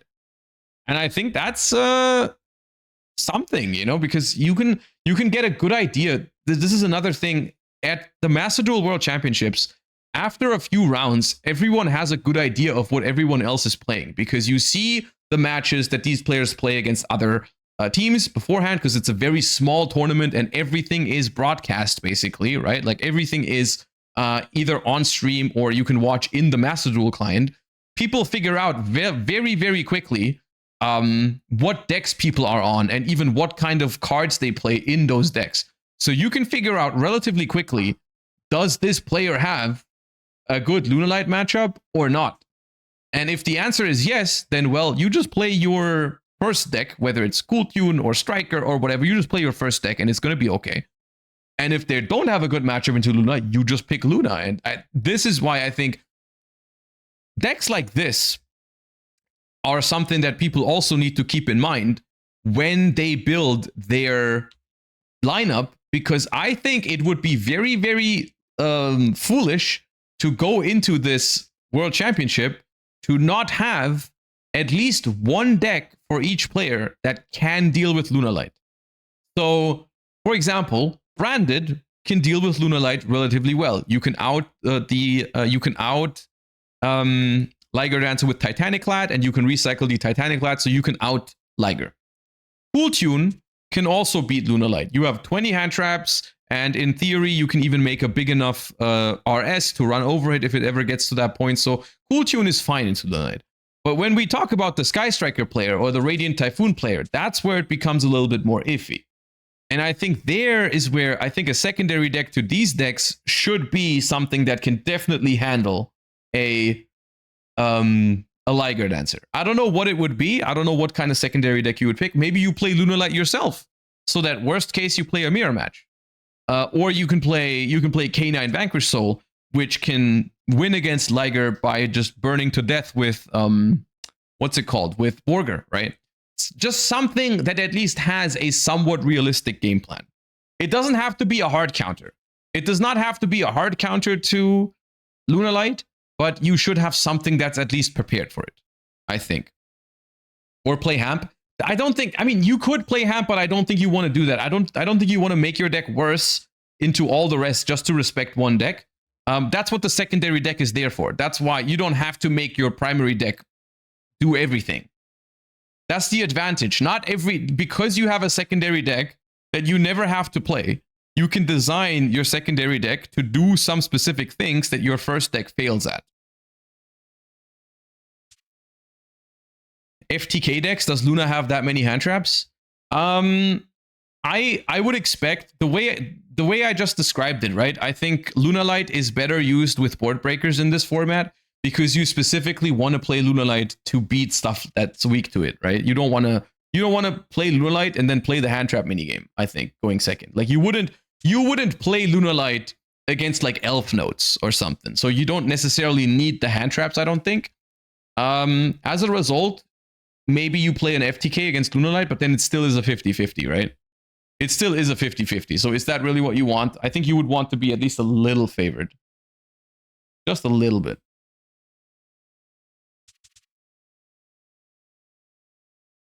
The secondary decks for Striker needs to beat Lunar Light and FTKs. Essentially, yes. Essentially, the second deck to Sky Striker would have to be good against combo piles, FTKs, Lunar Light, that kind of stuff. So in that sense, maybe Cool Tune and Striker do go together if you want to do that. I just don't know if that's efficient to have Sky Striker, because Sky Striker is such a good deck. I don't know if you want it as a secondary deck. But yeah. What about Magnets? Magnets could be one of those decks, but my issue with Magnets is, yeah, you could have Magnets as I didn't include Magnets in my overview, but it could be Magnets. I don't know. Either way, let's go back to the spreadsheet and make some predictions. All right, top 5 shared cards. Number 1, Ash Blossom and Joyous Spring. 12 out of 12 teams are going to have Ash Blossom and Joyous Spring. That is just going to be the case. Molcharmy Fualos, likely also 12 out of 12. If I had to guess, could be like 11, but I think very high chance. And after that, it becomes a little bit interesting. I think with 5 shared cards, cards like Maxi and Called by the Grave are attractive, but I really 5 shared card, there's a lot of other things that people can do. One card that I expect people to do is Fallen Enter Virtuous. I think Fallen Enter Virtuous is going to happen.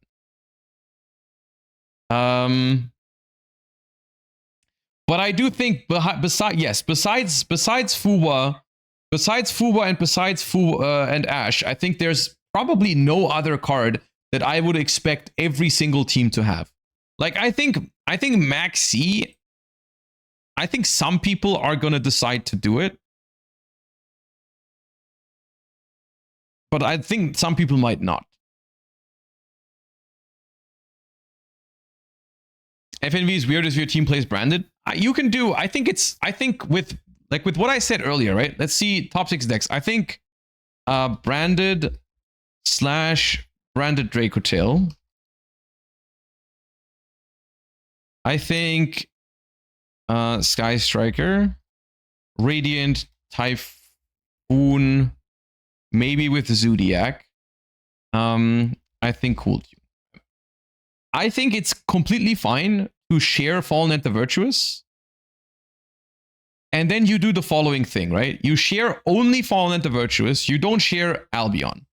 And then you go one of 2 routes. Either you don't play branded, you just play branded Dracotail, which I think can get away with 1 Dogma, 1 Albion quite okay. Or you just play branded with 2 Albion, 2 Dogma, and you just put the Fallen Enter Virtuous into either Striker or Radiant Typhoon, and then just call it a day. You don't put it into all of the decks, but you put it into 2 decks, and that could still be worth it, because it's a phenomenal card in these decks.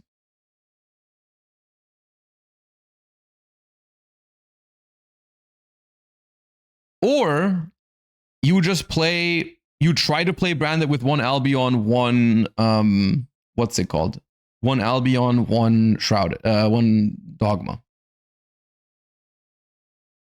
How does White Albaz and normal Albaz work with the World's rules?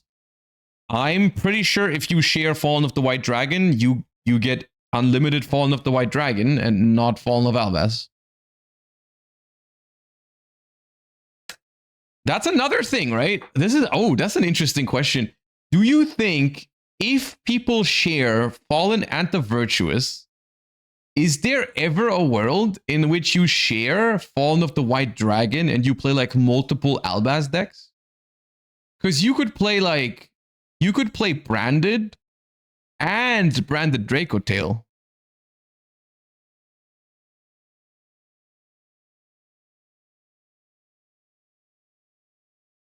Because in branded Dracotail, you all you really need is Fallen into Virtuous and Albaz. I guess you also need Branded Fusion, but do you play Branded without Branded Fusion? That is possible, but that was something, I think that was something that made a lot more sense when Branded Fusion was still at 2, because then you could just play one Branded Fusion in each, and that would make sense.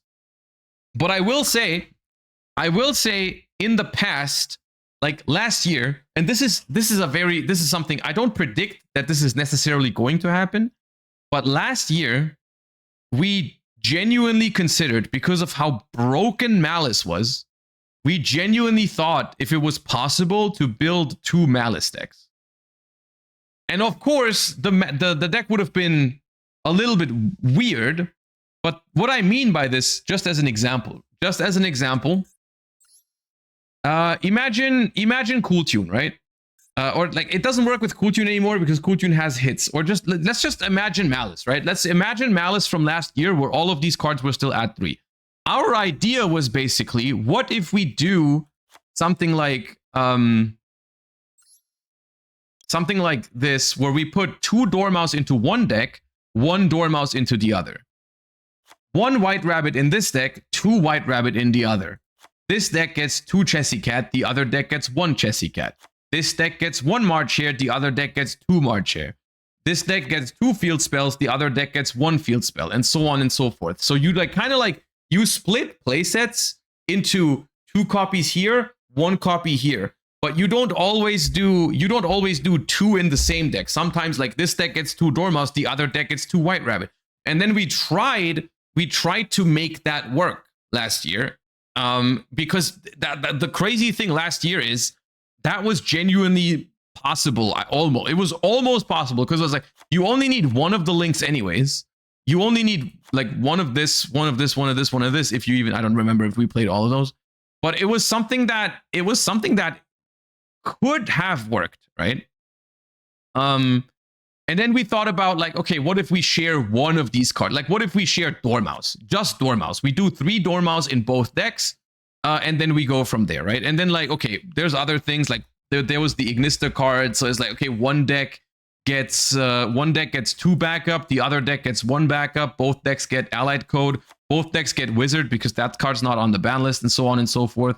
One deck gets to play 2 Lingaribo, the other one is 1 Lingaribo, 1 Link Disciple, or whatever it's called. Like, it was at least worth thinking about. No one ended up doing it at Worlds last year, but I'm pretty sure a lot of teams considered it. Backup and Wizard weren't there. Okay, Backup and Wizard weren't there yet. Forget that. But it was like, it was a possibility, right? And it's like, okay, you lose a couple of starters. So what do you do? Okay, we do here's 2 Signet Minings for this deck. Here's 1 Signet Mining in the other, and stuff like that, right? And so I'm just wondering if this year, with 5 shared cards, maybe it's possible. Because I don't think I'm like, I see Herman in chat right now. Last year, if we had 5 shared cards, do you think people would have done this? Because I think so. I think with 5 shared cards, with how good Malice was, I think you throw shared card Dormouse, shared card White Rabbit or something, and you go in. Or you do like shared card Ash, shared card Fuba, shared card like Dormouse White Rabbit Field Spell or something. Like that, I think that would have definitely been done. I think that was probably even correct if we had 5 shared cards with how good Malice was. So I'm just wondering if this year, is there a deck that is worth doing that for? And I'm not sure, because I feel like this year the decks are, like I said, in power level, the decks are a little bit closer together. Like this year, there's no need, I think, to really split. Like maybe Branded, but Branded, how can you split a Branded deck into 2 piles? Like, you know, because it's already kind of close. Because Fallen of the White Dragon, I'm pretty sure the way it works is that Fallen of the White Dragon and Fallen of Albaz are considered different cards during the, like, for the rules. So you can already play multiple Albas in multiple decks. So you could play one Fallen of the White Dragon in the other one, I think. It does become a little bricky relatively fast.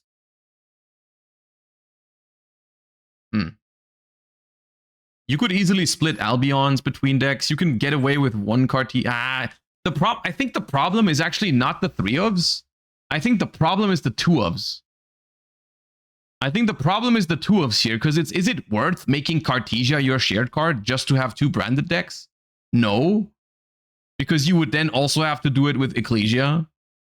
You would also have to do it with Fallen of the White Dragon. I mean, you don't have to, but you kind of would want to. The extra deck is also like the Albion makes it weird, the Dogma makes it weird, the Grand Guignol makes it weird. And then you're doing all of this for branded, which is not the same power level as Malice. So yeah, no, I don't think it's worth for branded. I don't think branded works for this. Does Cool Tune work for this? You would probably have to share Rico mix. But then the other deck, you have to share Rotary. I think Cool Tune would have worked like 2 months ago. I think genuinely Cool Tune would have worked 2 months ago when the deck wasn't hit on the ban list yet. Because you can play like, okay, this deck only has 1 Rico, but that's the one we put Purge in, so it's fine. And we share like Rotary and Q or something, which are the best ones. I think it could have worked. But you would also have to share Cool Tune Synchro for sure. Yeah. Yeah, this year, I don't think it works this year. Also, the extra deck is a lot of 2-ofs as well. Track Maker, you can play 1 Track Maker, I don't think. I don't think 1 Track Maker works. Like, you can get away with 1 Remix, 1 RS, but not 1 Track Maker. Yeah, I don't think we're going to see that this year. I don't think it makes sense. Because you also have to ask yourself the question, let's say you create 2 half power, let's just say half power, it's not exactly half power. You create like 2 weird Cool Tune decks.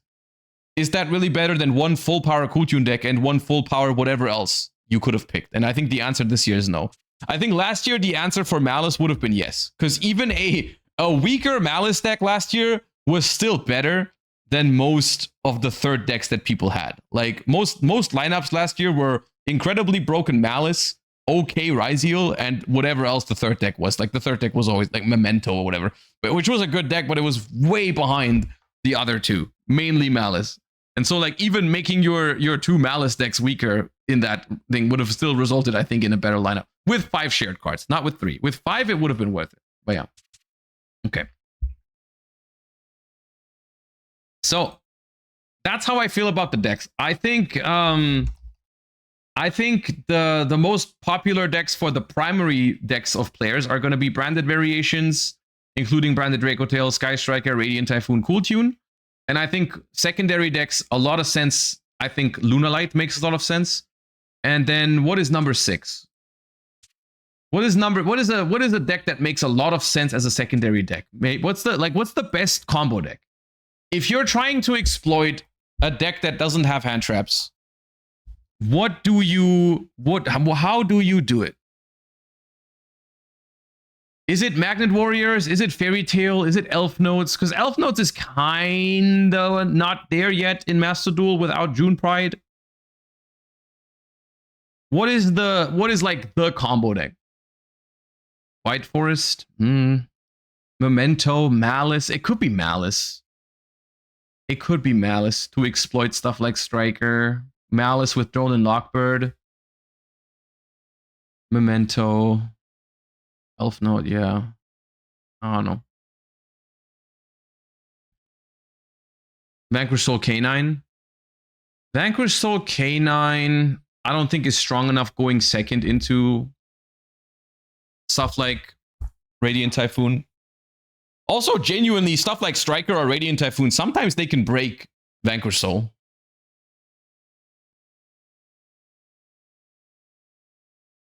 Gem Knights? I don't believe in Gem Knights that much. Magnets. You know what? I'll say Magnets. I don't know. The last one I'm not confident about. The last one I'm really not confident about. I'm pretty confident that we're going to see a decent amount of a lot of the first 4. I think we're also going to see a decent amount of Lunalight. I don't know what the combo deck of choice for players is going to be. Maybe it is Malice. Maybe it's because I could see a lineup where people go like, I'm going to share Dominus Spark and play it in Branded. I'm going to play it in Lunalight, and I'm also going to play it in Malice, or Dominus Impulse and play it in Lunalight and Malice. I think that is something that people could do. I could see that. Other shared cards, I think, I think Maxi does make it into the top 5 most shared. The question is, does Called by the Grave make it? I think the answer is no. I think Called by the Grave will be shared by some teams, but I don't think it's going to be one of the 5 most shared cards. Because it's just that decks like Branded, they don't need Called by.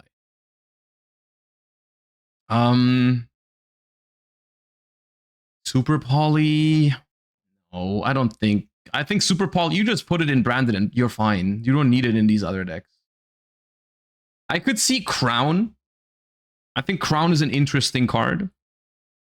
I think Droll is somewhat interesting, but I'm mainly hesitant to pick Droll because I think Droll is weak into Branded.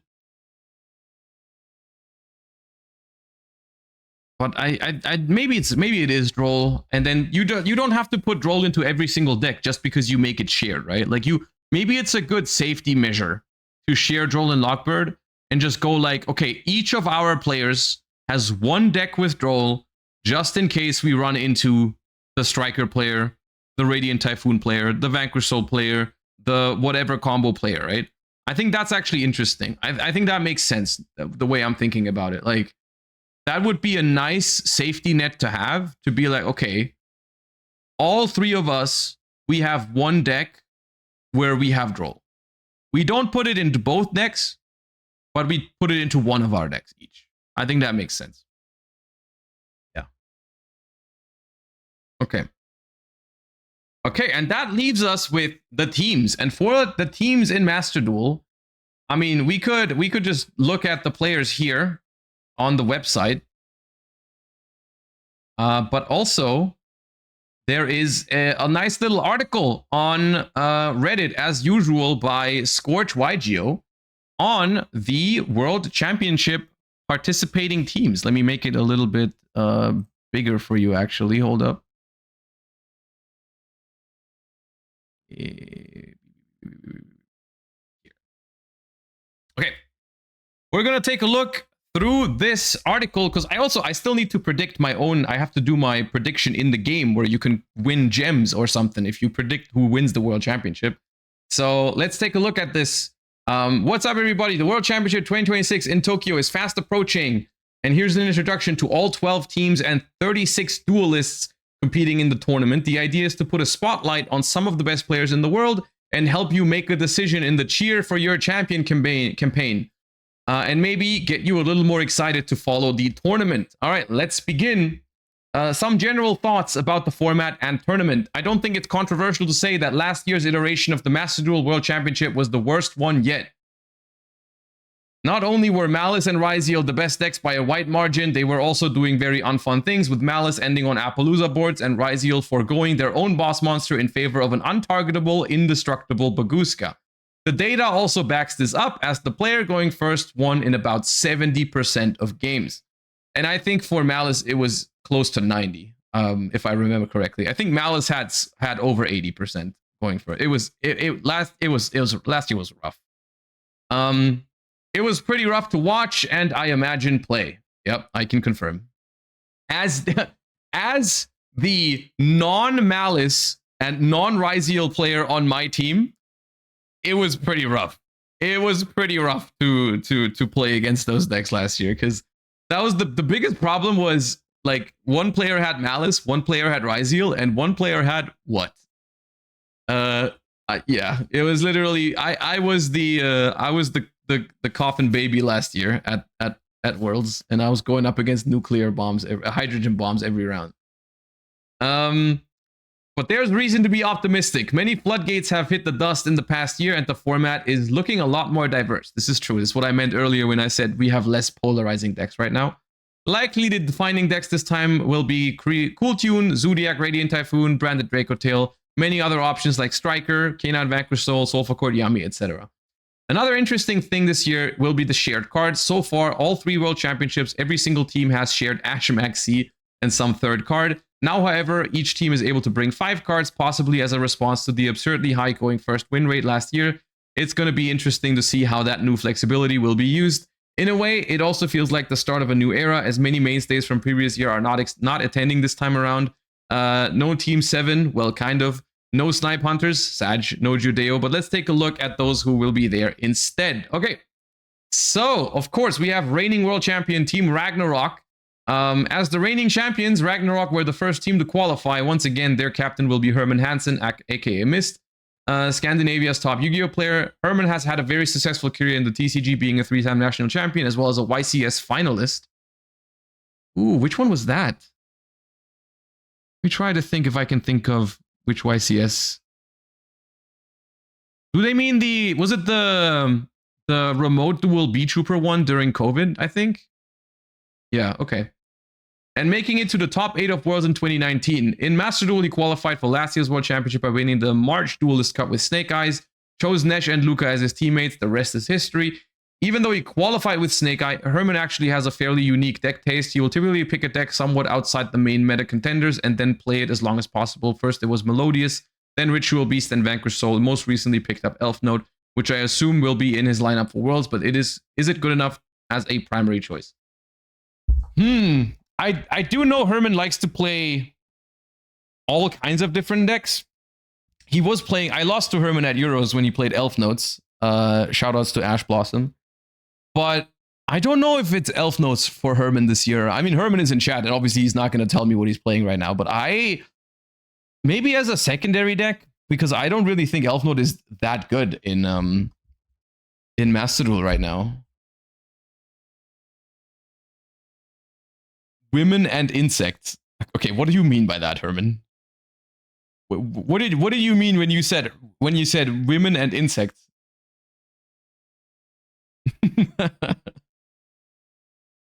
I don't know. What's the most Herman deck out of the meta decks right now? Because I think here's the thing. I'm taking into account the other players as well, right? Because Nesh, I feel like Nesh is the branded guy.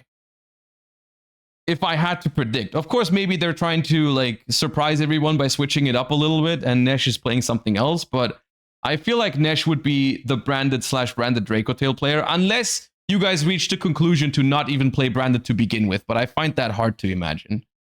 So I feel like Nesh would be the branded guy.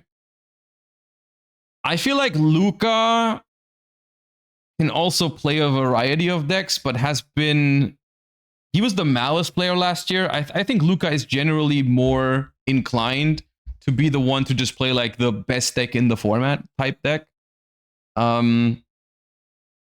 So I feel like Luca would be the cool tune. Okay, well, I don't know. Nesh is probably the most well-known member of this team, as he is a content creator who's also a regular guest appearance on Team Sam's channel, often alongside Pack, who are also at Worlds. Even though he plays the TCG and has had success there, Nesh seems to prefer playing online, so it made sense for him to get into Master Duel about 2 years ago. He'll almost certainly be playing, some version of Branded, as he has a long history with the deck, and Draco Tail has been his pick in the TCG recently. It's also the deck he played in Vegas. Okay. Luca is probably the most overlooked member of this team, but he had a crazy performance at last year's World Championship, managing a 72% win rate with Malice, despite only winning 39% of the coin tosses. You might remember his game against Pac in the finals, where he played through a Crystron board with Metaltronus and 3 copies of Alert. Dude, that game was insane. So he can repeat that. Can he repeat that performance this time? While he has attended some YCSs this past season, he's mostly been busy dominating the One Piece TCG, and that, I think, is the biggest question mark with Ragnarok this time around. Are they locked in enough? While Nesh and Herman in particular have been doing well on the ladder in recent weeks, none of them have topped any of the Duelist Cups this season.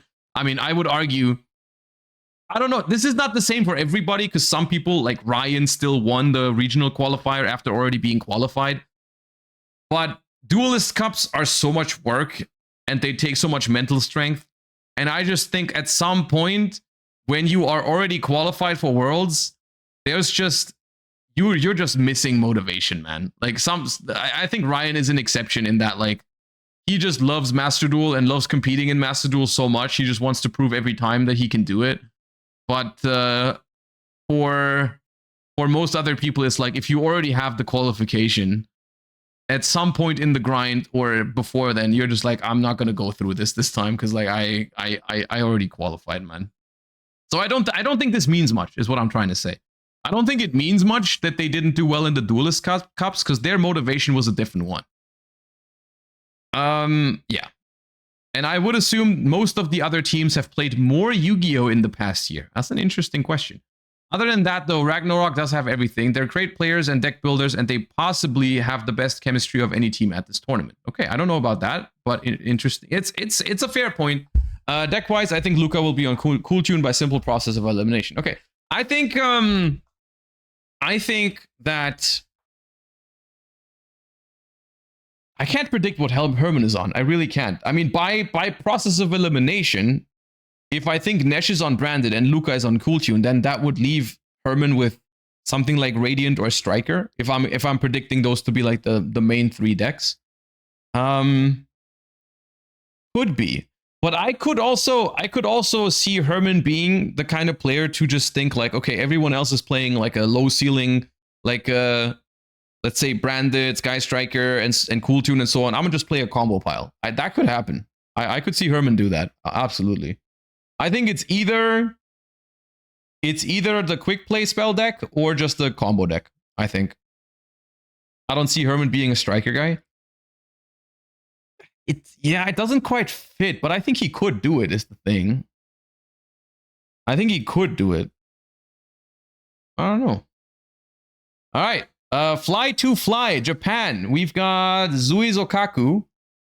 Secured his invite all the way back in September by winning the season's first Duelist Cup. This will be his 3rd World Championship participation after already qualifying via season points in 2024 and 2025. Knowing that, it's no surprise that they have a very long and impressive list of Duelist Cup results. If you were to rank the most successful Duelist Cup players of all time, they would be around top 5. Also a very good deck builder with a willingness to try out unusual deck techs. Recently played Heavy Slump in Automat Ryzeal, wonderful, which could be searched with Mathmech Alimbertion and provide a win con under Max C. In June, briefly made it to the first place in rating duels with Eniacraft. While this all sounds impressive, the first 2 World Championships were quite disappointing, with his teams finishing in last place of their respective groups both times. Last year in particular, they had a nightmare run going 1-12 in games, making for an 8% win rate, the lowest of any player in Master Duel World Championship history. To be fair, also went 1-8 in coin flips with the Malice deck. Needless to say, things can only go up from here. During the last 2 World Championships, I was also a bit disappointed by the lack of spice on the team in terms of deck choices and list. Maybe things will be different this year, as he was able to freely choose his teammates for the first time. This is an interesting point that they bring up here. It definitely is a different set of skills that you need between the Master Duel World Championship and the Duelist Cup system. Because the Duelist Cup system, essentially, you try to find the one best deck, practice that deck, be good on that deck, and consistently perform over 72 hours with just 1 versus 1 deck all the time, right? Which is a very, very different skill set than building a lineup for the World Championship, where it's a lot smaller of a sample size. So in order to try and mitigate for variants like coin flips, you need to be a little spicy with your lineup. You need to catch people off guard at that level. When you play against the best Master Duel players in the world, you're trying to get advantages with your lineup, with deck construction, and so on and so forth, right? And so it just seems like, you know, something that their strength is geared more towards Duelist Cups, but at the end of the day, still probably a good player. Just like the captain, Goyoku will become a 3-time Worlds competitor this year. You might remember him as the long-haired and bearded teammate of Task from 2020. Oh yeah, I do remember him like that. Okay. Where they made it to the semifinals alongside Maguro, with Goyoku in particular having a very strong win rate with Yubel. How is that Yubel deck in top 4 though? How much fun did it have in top 4? Anyways, in 2025, returned to Worlds as a teammate of Hinokoko, Though they didn't make it out of the group stage this time, now he's back for a third time, once again being invited. This past season, only topped one of the Duelist Cups, finishing 34th place in September with Fiendsmith Gem Knight. Okay. Endea is another familiar face when it comes to Worlds, as he qualified through the WCQ last year, choosing Arata and Goyoku as the teammates. What's a bit confusing is that back then, he went by, a different name, okay. Now he's back with a new name and a somewhat new team. In addition to a few Duelist Cup tops throughout the season, has also been very actively grinding rated duels, making top 10 in May and June. His social media has mostly been screenshots of the leaderboard titled Master Duel Effort Tweet. A few weeks ago, posted about having played ranked for 15 hours, so if this team doesn't succeed, it's not going to be for a lack of trying. In terms of decks, I can find this team pretty hard to predict. If I had to lock in a guess, I'd say first player on Zodiac Radiant Typhoon, second player on Branded, and third player on Cool. Yeah, I mean, most players share the idea that like these are the decks to beat, quote unquote, at this World Championship. Yeah. Okay. Then we've got Chiba Corp, Canada and USA. I think this team is just by nature also one of the favorites because they've got Ryan. And Ryan, of course, also has an incredible track record in Master Duel, but also at the Master Duel World Championship in general. Like Ryan, of course, won Worlds in 2024, got second in 2023. They didn't get out of the groups last year, but I mean, last year's format, let's just forget about last year's format. Doesn't mean anything for Ryan to not have made it out of there. If real world Yu-Gi-Oh worked like the anime, Ryan Yu would be the protagonist. His surname is literally Yu. It's almost 2 on the nose. Okay. To the surprise of absolutely no one, he qualified once again by winning one of the Duelist Cups, something he'd already done twice before. Instead of going with Jesse and Ray, his Team 7 mates from the last years, he's bringing Joey and Enzo this time around. In a way, it's fitting that the two teams that defined the first 2 World Championships, Team 7 and Snipe Hunters, would come to an end at the same time. Back to Ryan, instead of being satisfied with his qualification, he also played in and won the regional qualifiers, finishing in first place globally. And if that wasn't enough, he then also went to win the NAWCQ with 18-0 in matches. Yeah, it's been an insane season for Ryan. Finally getting his first major TCG win after 3 runner-up performances. I assume he will be on Sky Striker and or Radiant Typhoon, as these were the decks he used in the WCQ, that or Luna Knight, which is another deck he's very good at. That's my prediction for Ryan's lineup. It's on the one hand is like people try to not be predictable. On the other hand, Ryan is so good with Striker / Radiant Typhoon and also really good with Luna Light. And it just also happens that I think those decks make sense together. Like I think it makes sense to have Luna Light as a secondary deck to like Sky Striker. I think it just makes sense. So I don't know. I think he's going to be on that lineup. Joey originally started out as a TCG player where he won UDS Las Vegas in 2017, topped a dozen other events, gradually shifted his focus towards Master Duel around 2024, and last season he was the best performing NA player at the WCQ, earning his invite with Blue Eyes. He chose Pac and Enzo as his teammates, and they made it all the way to the finals. Joey himself was the maddest player of the team and achieved a very impressive 68% win rate. So close, chat. One of the highest in the tournament. In recent months, Joey has practically been a Draco Tail one trick, so that would be his deck for Worlds, or should be his deck. Okay. Enzo will be Enzo's fourth World Championship participation after qualifying for TCG in 23. He was invited to Master Duel 3 years in a row. I'm pretty sure he's announced his retirement from TCG in favor of Master Duel at least 2 times, but he keeps returning and topping events. In total, he has around a dozen tops, most recently making top 8 at YCS Columbus in May. Just like his captain Ryan, Enzo is sometimes called a prodigy, which is a bit funny to me because he's been a very well-established player for multiple years now. The only question mark with Enzo is that he doesn't play as much Master Duel as most of the other competitors. So far, he hasn't topped a single Duelist Cup style event, but that didn't stop him from making it to the finals last year, so it shouldn't be that big of a problem. Enzo will probably be the Cool Tune player. I agree with this. I think Enzo, Cool Tune, Joey Branded / Branded Draco Tail, Ryan Sky Striker / Radiant Typhoon makes a billion% sense for this lineup, for this team. Okay, also, here's the thing, right? I'm thinking like, okay, maybe you don't want to be so predictable and maybe you don't want to play the deck that everyone expects from you, but realistically, how much point is there from deviating from it? Because at the end of the day, people are going to know what you're on after a round or 2 anyways.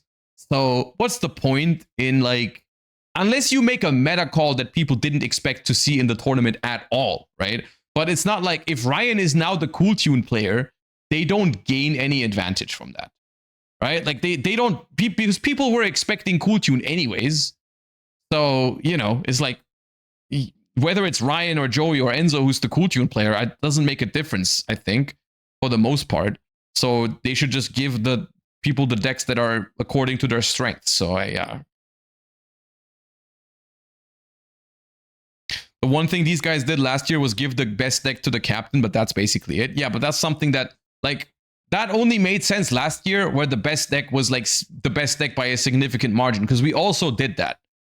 We also did have that. We wanted the captain to be on the best deck in previous formats, where it was like, you know, but it's only you have to balance it out, right? Like it only made sense with Malice because Malice was that much better.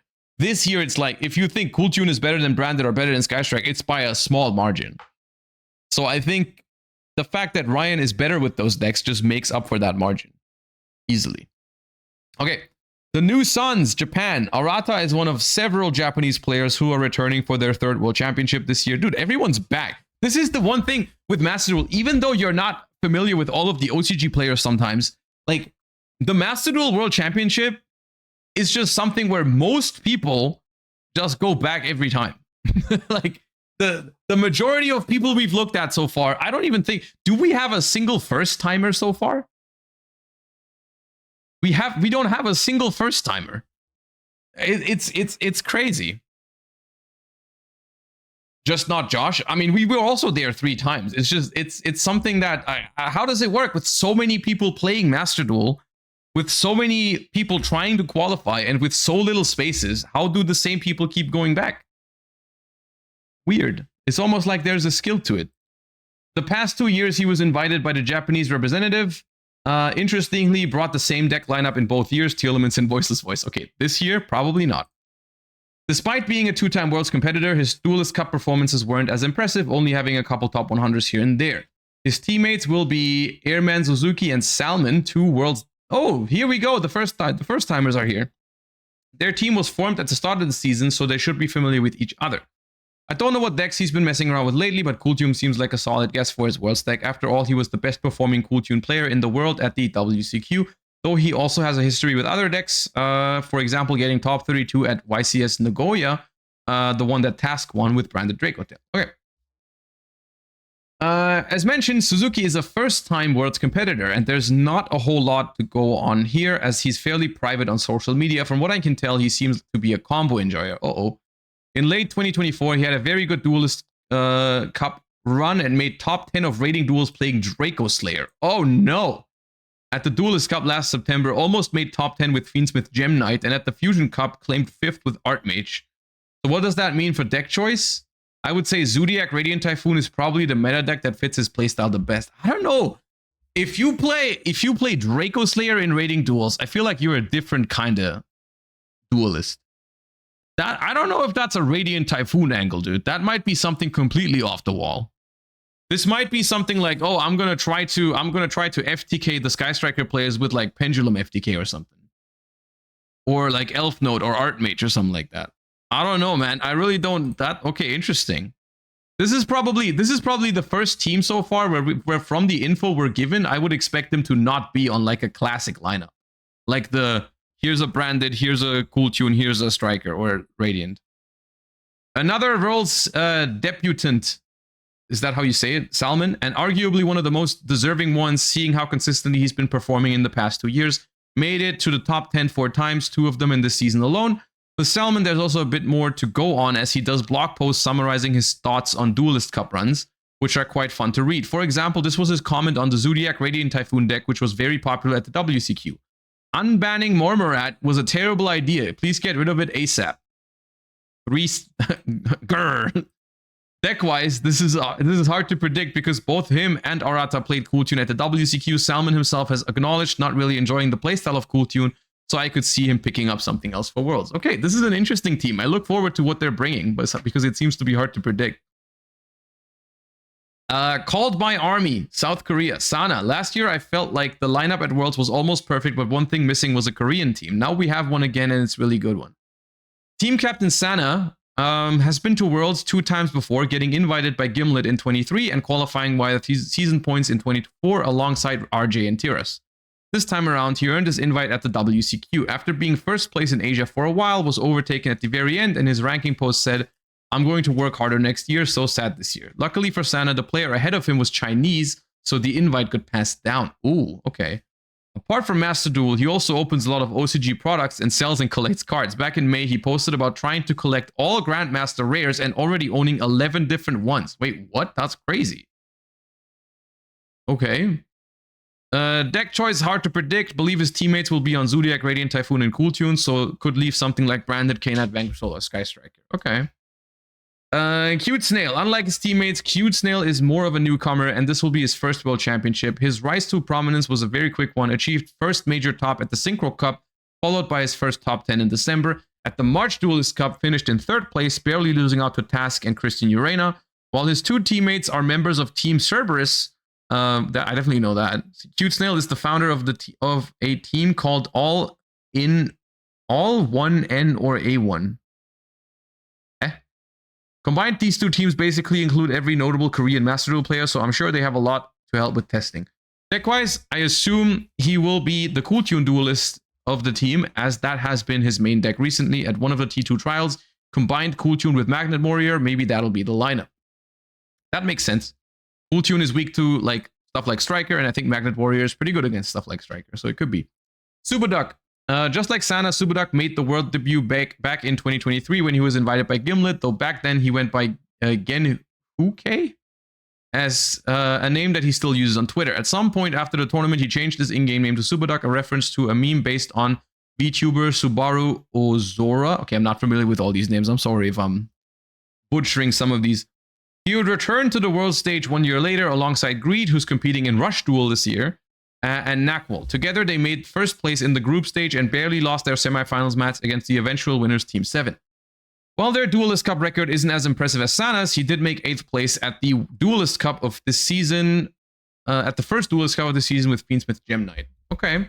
I mean, this is also a strong team, I feel like. Even though they say Cute Snail is not that well known, I've heard that name before. And the other 2 have also plenty of experience at the World Championship, even topping last year. So I think this is a strong team as well. Okay. B2 Beat, Japan. Out of all the Japanese teams this year, this is the only one made up entirely of first-timers. Another thing they have in common is that they are very active ladder grinders and mostly keep a low profile on social media. Okay, I mean, I know I'm judging based off very, very few informations here, but that makes me think that like they're gonna have a similar struggle, which I could be completely wrong on this, but this feels like if they've been mostly grinding Duelist Cups and ladder, and they haven't played a World Championship before, they might have the same issue of like, I don't know how to prepare for a Worlds format or at least not as well as other teams, because they can look at previous years and see what worked and what didn't and so on and so forth. Well, yeah. I do want to go a little bit quicker over these because we're running out of time and we're not even halfway through. So I'm just going to go a little bit faster. I'm sorry. It's not meant to, I'm not trying to get over the players quicker, but we're running out of time on stream. And I thought we were going to have time to look at Magnificent Monsters today. So there's no way. Wait, he's also an artist who will occasionally post Yu-Gi-Oh related drawings. That's cool. In terms of decks, they are hard to predict. Okay, and then we've got another player here. The second player on the team is Yamano, whose full username translates to something like Yamano the Magnificent Duelist. Let's go. Whatever the case may be, Yamano has made it to the top 10 of rated duels 8 times. That's pretty good. I could see him being the branded player of the team since he has played that deck in the past, although he doesn't seem as much of a brandy as someone like Nesh, Abo, or Yuki. Okay. And then we've got the third player on the team. Okay, let's skip the part about the usernames. He's easily one of the most accomplished Master Duel players who has yet to attend the World Championship with 2 top 10s and at least 11 top 100s. Was already topping Duelist Cup before they even awarded World Championship invites. Hard to get a read on him as he keeps a very low profile on social media. Despite that, his Master Duel accounts has over 3,000 followers, more than some world champions. Okay, roast to some world champions, I suppose. Not me, though. I think I have more than that. If you can become this well-known by just being good at the game, that speaks for itself. Okay.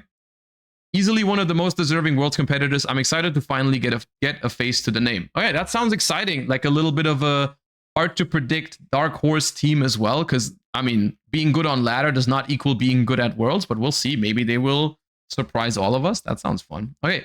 Group B, Glory Future. Okay, this is going to be, I think, my prediction in-game to win the World Championship. Not necessarily because I'm convinced that they will do it, but because I want them to do it. I really want them to do it. Also, you can argue that Task, this is Task's best chance to win the World Championship ever, because Task there's been one team in particular in previous years that Task would lose. I think there's only one team that Task's team has lost against every single year at the World Championship so far. And they're not here this time around. So I don't know who's gonna stop him this year. I'm not sure who's gonna stop Task this year if Snipe Hunters aren't there. Because we beat Task in top 4 in 2023. We beat Task in top 4 in 2024, and we beat Task in the Swiss rounds in 2025. So I don't know. This year there's no one to stop him. Maybe it's gonna be his year. But no, on a serious note, I want Task to win because I don't think there is a more deserving world champion. Personally. Because, I mean, of course, you can argue who's better, Task or Ryan Yu or whatever, but Ryan has already won, and Task hasn't won yet. So I think you can easily say he's the most deserving one who hasn't won yet. I think that's a fair thing to say. And so I'm rooting for Task, and I do believe they can do it. So, yeah. This will be Task's 4th time at Worlds, and for the first time, his team is not entirely new. Let's see if it'll be enough and he finally gets that world title, the last thing missing on his resume. Freedom is the first player to be part of multiple teams. 24-25 was his breakout season where he absolutely dominated, having the highest amount of season points.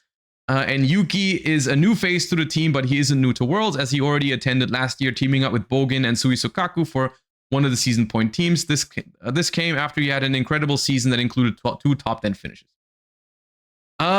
Yeah, dude, this team, I'm excited to what they do. Task in the past, they've always brought very interesting lineup creations to the World Championship, as far as I remember. So I wonder what they cook up this time around. And I really hope that they're gonna win. And I think it's I think it's who I want to vote for in the game, just because I kind of just want to speak it to existence because I feel like he deserves it so much. I have a lot of other people at Worlds who I really like and who I'm friends with. And of course, I don't know Task that well, but just from one competitor to another, I feel like he is the most deserving one. As much as I have like people in the tournament that I'm better friends with, I just feel like it would be a very, very deserving outcome. Okay. And then we have Ontama Gundan, Japan. Stellar isn't just the captain of this year on paper, he's also the most prominent player by far. I mean, I've heard a ton about Stellar, so I would not be surprised if they did well as well. I don't know much about their teammates, though. We've got Ontama Nato, even though he isn't the team captain, is evidently based on the username.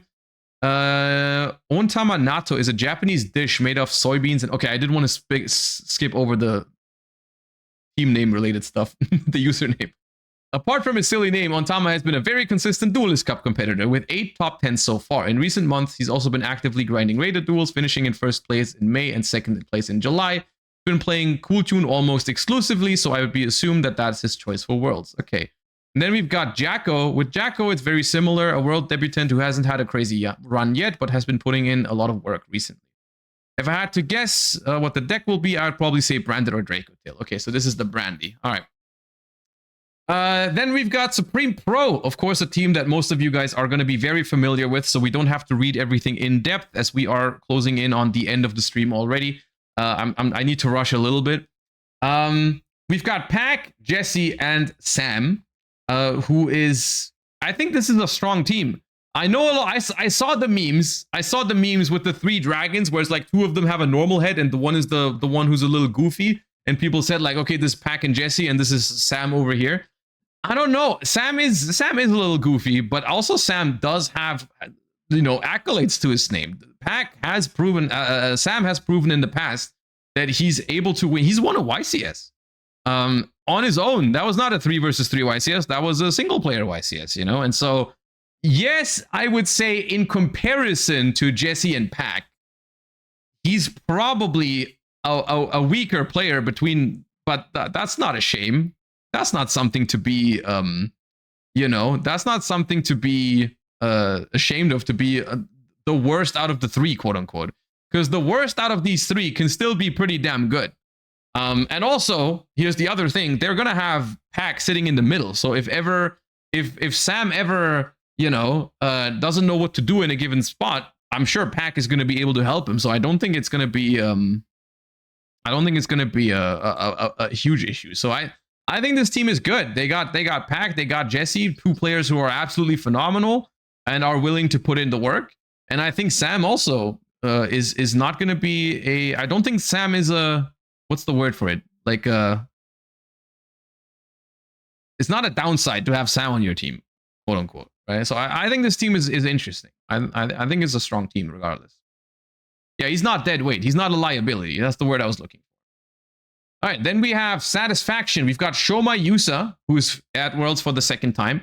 We've got G, who's Christian Urena, of course. Everyone who's any familiar with the competitive TCGs knows how good of a player Christian Urena is, and Bernardo. This team is difficult for me to evaluate simply because I don't know that much about Shoma Yusa and Bernardo. The only thing I know about Shoma is that he qualified for Worlds last year, winning a Duelist Cup, which I thought was, is very impressive, winning a Duelist Cup.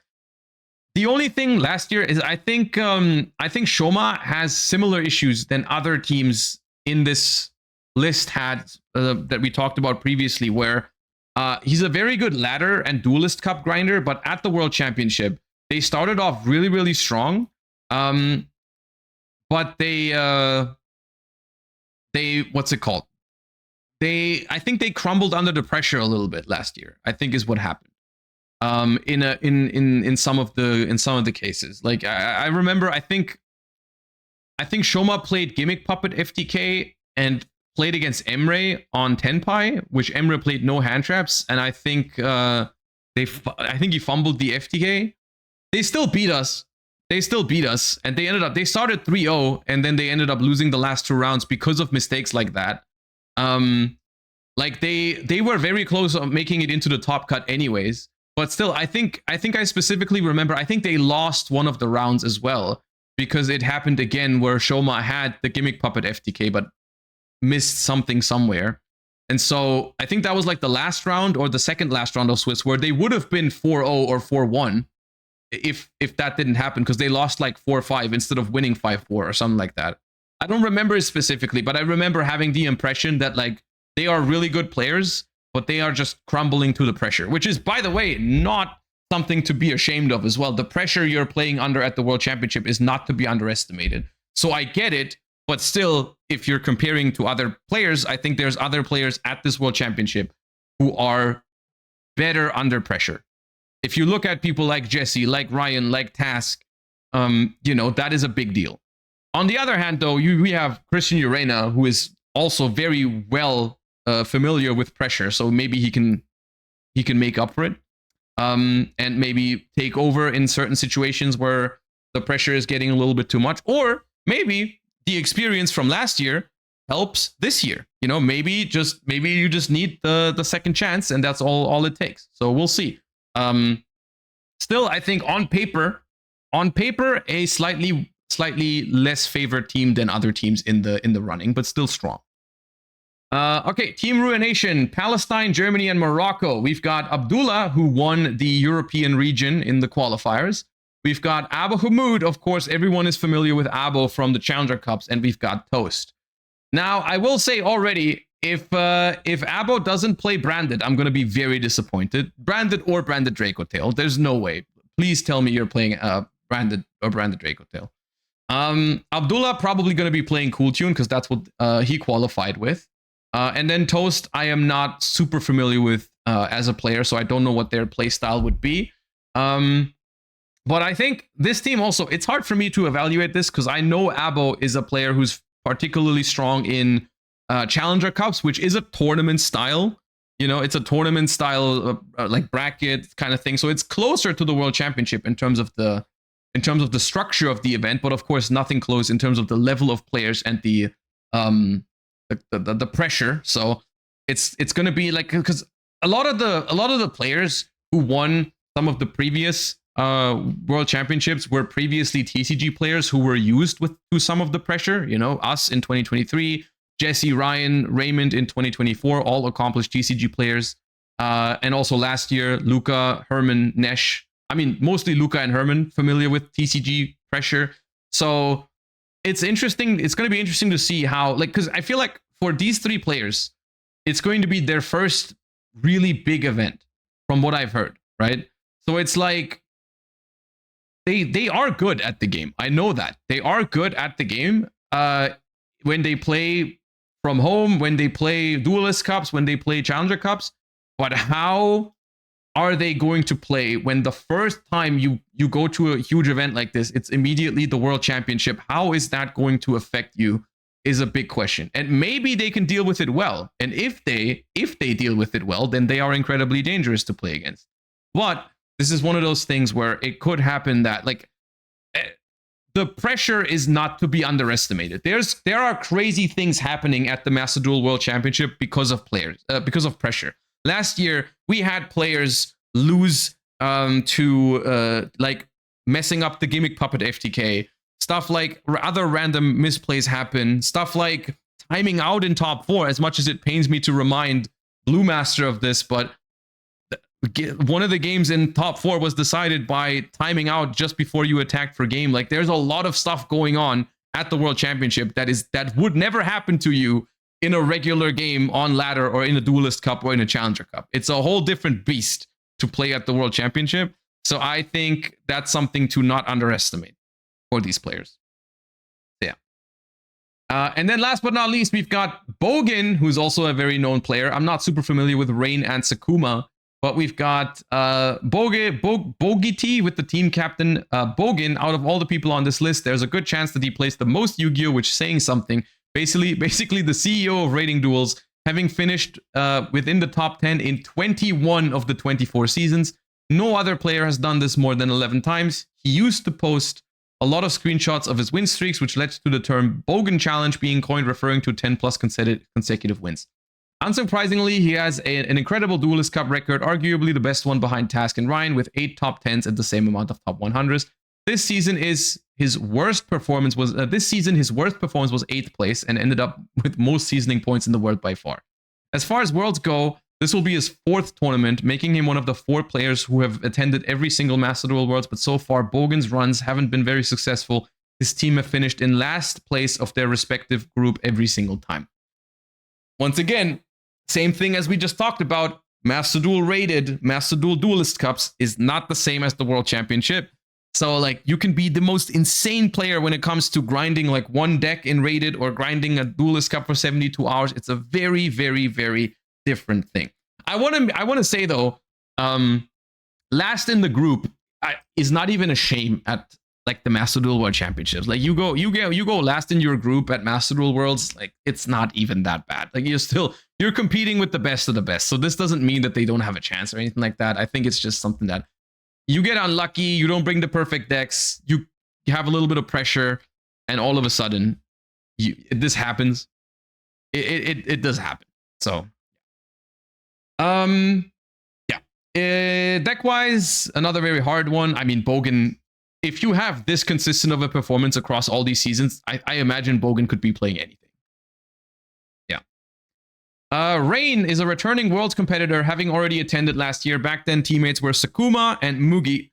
They were the best performing Asian team at the tournament, just barely falling short of making the semifinals. Their team was called Mugiti. This year, they replaced Mugi with Bogan, and the team went from Mugiti to Bogiti. Okay. And then we got Sakuma, will become a three-time Worlds competitor this year. Back in 2023, went with Bogan at Mirror Force, and in 2025, Rain and Mugi. I think we lost to them in 2023. I think they were our only loss in the group stage. We played against them when we were already guaranteed to make it into the top 4 in the last round. And I think they crushed us. I think they, like, what was it? I think they 5-1'd us in the last last round of groups. For this season, he contributed to the season point total with 3 top 10s. So far, his best result was an 8th place finish at the Exceeds Cup. Apart from Master Duel, also made top 4 at the Japan Championships. Even the teams, like, here's the thing, right? Even the teams that I'm looking at, and I'm like, I don't know if these are my favorite to win. I'm still reading it, and I'm like, these are still really strong players. And that goes for all of these teams. Right? It's just that I'm comparing them in my head. I'm comparing them to, like, here's a team with Task, and here's a team with Pack and Jesse Cotton, and here's a team with Ryan Yu. Like, that's what I'm comparing them to, right? And it's just like, you know, everyone here is good. Yeah. Okay. That being said, we've gone over all the players. We've gone over all the decks. We've gone over all the shared cards. Let me lock in my prediction. Let me cheer for a champion. And it was it Glory Future? That was Task. Let me double check real quick before I make a mistake. Yeah, Task is Glory Future. Okay, so that's going to be my selection. However, if I had to pick for the prediction sheet, I would say Glory Future, Chiba Corp, Supreme Pro, and then the I forgot the name of the Korean team. Let me double check real quick.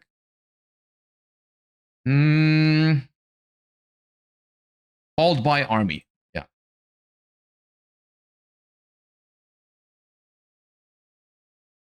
And once again, I'm picking 4 teams here out of 12 really strong teams, but that's just what I'm feeling.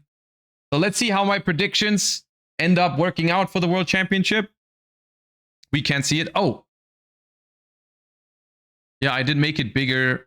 Hold up. Yeah, there we go. All right, so my top 4 teams are Glory Future, Chiba Corp, Supreme Pro, Called by Army. Let's see how my predictions are going to end up working out at the World Championships. I honestly, this stream was really hyped to me because it really got me in the mood of watching Worlds this weekend. I'm experiencing a lot of FOMO right now as well because, you know, it's the first time I'm not at Worlds in a long time. But at the end of the day, it's still going to be a very exciting weekend. I'm excited to watch it with all of you guys. And I'm really looking forward to it. Both TCG and Master Duel. I love that we just like talked about the format, talked over the decks, talked over the shared cards. And now I just can't wait to see what people actually end up bringing, what decks actually end up winning, what teams actually end up winning, what players end up winning for TCG, OCG. So it's going to be a blast this upcoming weekend for the World Championships. I can't wait. Okay. And that being said, that is going to be the end of the stream today. Thank you all so much for tuning in. I am not entirely sure what the streaming schedule is going to be for the rest of the week because I'm going to locals on Wednesday, but this, like, because of the time zones for the World Championships, it's gonna be like I need to take some days off because Worlds is in Japan, so it starts at like 2 or 3 in the morning. And I want to stream for the World Championship. I'm going to be streaming all the days for the World Championship, but I think I need to take some time off before... I'm going to need to take some time off before that because it's going to be a stressful weekend if I'm streaming, basically pulling all-nighters for 3 days in a row. So I'm going to be... I might stream on Thursday. But I'm definitely taking tomorrow off. And then I'll let you know if a Thursday stream is happening. But there might not, depending on how I'm feeling. But what's definitely going to happen is we're definitely going to stream for the World Championships. So I'll see you all there on basically the night from Thursday to Friday is when it starts, just in case you didn't know. Because the World Championship starts on Friday, but it starts Japan time 9 a.m., which for German time is 2 a.m. So it's basically the night from Thursday to Friday. Or for the US viewers, it's going to be Thursday night, essentially. Like it's going to start like Thursday 8 p.m. or something for you guys. So yeah, I'll see you all then for the World Championship, and I might see you on Thursday for a little stream if I'm feeling like it. Okay, so thank you all so much for watching today. I'll find someone to raid real quick, and then I'll see you all next time. I'll send you over to MBT, You guys have a fun time over there. And I hope everyone is as hyped for the World Championships as I am. And I'll see you then. Thank you for watching, everybody. Peace.